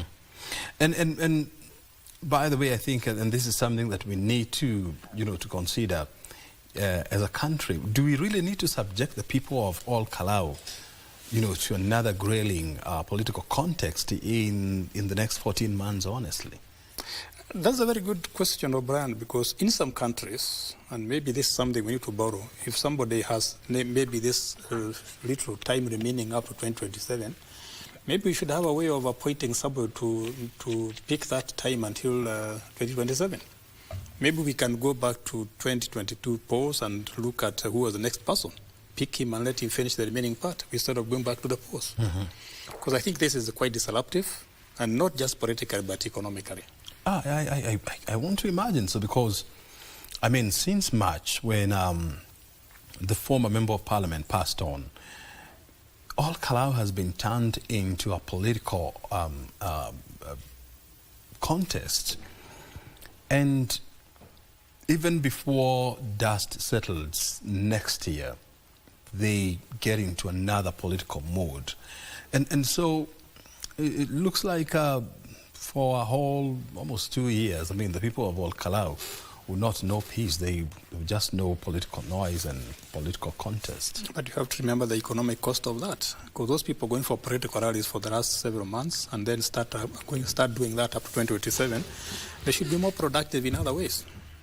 Because when you go to a political rally, you just go listen to people talking. You don't do something quite productive. So we are saying that people from Orokarau are losing a lot of economic opportunities. Some might say that they are getting some freebies, but I don't think those freebies are better than what you would get yourself by working on your farm or investing or doing whatever you're supposed to do. So the economic cost is something we must all consider between now and 2027. What about to the people who will not clinch the #1 position this time around? If you had to meet them, what would you tell them? I would tell them you fought very hard, and politics in the contest about a win and a loser. Unless you are going to toss a coin, you should have expected to lose or to win. So if you are a loser, dust yourself and try next year or another by-election if it comes by. So there's nothing to be worried about. That's what contests are all about. And if you are not going to accept to be a loser, then you're not a good contestant. What would you tell the voters of all Kalau? I think the voters of Orokarau would tell them that you have exercised your democratic rights. You have made sure that democracy flourishes by making sure that you vote. Because to me, I always tell people, even if you don't know who to vote for, at least vote against someone. So I saw some very old ladies, probably in their 90s, going to vote. And I think that's what we need in this country. People who do their civic duty. You vote, and of course the other civic duty is paying taxes. If you can do those two, then you can claim to be a good citizen. And what would you tell IEBC? IEBC, we are looking for. We are going to find. We are going to find out. We are going to audit how you carried the poll directions in Orokarau, and we are very eager to see whether the success of Orokarau is going to be replicated in 2027. And if there are any hitches, IEBC must fix that before 2027, so that the elections will be smooth. Everybody will exercise the democratic right, and the best person will win, because we don't just want people to win. We want people to win, go to parliament, become the president, and transform the lives of Kenyans. Do you expect the losers in this contest to seek legal redress? That has been the tradition in this country. Whether you lose fairly or not, we love going to court. So unless the win is so overwhelming, I expect the losers to go to court and contest that. and contest the loss. But if you have lost maybe by 80% or 90%, it might not be necessary. People are going to court most of the time when the tally is very close. But if it is overwhelming, they might not go to court. But Kenya has become very litigious country, so probably people might go to court. And sometimes, I mean, when you even look at the grounds, you know, some losers cite when they are moving to court, it comes out more symbolism and more like you're seeking a soft ground. Yes, I lost, but I did not lose fairly. I even moved to court to challenge the win. It's also good for your image and for you to show voters that you're a fighter. You don't just lose lying down. You also fight back. So it's good PR, particularly if you have an eye to getting to Parliament in 2027 or beyond. Show people that you're a fighter. By the way, now that you know, there will be a new member of Parliament for all Kalau for 11 months. Then we get into the 2027 elections. What would be expected of the new member of Parliament? I mean, with such a limited time span. I think just like the by-election, what we should focus more is not even the winner of the rules. There's a symbolism in it that a certain party won or a certain party did not win. So what this gentleman is probably going to do is familiarize himself with the Parliament and maybe be prepared for 2027 because he doesn't have a lot of time to do much. So if I were him, I would probably get into Parliament and immediately start preparing for 2027 so that I can be there for 5 years, not just 1 year. And so then there begs the question, I mean, as a candidate, is it then wise to spend so much resources in trying to clinch the All Kalau by-election post, knowing too well that you're going to be there for about 11 months and then we go to the next election? One of the things I admire about politicians is how hopeful and optimistic they are. So even if there was 1 month remaining, that gentleman will tell you, I will also win in 2027. So the optimism of Kenyan politicians is boundless. So even if it is 1 month, you still wait and contest. And that's why you find guys losing in nomination, they go to another party believing they are going to win. It's the nature of politics. So let him try his luck. If he goes through this time, he can try 2027. And of course, as you can see there on your screen, those are the IEBC polling clerks together with political parties' agents who are in the main hall at the All Kalau Secondary School. And of course, observing, watching, and of course participating in the ballot counting process. It's been a long night actually, and as you can see, some of the agents, have taken a nap as the process continues. But the polling clerks do not have the luxury of sleeping. And if you look at what is on their head, it looks like a cold place. And All Kalau is very cold, actually. Yes, you can see the jackets they are wearing. Yeah, that is exactly what is happening in that room. And as we told you, all the 144 polling centers have concluded the exercise. Now is a question of tallying, verifying the Form 35A, as well as ensuring that every document in that room, in that hall, is authentic, is genuine, and it meets all the legal thresholds. So in a moment from now, we expect to see the returning officer, the constituency returning officer, take to the podium to announce the winner. And this is what I was asking ex-N Iraqi here. I mean, should we also come up with some sort of a law whereby we come up with a certain period and say, if a member of parliament, for one reason or the other, you know, or if we have by-election in one county because in one constituency because of one reason or the other, for a by-election to take place, the remaining duration of this term should be this month, so that we also save the taxpayers the resources. Yeah, that's what I was suggesting. They do that, I think, in US and some other countries. You have a certain time for your certain time is remaining before the expiry of your tenure.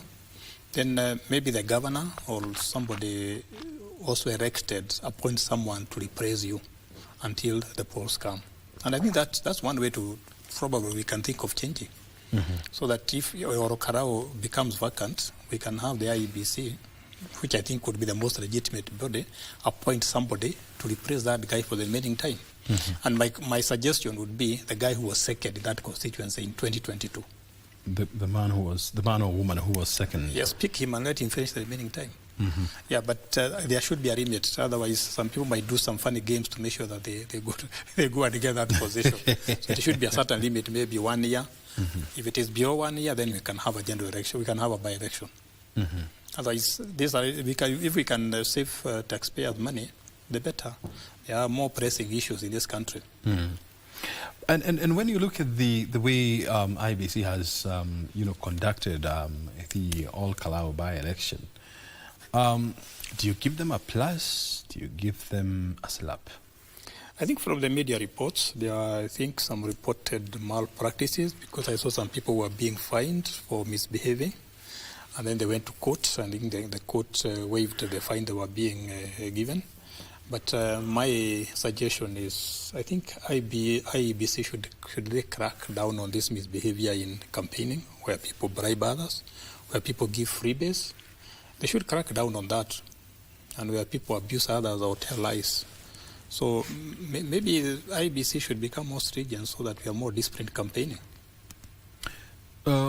And when you look at, even the security agents, and I know they have been accused of many things by the locals in All Kalau as well as by the participating politicians, when you look at their conduct and the way they have acted in this by-election, does it inspire confidence in the force? You see, one of the things that has happened with our security forces since 2024 protests is that they are seen as instigators of fear. So when people see policemen, when see whatever, there's always some fear, not confidence. Mm-hmm. So when people see policemen coming to Orokarao, they don't see that as coming to instill confidence. They see them as coming to instill fear and intimidation. So we need a lot of change in the relationship between the security forces and the ordinary wananchi. They should not be that antagonistic, mm-hmm. but for now it is quite antagonistic. And something else that happened in All Kalau, and this was widely reported, the locals there decided to take security into their own hands, and there was frisking even the security officers who were getting into the polling stations. that is the mistrust that I find between citizens and their security officials and so on. And that would be an interesting legal question to ask if the wananchi are frisking policemen. Somebody might say probably that is so, because if you look at the Constitution, it is we the people. So the people are supreme. So they have employed those policemen. So I think there will be no problem with them finding out what they have. After all, suspicion is rife that they are not carrying what is supposed to be carried. So that is a problem of mistrust, that everybody thinks that somebody is out for a certain mischief. How did we become so distrustful against each other? I think it has evolved over time. Trust is built over time, mistrust is built over time. So maybe in the last, I would probably go back to 2000 and about 1992 when multi-party came. And you remember there was some political violence. And that violence took place when security forces were there. Then there was post-election violence. And then if we can bring forward, you come to 2024 protest over finance bill. And then you hear those reports of the abduction and so on. So over the time, the trust between the security forces and the Kenyan citizens has been eroded. So it's not something that happens at once like a big bang. It has been happening over a long period of time, which I fear, which is my concern, because the same way it has taken a long time to break the confidence and the trust, it's probably going to take a longer time to build that confidence and that trust between the security forces and the voters. Yet they need one another. And I think maybe from 2027, whoever is going to be the next MP, the next women rep, the next senator, the next president, or the continuation of the current president, that is one confidence they must build between, make sure that the citizens and the security forces are harmonious. When I go to other countries, I don't see people running away from the police. They see the police as people who imbibe some confidence. And I could ask you probably a simple question. If you got lost on the streets of Nairobi and you want to get direction, would you go to a policeman and ask him for direction? Yeah. Yep. Some people might think that he might arrest me. Yet, when you're in a distress, that's the next person you should go to. So let's have more trust between the police, security forces, and the ordinary citizens, because they need each other. Maybe it's because the guilt are always afraid. Is that the case? So who is guilty? The voters or the police? I leave that to you to decide.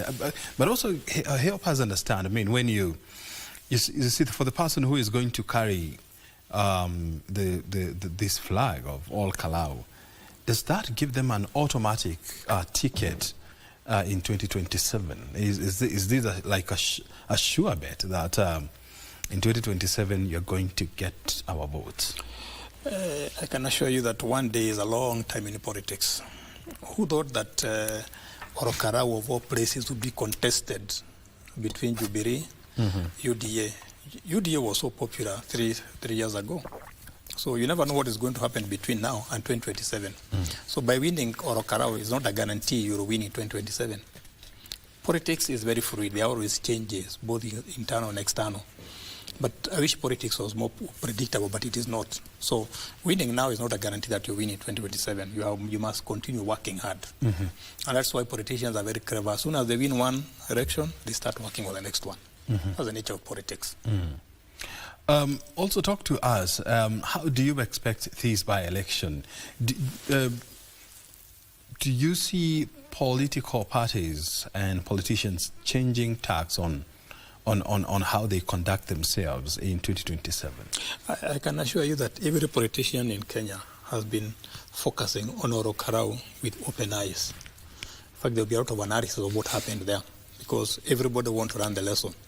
How did the winner we are going to get, how did he win? How did he lose? So people are going to see that can be a blueprint for 2027. How did the IEBC conduct elections? What slogans won? Is it dancing? Is it the message? Is it crossing the county or the constitution? What won? And very important, based on that analysis, you're going to see a lot of changes. Some people are going to defect from one party to another. Some parties are going to be abandoned. Some parties are going to become more popular. Some might die. Some might merge. So there will be a lot of movement, as I said earlier, between now and 2027. And one of the biggest questions we should be asking is, whoever wins must maintain the momentum. And whoever loses must try and slow the other's momentum. And that's going to be a very interesting contest. It's going to be a very interesting concept. Hope not very costly to the economy. Yeah. Also, talk to us about, so I think there were 9 candidates who are seeking to capture this. Unfortunately, in the top 5, we don't have any woman. Where are the women of all Kalau? One probably suggestion or one probable explanation is that... And by the way, they are the majority according to the 2019 census. Women make up of about 51% of war human beings in all Kalau? I think one probable explanation is that politics not for the faint-hearted. You need to be. If you look at the nature of campaigning and how vigorous it was, probably it favors men. And number two is probably that Orokarao and Nyandarua in general is a very conservative place. So is it? Very conservative. That is why you heard the former governor one time saying that we should not be going to market on Sundays. It's a very religious county. Mm-hmm. So that's probably why women are shying away and saying, oh, this is not for us, it's for other people. And it's an interesting phenomenon because we would have expected more and more women to come out. But maybe women are also they have the sixth sense. They said, this is a very short time for me to campaign so hard. Why don't I try 2027? Mm-hmm. And let's see whether there will be more women contesting in 2027. Then if that happens, then we can say, yeah, women's sixth sense is working very well. Mm-hmm. And do you see, political reorganization within Nyandarua County? I think we need to be biblical. You go to Samaria, Judea, then the whole world. So I expect the neighboring constituencies to be watching very closely, because if whichever party is going to win, probably to have a ripple effect across the county. So if DCP wins, people will realize if I go to DCP, I will win. If Jubilee wins, they will say if I go to Jubilee, I win. And if UDA wins, they will say let me remain in UDA. So there is going to be a lot of political reorganization around that county and even the rest of the country. Mm-hmm. Because political parties are usually disposable. Once you are through with an election, you look for a new one. So people are very eager to, and for some reasons, people like new parties. So some parties are going to really benefit because of this. And you are going to see that as people start defecting, declaring their royalties, start saying, I will contest on this. And then you probably might even find some new parties coming up, or some parties being revived that have been very dormant. Mm-hmm. Let's first of all pick individuals here. And the most interesting thing is the fact that the three top candidates who are leading in this race, they are affiliated to Jubilee, UDA, as well as DCP. Jubilee, the chairman, is the former president, Uhuru Kenyatta. DCP is the former deputy president, Rigathi Gachagua, while the leader of UDA is the president, William Ruto. I want you to speak to us what a win or a loss means to these three individuals. That's the most interesting question today. I'll start randomly. Mm-hmm. Let me start with Uhuru Kenyatta. I think a loss for Jubilee will be a loss for Uhuru Kenyatta, in my opinion, because he has fought very hard to retain leadership of Jubilee. Mm-hmm. So if Jubilee loses, people are going to start saying Uhuru Kenyatta is not as influential politically as we thought. He has been upstaged by Rigathi Gachagua. So one thing that he might do is to probably become more vigorous in terms of reviving the party in the preparation for 2027. So it will be a blow for him. Now, if President Ruto wins, then it will be a very big boost for UDA. Because they say UDA is still there. I told you this is the party. But if UDA loses, then it is opposite. People might start arguing that UDA has been losing popularity, and that has confirmed. So it will be very devastating for the ruling party. For Rigathi, if he wins, let me start, if he loses, it will also be very devastating for him, because he has been saying this is the Waterloo. If I win, I get the first seat in Parliament, I can build on that momentum towards 2027. But if he loses, I think his momentum will be slowed down. But I need to qualify that, because he lost in Bere, but he has still fought back. So whoever loses, he must do something about it. Whoever wins must do something about it. I think whether you are a loser or a winner, it is just a beginning, because there's a bigger fight ahead. And I think that's what most of them will look forward to in 2027. Mm-hmm. Do you see some sort of partnerships, collaborations among the parties that are going to lose in all Kalau? That's very interesting because depending on the way the results come out, there could be a lot of horse trading. It might not be in broad daylight. It might be there might be some backroom deals. Whereas some people say that if you cannot beat them, you join them. Mm-hmm. So I definitely expect a lot of deals to come up. So if, for example, DCP wins, what are they going to tell UDA? What are they going to tell Jubilee? So I expect the three big political parties to start some backroom deals. So either joining together or belittling one another. Of course, I don't expect anybody to be dissolved, but I think they will be talking to one another. Mm-hmm. And I think that story will be very interesting because if DCP and Jubilee start talking to one another, you can be sure they'll be given certain national labels.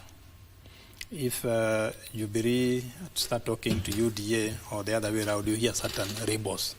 So it's going to be a very interesting dynamic, how the losers and the winners are going to react. Mm-hmm. And that is what we are going to be doing for the next 1 week after the results are announced. It's going to be very interesting. Mm-hmm. And when you look at this contest, I mean, in the last 4 months or so, I mean, there has been aggressive campaigning, and somebody described it as a politics of angst. It was a do or die for some candidates. It was, cutthroat competition in this game. In your opinion, do you think the best candidate will win? I think I trust that the voters in Orokarao are mature enough, are informed enough to vote for the best candidate. That's my feel, that they knew who among all the candidates is the best for them. But we all must remember that their voting is not. They will not just vote based on their feelings. There are also external forces. That's why the big wigs have been campaigning there. People from every party, Jubilee, DCP, UDA, have been campaigning there. So the confluence of what people believe and what the external influence is all about. But that's the nature of politics. Mm-hmm. So, but I'll be very happy if the best candidates among these three win. Because at the end of the day, it's not just about somebody going to parliament, but somebody serving the people of Orokarao. We need somebody who's going to serve them so they don't keep on complaining that, as they were cracking a joke, saying that we are better off when our MP is not there. So I'm hoping that they are wise enough, they are good enough to discern and get the best candidate for us. Mm-hmm. And for the people who and for the person who carried the day, what do they need to do, development-wise, or even legislative-wise, to raise their hopes of recapturing the seat? If I was to become the MP of Orokarao, I think my first agenda would be to make sure that there are jobs for the next generation, jobs for the youth. And that's why earlier I was talking about investment. How do I bring investors to Orokarao? And how do I make sure that the key industry, which is agro-industry, turns around? So that whether it is milk, whether it is maize, whether it is peas, whether it is dairy, farmers get value for their money. That would be the first thing. In fact, all this anger you are talking about in campaigning in Orokarao is more about economic anger. Because if the economy was doing very well, people would probably be less angry. So that would be the first thing. Registration. When I visit that constituency and drive around or even visit people around, there are a few problems that need to be resolved. One of them is the problem of, and I think it came about 3 years ago, the problem of illicit brews. People taking alcohol, people taking drugs. Mm-hmm. Particularly it is rampant in all Kalau? The rural areas becoming quite common. So I think there should be, the MP should be able to look at that to make sure, and the easiest way to solve that problem of alcoholism is very simple. If the economy improves, then people will be hopeful, will be optimistic. They do not be able to they will stop taking those drugs, they will stop taking those alcoholic drinks, because there's a big connection between joblessness and people taking these cheap alcoholic drinks.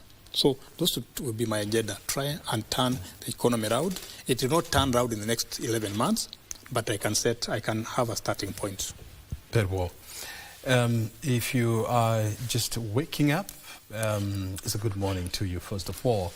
And thank you so very much for joining us. You're watching these live analysis of the events happening in all Kalou, where 144 out of 144 polling centers have just concluded the vote tallying exercise, and now the verification exercise is currently underway for the Form 35A, as we wait for IEBC now to officially declare the winner of the by-election. We are here in studio, and we're in the company of XN Iraqi, helping us understand and, of course, navigate the terrain of all Kalou, bearing in mind that he hails from Nyandarua County and he borders all Kalou to the east. We're coming to you live from Broadcasting House with the time now coming to 5:30 a.m. We are keeping an eye on the main tallying center as well as media center in Kalou Secondary School, where IEBC is camping, and in a moment from now we shall be taking you there so that we can listen in to what IEBC is saying and their expectation. Well, we are taking a very short break, and then after that we are coming back and continue with more analysis.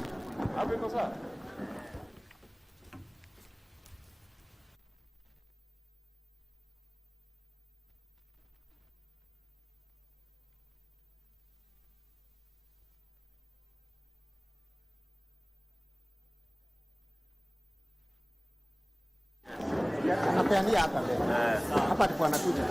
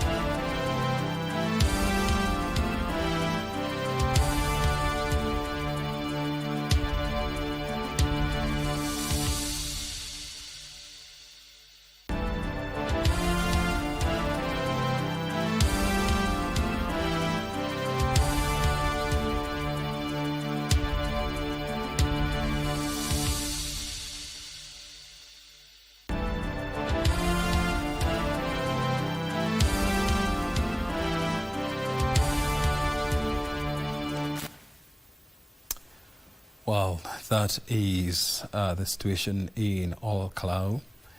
That is the main tallying center at the Kalou Secondary School, where the tallying of the ballot has just concluded, with all the 144 polling centers submitting their Form 35A.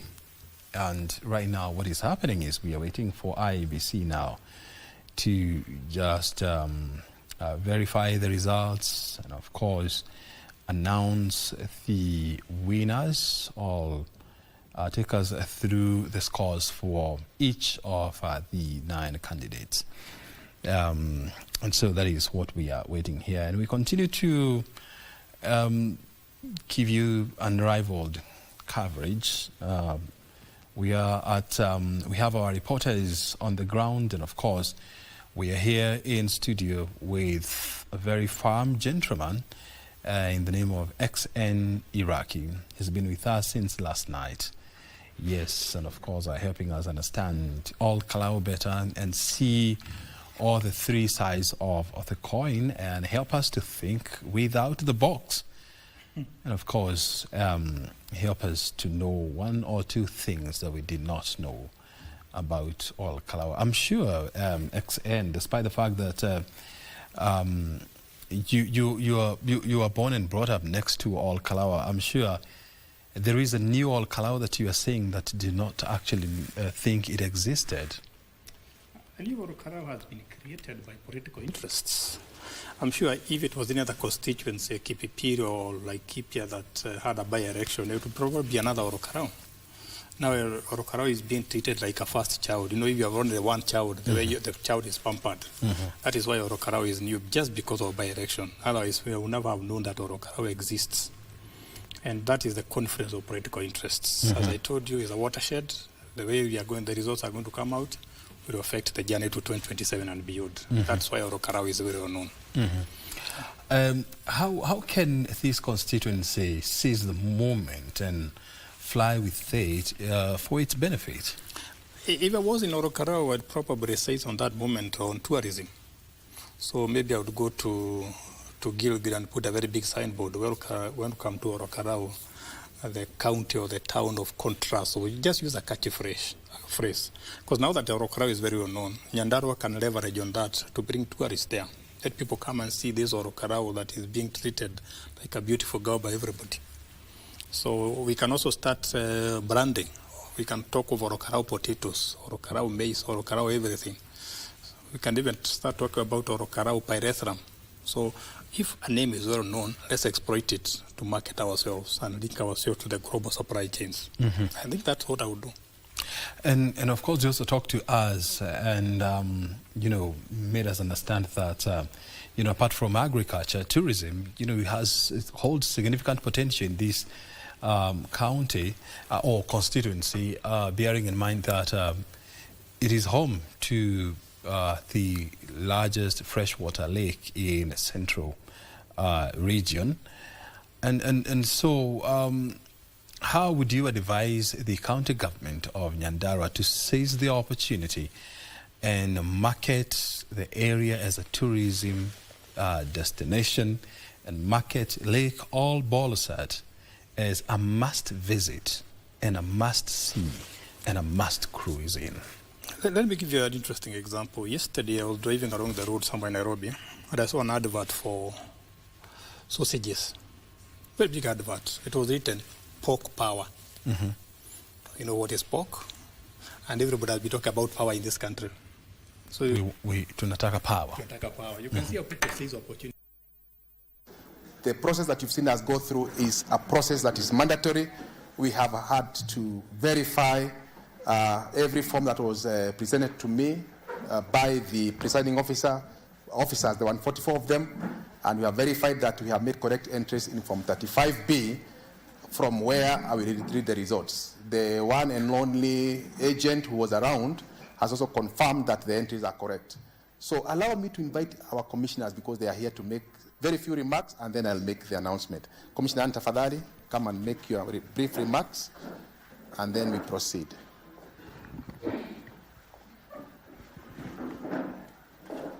Thank you.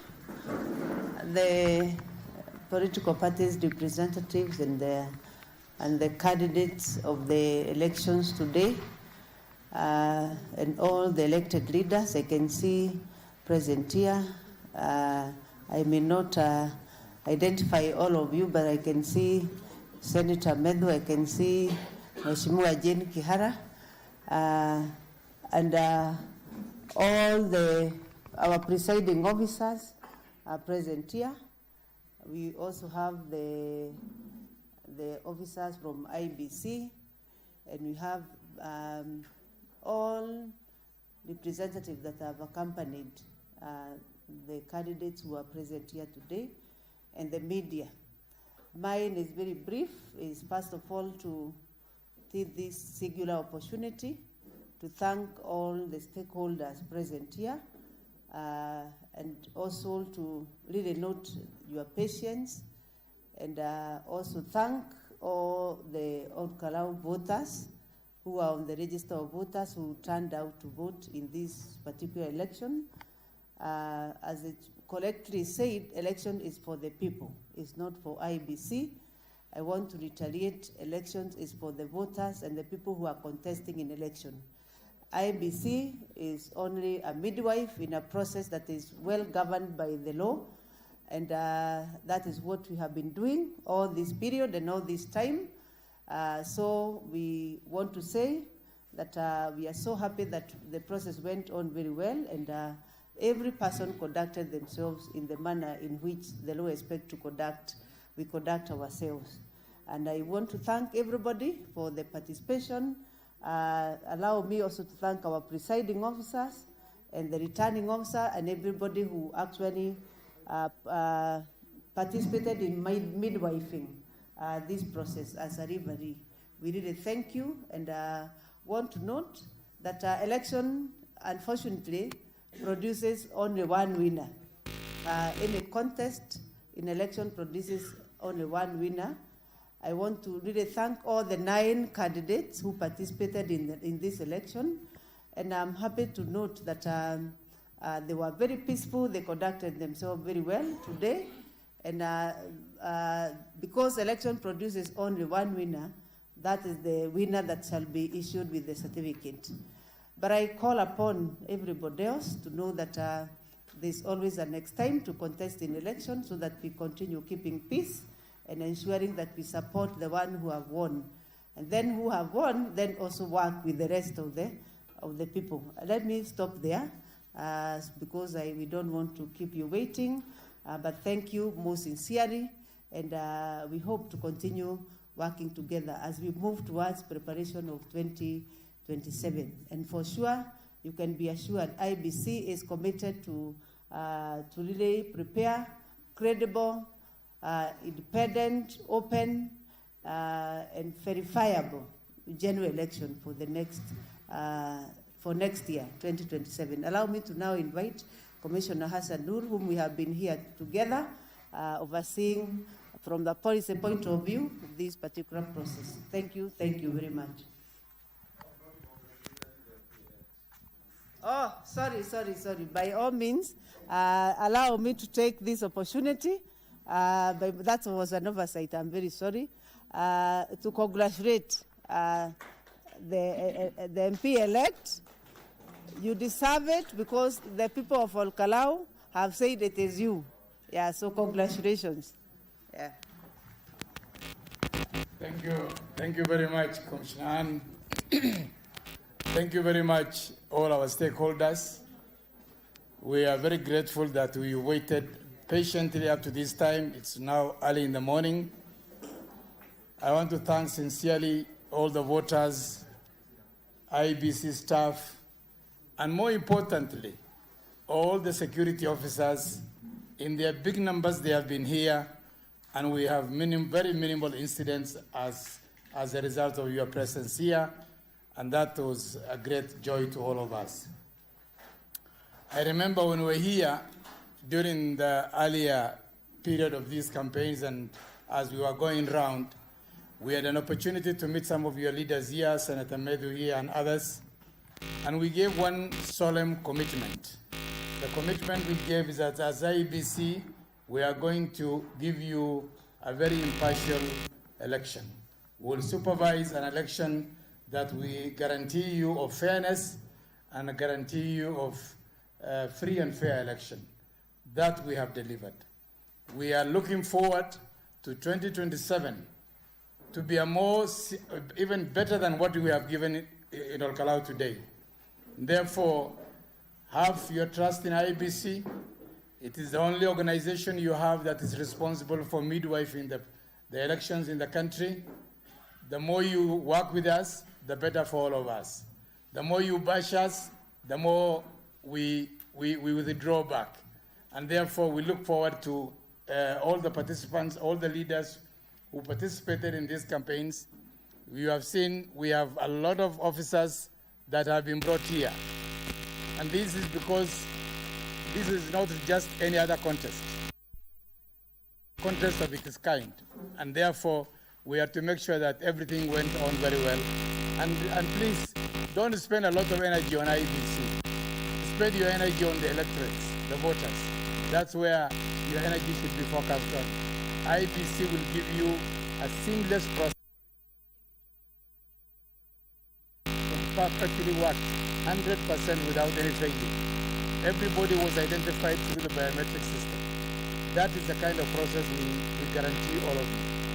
And therefore, up to this minute, and I want to say up to this minute, we have only one winner.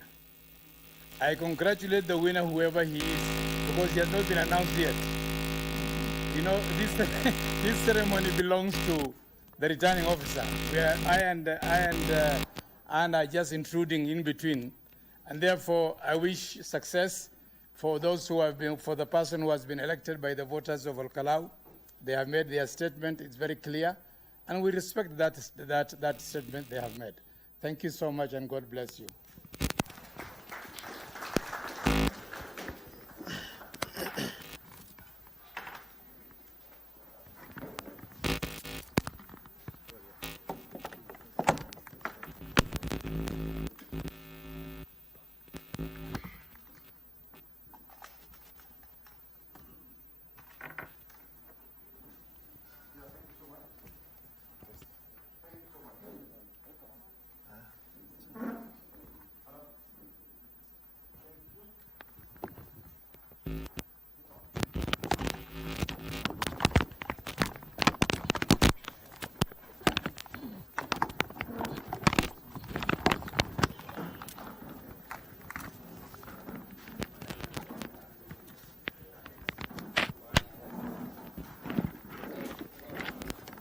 I'm loud enough?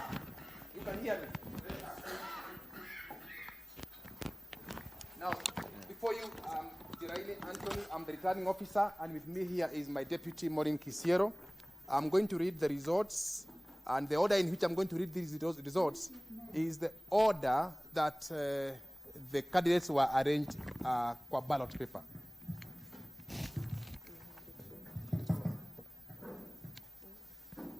Thank you. So I'm using the order of the ballot, of the names in the ballot paper. Sorry. I start with Abdifatah Hussein Abdallah from FPK. He has scored 19 votes. Timothy Kamau Karaoke of PPM, 51 votes. Wilson Mwaneki Kegwa of Jubilee has scored as 198. Edwin Kareri Mushiri of PNU, 28. Edward Madenge Mwaneki of KMM, 16. Raphael Wangoi Njoroge of PDP, Rachel Wangoi Njoroge of PDP, 11. Samuel Mushinanyaga of UDA, 55,450. 5,450. Stephen Wanyoike Waithaka of NLP, 103.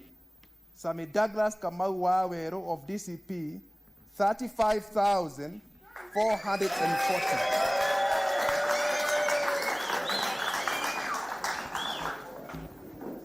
So I request Sami Douglas Kamau Wawero to step forward so that I can hand over this certificate to him, I being the returning officer for this Old Kalau by-election. Maybe if the spouse can accompany him, that would be grateful.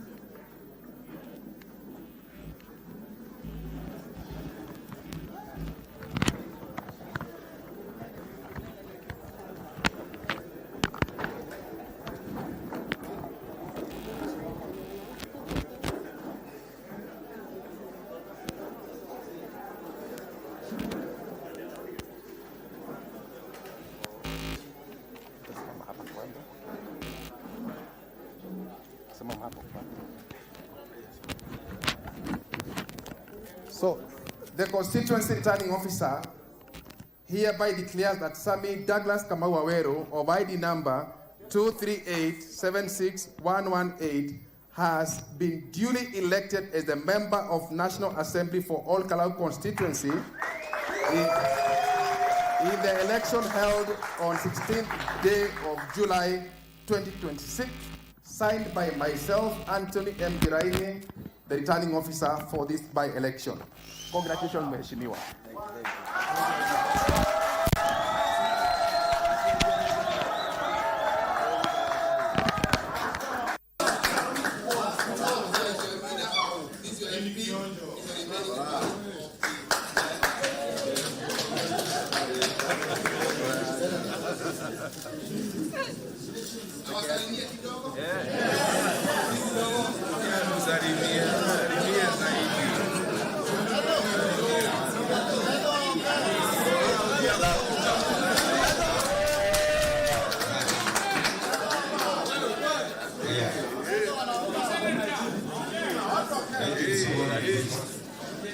Good morning, everyone.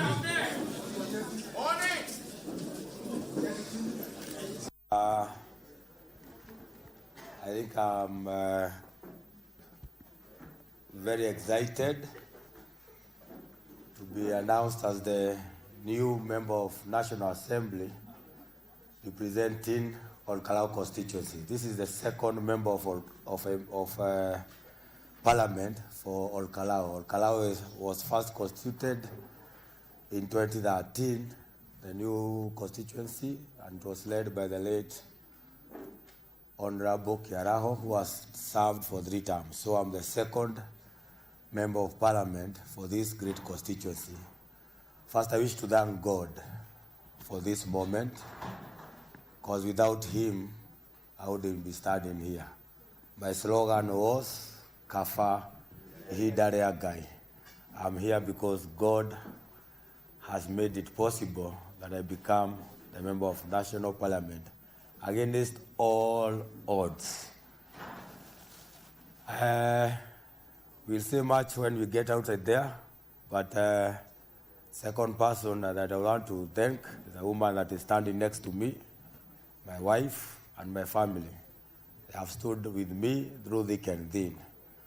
When things didn't look good, they were always there for me. Family always come first. And when things are tough, you always have solace, a place to run to.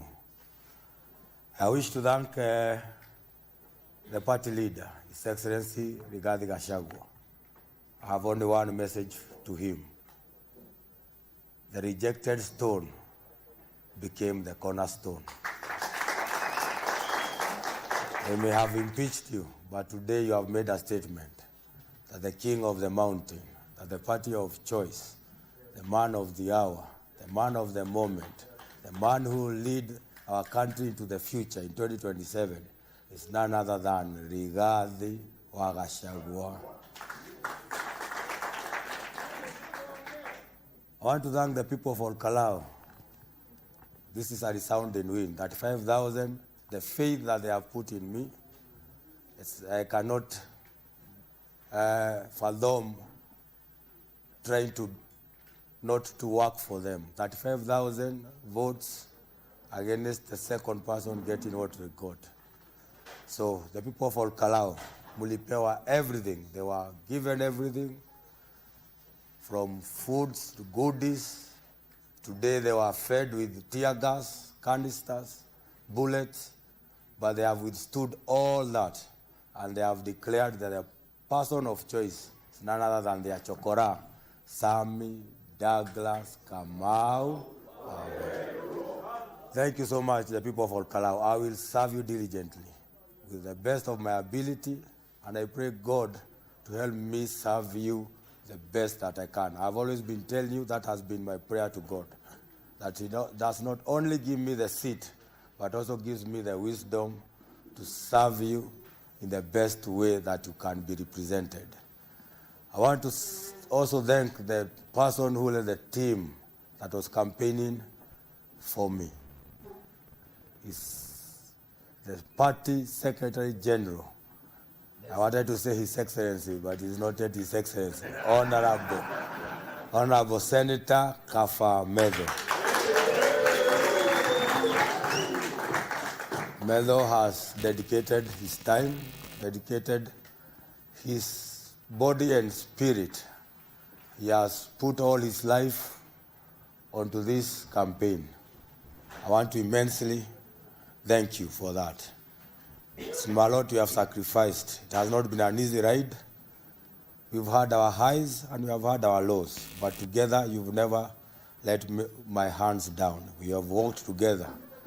And as a big brother, but on this, I was your younger brother. I want to thank you sincerely from the bottom of my heart that you have held me, you have counseled me. Where things didn't go right, me the best way to go about.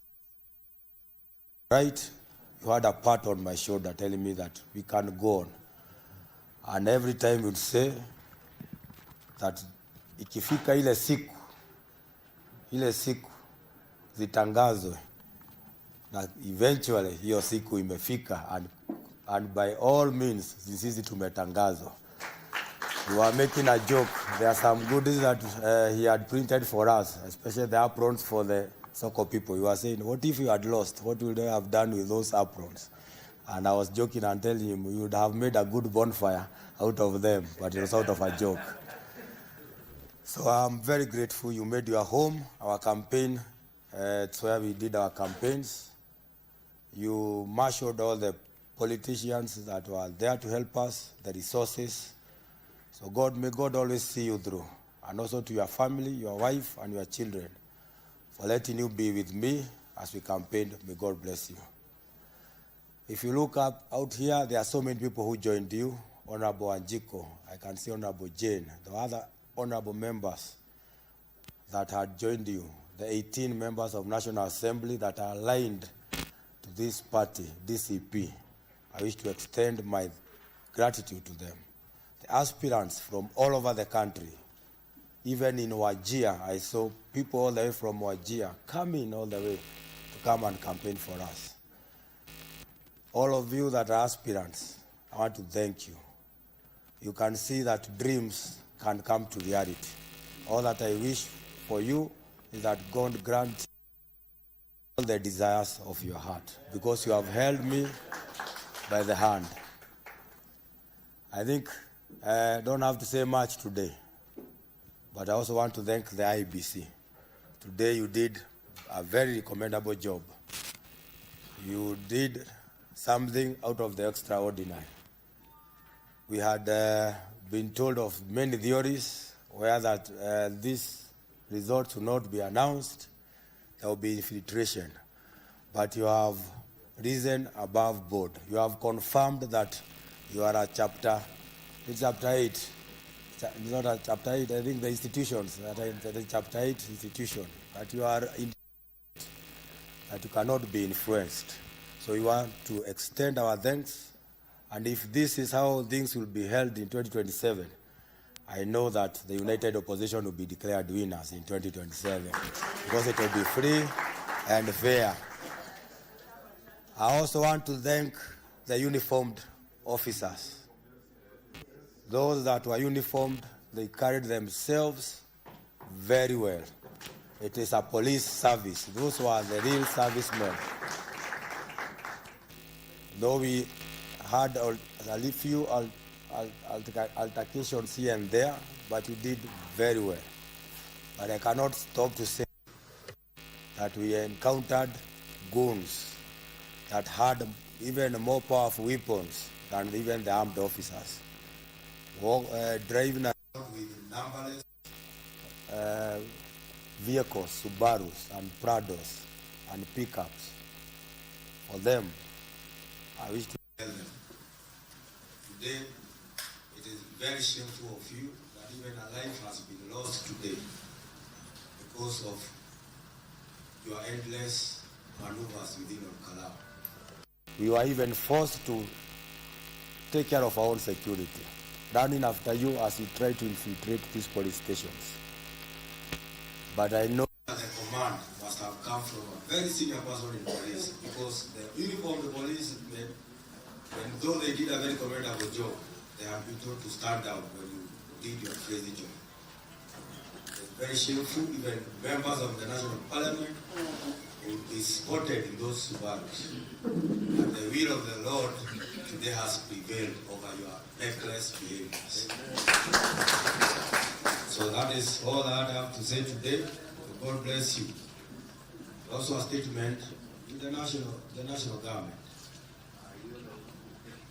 I hope you can see the writings in the wall. The people of Kalau have spoken. The government is not doing well. People have been saying it. Today you have seen it. And as we have been saying in our local dialect,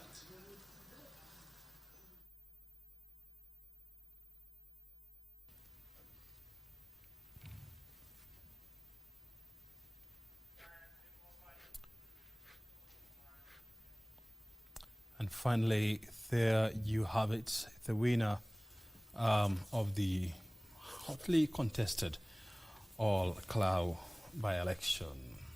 That is none other than Samuel Douglas Kamau Waweru of DCP, who managed to garner 34,440, followed closely by his closest challenger in the name of Samuel Mushina Nyaga of United Democratic Alliance, who managed to get 5,450. Well, the DCP candidate, Timothy Kamau, managed to get 198. If you're just joining us, and the numbers are on your screen, we have some breaking news for you. Samuel Douglas Kamau Waweru of DCP is the new Member of Parliament elect for All Kalau constituency after garnering 35,440 votes. And Samuel Mushina Nyaga of UDA managed to come second with 5,450 votes. Remember, this contest attracted about 9 candidates, and Samuel Douglas of DCP is the winner. XN, what would you say about this? I mean, I was trying to add up these numbers, and this is less than 50,000. These are less than 50,000 votes. Actually, they are less than 42,000 votes out of 75. I think it's a good trial for. It's a good turnout. Yeah, it's a brilliant turnout. But O'Brien, one of the things that surprised me is somebody can get 16 votes or 11 votes. I mean, for me, the biggest shocker here is Jubilee Party managing to get 198 votes. Yes. Only 198 I had caught votes. somebody on the ground, and he had predicted that the future of Jubilee is not very bright. In All Kalau. In All Kalau. But if you can allow me to make a few comments. Please. The first one is the winner. You notice how young he is. Yes. And if you want to win in All Kalau, make sure you have a beard. That seems to be one of the qualifications. Yeah. And the man is very young, like Metho and the rest. So it seems as if in All Kalau there's a generation change. Young people are taking over. Yeah. Number 2 is the party, DCP. And that is a turning point. Yeah. Because I guess DCP will now start building momentum for 2027. And I guess even those people who had doubts about it will think twice. And number three is how this was won. Despite giving people all the goodies, they never changed. I think that's the future. That's the caliber of voters we want in this country.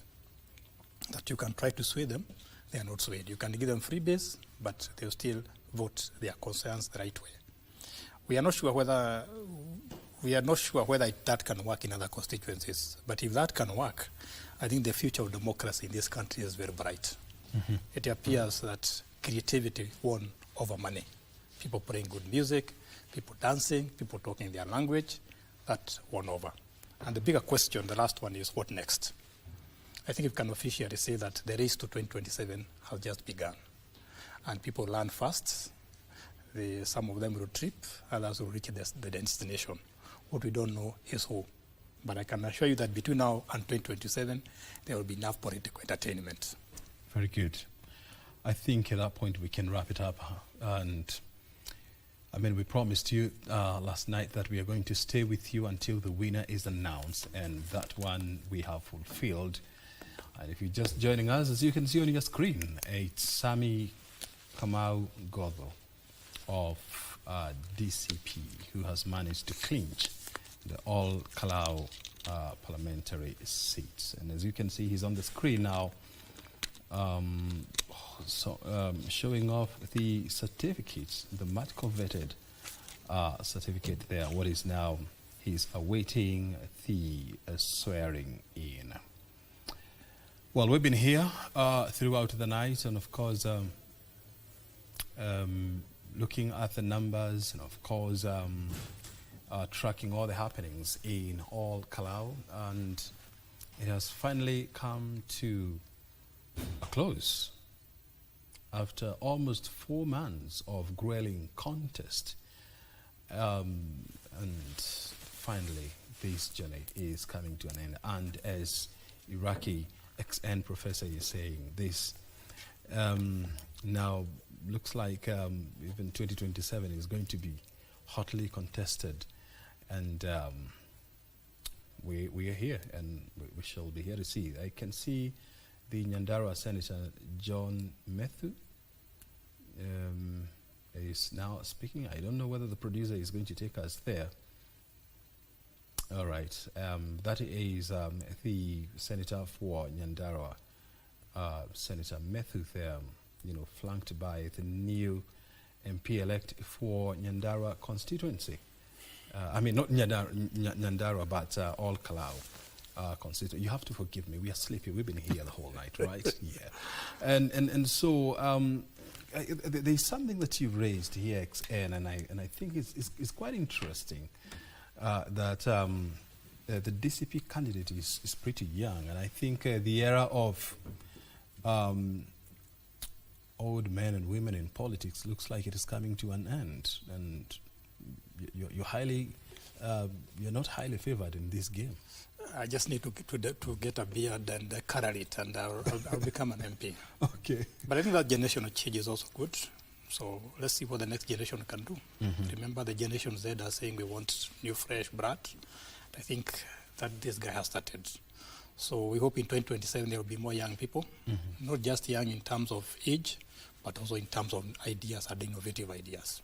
That's what I look forward to. And the new MP-elect, has just mentioned the DCP leader, Rigathi Gachagua. You're seeing a biblical metaphor about the rejected stone now becoming the cornerstone. How do you expect Gachagua now?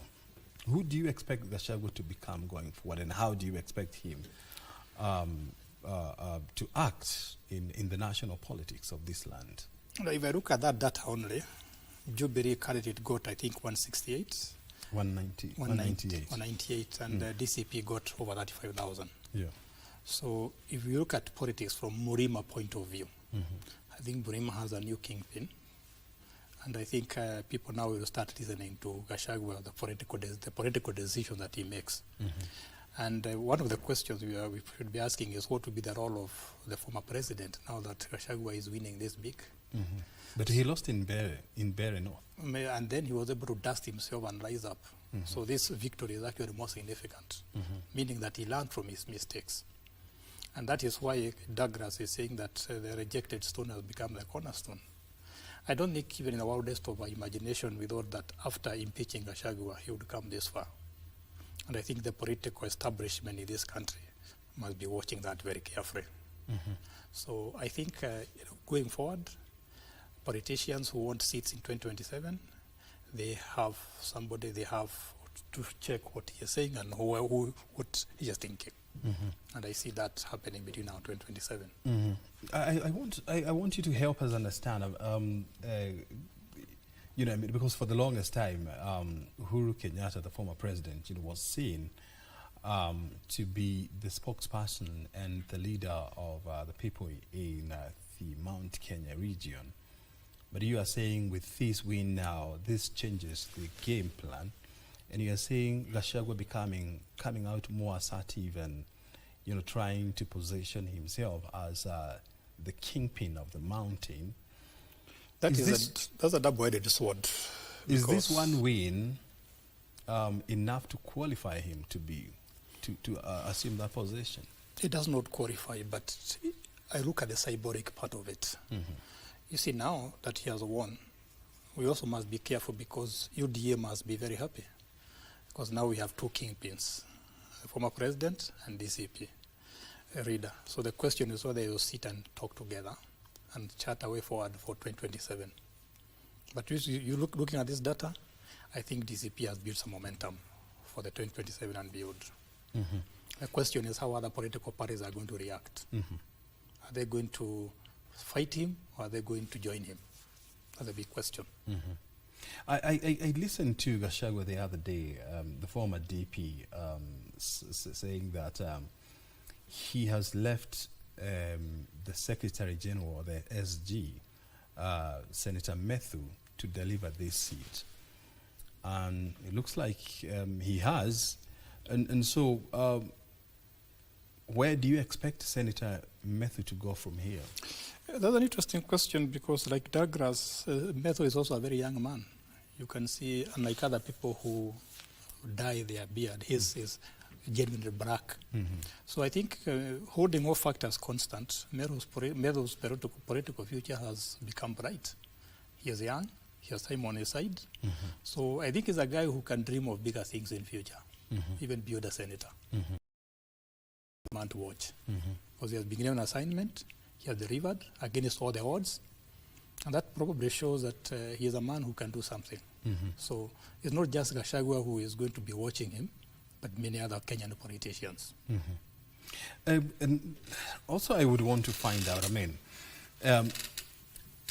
did DCP win because it is popular or because the leadership of DCP is popular, or did they win because the parties that were competing with are weaker?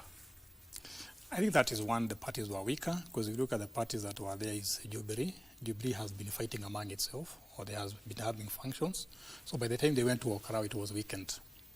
So the other parties were weak, but DCP have also been very vocal. Any issue that comes up in this country, they are always giving their comments. So they have endeared themselves to the Kenyan people. But the other reason probably why they won is if you look at the circumstances under which this election was held, the DCP party was able to put very good message or very good messaging about the goodies, the freebies, asking questions like why should we be given things because somebody has died and so on. So their messaging was very well done, and that message, considering the other parties were also weak, was a very good combination to win. And in this case, I mean, also help us understand, when you look at this contest, has Samuel Douglas Kamau aware of DCP won because he was popular, or he was with a popular party, or because his opponents were not strong, or because the people who were backing him were popular? I think he got into the right party, because in Kenya to win elections you must be in the right party. And then, very important, he had very good backers. Actually, they say the party will guarantee you whether you're going to win or not. You know, gives you either 70% chances of winning. And you saw it happen in Orokarao. But also he had very good backers. If you look at the people like Medu, people who are well known, like the other day he said something when the president had visited that place. So he was seen as the right person to handle him. So I think he is also an easy man to mentor. So once he was mentored by Gachagua, he was mentored by Medu, I think his victory was assured. And then the government party, which I would probably call UDA, also did not do the right thing, because they had estimated the behavior of people from that region. I think those people are very annoyed to be given a free base. They've interpreted that as being demeaned, and they hit back by getting those things but voting against somebody else. I think if you look at the amount of money that was poured there, they were saying it is 10 billion. I don't expect people to vote that negatively, but they have shown they are very principled. So I think all the stars were aligned towards Douglas Kamau. And I must say, even if it was somebody else in the right party, he would still have won. He would still have won. And now that, you know, and that gentleman has the winner has credited his win to three things. You know, DCP leader Rigathi Gachagua and the Secretary General of DCP, John Methu. Methu is the senator for Nyandarua County. Yes. Do you expect him to go for a higher seat than the senator? And if yes, which seat? From the ground, I've not heard him say that he wants to go for another seat. So he probably defend his senatorial seat. But he may be tempted to think of maybe becoming the governor of Nyandarua, because he has the crowd and the name to get that. But he is one of the politicians who will get in 2027 probably what he wants. He just needs to choose the post that he wants and people will vote for him. And then the way he campaigned for that gentleman, I think if you want to succeed in that county, you may have to talk to him. You have to. Because he's a great mobilizer. Yes. He's a good mobilizer. I also want you to talk to us about the voter turnout.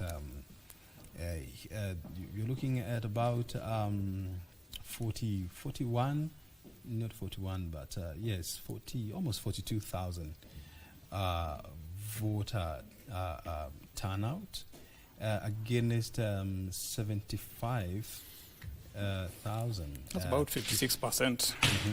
Which is not bad. 56%. That's not bad by Kenyan standards. Yeah. If you look at the other by-elections, the voter turnout was very low. So this is not bad. It shows the passion that people had to make sure that they vote and they get a new MP and in a new party.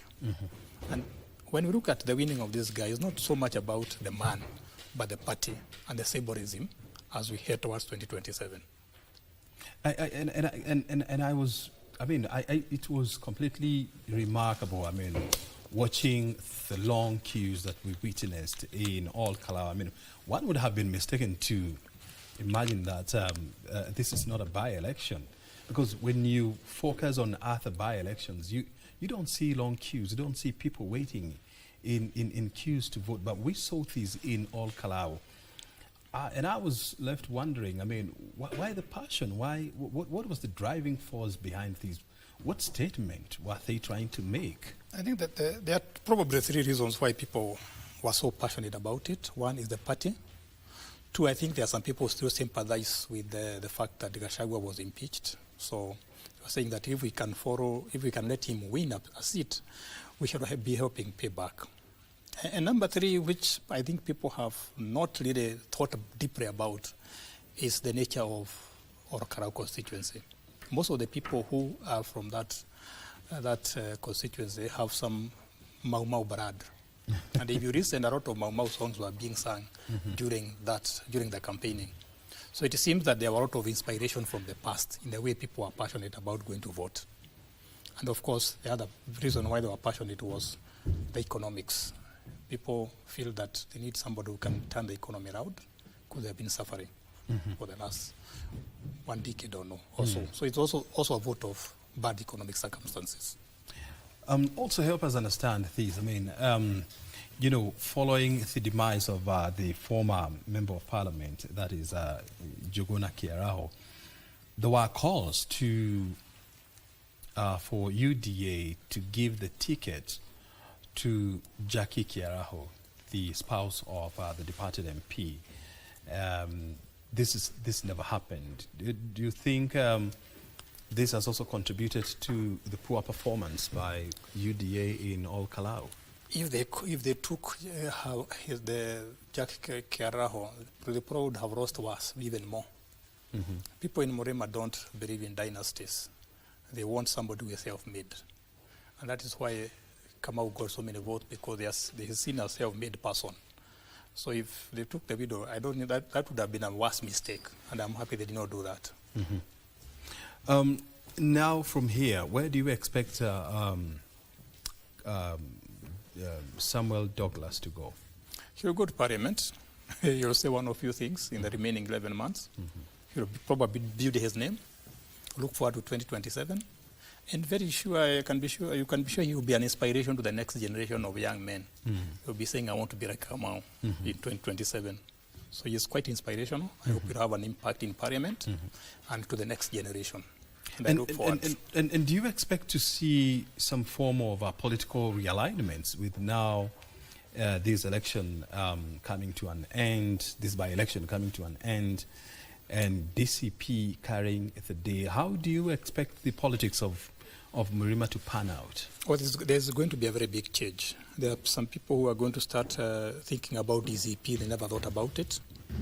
Even the government still might come up with the changes, because DCP seems to have come out as a party that you have to think about.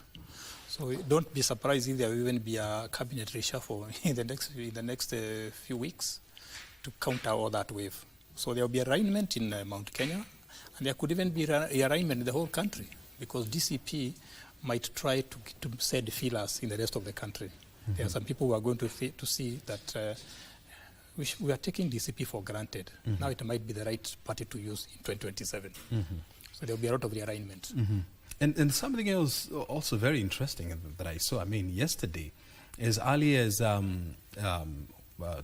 p.m., 8 p.m., I saw politicians, congratulating the DCP candidate. And I thought probably maybe they were doing it with a smirk, or maybe it was a sarcastic congratulation. But what do they know that the rest of us did not know? It's called the first mover advantage. Mm-hmm. Now that you have seen success, you want to be associated with success. That's what they are doing. And a typical politician... How did they, first of all, get to know that he was winning? Ground. If you check, you can always detect who is going to win. I don't think anybody was very surprised that Douglas Kamau won. If you have been to Orokarau and talked to people there, it was obvious he's going to win. It was quite obvious. So the politicians wanted to be identified with that success. That's why they were sending those congratulatory messages and being on the ground. And that is why you found Kangata suffering when he tried to go to Orokarau, because I think Gachagua and others realized he'll take too much credit if this guy wins. Mm-hmm. And the politicians don't like competition. So that's the starting point. The win of Kamau is the starting point in our race to 2027, and be ready for entertainment. Mm-hmm. And now he's being called the first son of DCP. Is it the first son or the firstborn? The firstborn. I mean, well, he's also the first son because, he's a man, definitely. And now he's the firstborn of DCP. And now with this win, of course it is giving the former deputy president, Rigathi Gachagua, a major political boost. And bragging rights. He gives him some high levels of bragging rights that have managed to outdo UDA in All Kalau. How do you expect him now to reorganize his party to make it even more stronger? What I suspect is he probably will reach beyond Murima. Mm-hmm. He probably feels that Murima is in his pocket. Mm-hmm. So he is probably going to try and get linkmen from other parts of the country, so that the party can be seen as a nationwide party, not a Murima party. So I expect to see him visiting in other places, feeling that I've pocketed Murima, now let's go and hunt and gather in the rest of the country. Mm-hmm. So I expect him to become more national in outlook from now henceforth. Mm-hmm. Also help us understand things. I mean, I know the opposition has been haggling over who should face President William Ruto in 2022. How is this win expected to shape the opposition going forward? My hunch tells me that Gachagua will not run for presidency, but he will decide who will be the president in the opposition. So I think he is going to be a very good kingmaker because he has shown that he can he's going to choose who will run against President Ruto. That's what I suspect. And because of what has happened in Orokarao, they might pay attention to him. But, you know, that narrative is very popular, and you don't expect it to change with Gachagua's party now delivering this seat? He might be tempted that since you have won Orokarao, you should be a flag bearer, but I suspect he is a political pragmatist. I don't think he'll be tempted to run for president. That's my hunch. What works against him? He is not seen as a moderate politician. He is seen as an extremist, political extremist. If you look at his pronouncements, he does not look like a moderate. And I think Kenya is afraid of people who are too extreme because of the heated political environment. But you never know, he might turn and become a very moderate person and look presidential. Do you think he can deputize the flag bearer in the opposition? I don't think Gachagua can deputize anybody. He has learned his lesson. I don't think he would want that again. He wouldn't want that to happen? I don't think so. With history in mind? No, I don't think so. I'll be very surprised. Yeah. Also, help me understand, how do you expect the other opposition politicians who have been coalescing around him to treat him? And I'm talking about the likes of Kalonzo Musyoka, the likes of Martha Karua, and what is the other one? Sifuna and others. Sifuna's Linda Mwananchi and all that. How now do you expect them to treat Gachagua? I think they will treat him with a lot of respect as a person who can deliver. The question is whether that will elevate him or whether they will wait for him to elevate them. There will be a lot of negotiations now. You see, now he has more political power. He has more political capital. The question is how he is going to spend it. And the most likely way to spend it is to decide who is going to be the flag bearer. Do you think if this was a by-election in, let's say, in Kilifi or Shamahoho, do you think DCP would have delivered? I don't think so. I don't think people in those areas would have had the passion they had in Orokarao. Why is a conference of history, a conference of this is our son, a conference of revenge, and a conference of the fact that Jubilee has become weak. So I don't think it would have been the same. Are you trying to say that though DCP has managed to deliver all Kalou seat, it is not universally acceptable? It's not a popular, it's not a national popular party? All political parties have a home. Then they go funding to the rest of the country. So I don't think DCP has done very well in popularizing itself in other parts of the country. And this is its golden opportunity that now we have shown we can work in Murima area, now let's go to the rest of the country. And I think that is going to be their strategy. I'm not their strategist, but I think that is what I think they will do. They will try to popularize themselves to the rest of the country. Also, do you draw any correlations between what happened in 2021 when MP Kawanjiko won against a very popular or a very strong candidate in Jubilee and delivered the first ticket or the first position in UDA in 2021? How does it relate with what has happened today? In fact, if there's a reason why Orokarau was fought that hard, it is because of Kiambaa in 2021. Because when UDA won in Kiambaa, it built momentum for 2022. So a lot of people are arguing that if DCP has won a seat now, it is building momentum for 2027. So there's a lot of parallelism between the two. As to whether that will also add taking somebody to the State House, that can be debated. But it's definitely a good omen. Politically. Let us talk about the voter turnout in this by-election, and you did the mathematics and you talked about 56%.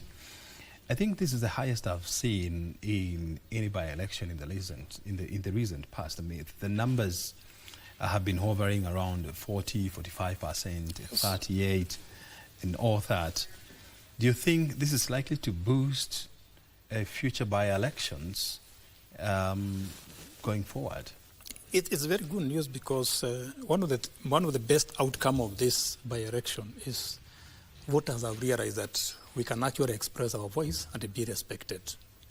So there has been creeping up among the voters in Kenya, but this may reverse because people have been saying that my vote does not count, but now it has been shown that their vote can count. So I think this is very good news for the future, and we expect higher voter turnout.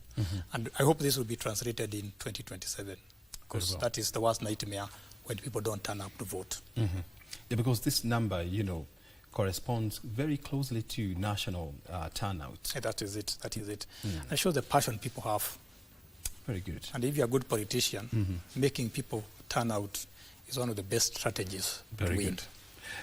I want you to shoot your last shot before we call it a day. I think I must congratulate the people of Orokarau constituency for exercising their democratic rights, for choosing the person they believe will lead them in the political circles. But I must remind the people of Orokarau, the people of Nyandarua, the people of this country, that is not just politics. You must look at the economic part of it. Because at the end of the day, you vote one, and in 24 hours you decide who is going to be your political leader. But turning out the economy, making the economy grow, is not that instant. It takes time, it takes sweat, it takes a lot of planning. So I hope that now they have a leader, they should now switch from politics to economic growth, which is a harder task than just voting. And what is your message to the people in all Kalau? The future is bright. They should not just look at voting on yesterday, but they should also look at the economic activities. Whatever you are doing in Kalau, whether you are a farmer, whether you are rearing sheep, or whether you are dairy, whatever you are doing, please focus on it. Make sure that you are transforming yourself economically so that in 2027, nobody is going to give you hard out because you'll be economically confident and self-reliant. That should be the focus of people of Orokarau and other constituencies. And of course, they also need to be reminded that the time for politics is over. It is time now to build the economy of all Kalau, the economy of Nyandarua, and of course the economy of Kenya. Well, thank you very much for being part of us. We appreciate your time. We appreciate that you found time to be with us throughout the whole night as we tracked the numbers and, of course, as we analyzed the situation as it unfolded in all Kalau. We started this last night at 9 p.m. and now time is coming up to 6:32 in the a.m. And, of course, Good Morning Kenya is coming up next with Kamche Meza. Kamche, good morning. How are you? Naam, salamu alaikum. O'Brien Kimani na Daktari XN Iraki. Vipi, naona imebidi mkeshe leo? Sasa leo tumekesha tangu jana. Sasa ndio sisi hawa na lakini wengi kama mimi tumezoea. Wewe huyo XN amezoea. Mimi sijazoea sana but nimejaribu. Kwa hivyo imekuwa kibarua kigumu O'Brien? Si sana. Nimemsaidia. Amenisaidia sababu tulikuwa tunaenda tunakunywa chai, kahawa, tunakula mayai, and we were happy. I mean, we enjoyed. I mean, tell you what, we did this the last time we did this. I mean, the first time we did this was during the 2010 Constitution, the promulgation of the new Constitution. You remember that? I remember. We spent the whole night here, going through that document page by page. I mean, And we liked it, and that's why we decided to spend the whole night here so that we keep the nation updated on what was happening in all Kalau. Tumefurahia. Shukran sana basi. Shukran sana basi mwenzangu O'Brien Kimani na mchanganuzi wa maswala ya tutasema ni siasa ama pia sera, mchanganuzi wa uchumi pia vile vile Daktari XN Iraki kwa kuweza kujumuika nasi usiku kucha huu, siku ambayo ni tarehe 17, siku moja tu ama tutasema ni saa chache tu baada ya mbivu na mbichi kujulikana kutoka eneo bunge la Olkalau. Mtazamaji, langu jina ni Kamchemenza, lakini kwa sasa kabla tuzamie mengi zaidi, hii ni Kuzacha, tupata mapumziko mafupi alafu nirejee nikujuze mengi zaidi. Usende mbali.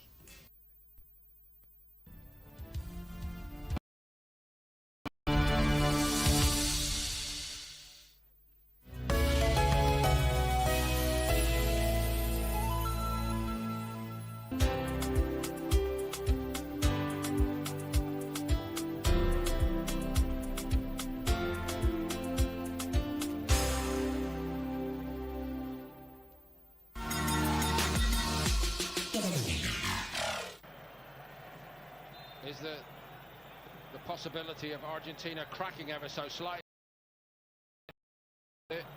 Martinez, he sees that all the way. It's not gone far. Anderson keeps it alive for England. Certainly that applies to Rodgers, to Harry Kane, to several of the others, but will that be enough against this side? Here's Alvarez getting the other side of Spence Alvarez, and it's palmed away by Pickford. Might have been going wide anyway, but it was a fine margin. And a reminder that Alvarez can yet be the difference maker. He goes again, side netting this time.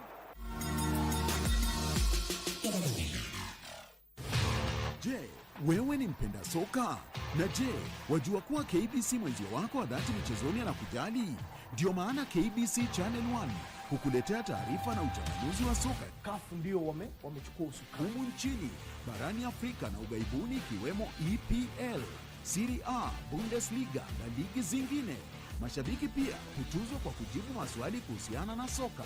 Swali letu la leo. Haya yote ni kwenye kipindi cha Dunda Dunda kwenye KBC Channel 1 kila Ijumaa kuanzia saa 5 asubuhi hadi saa 6:30 mchana. Nawahimiza Wakenya waendelee ku watch Dunda Dunda show. KBC, wenzio wa dhati.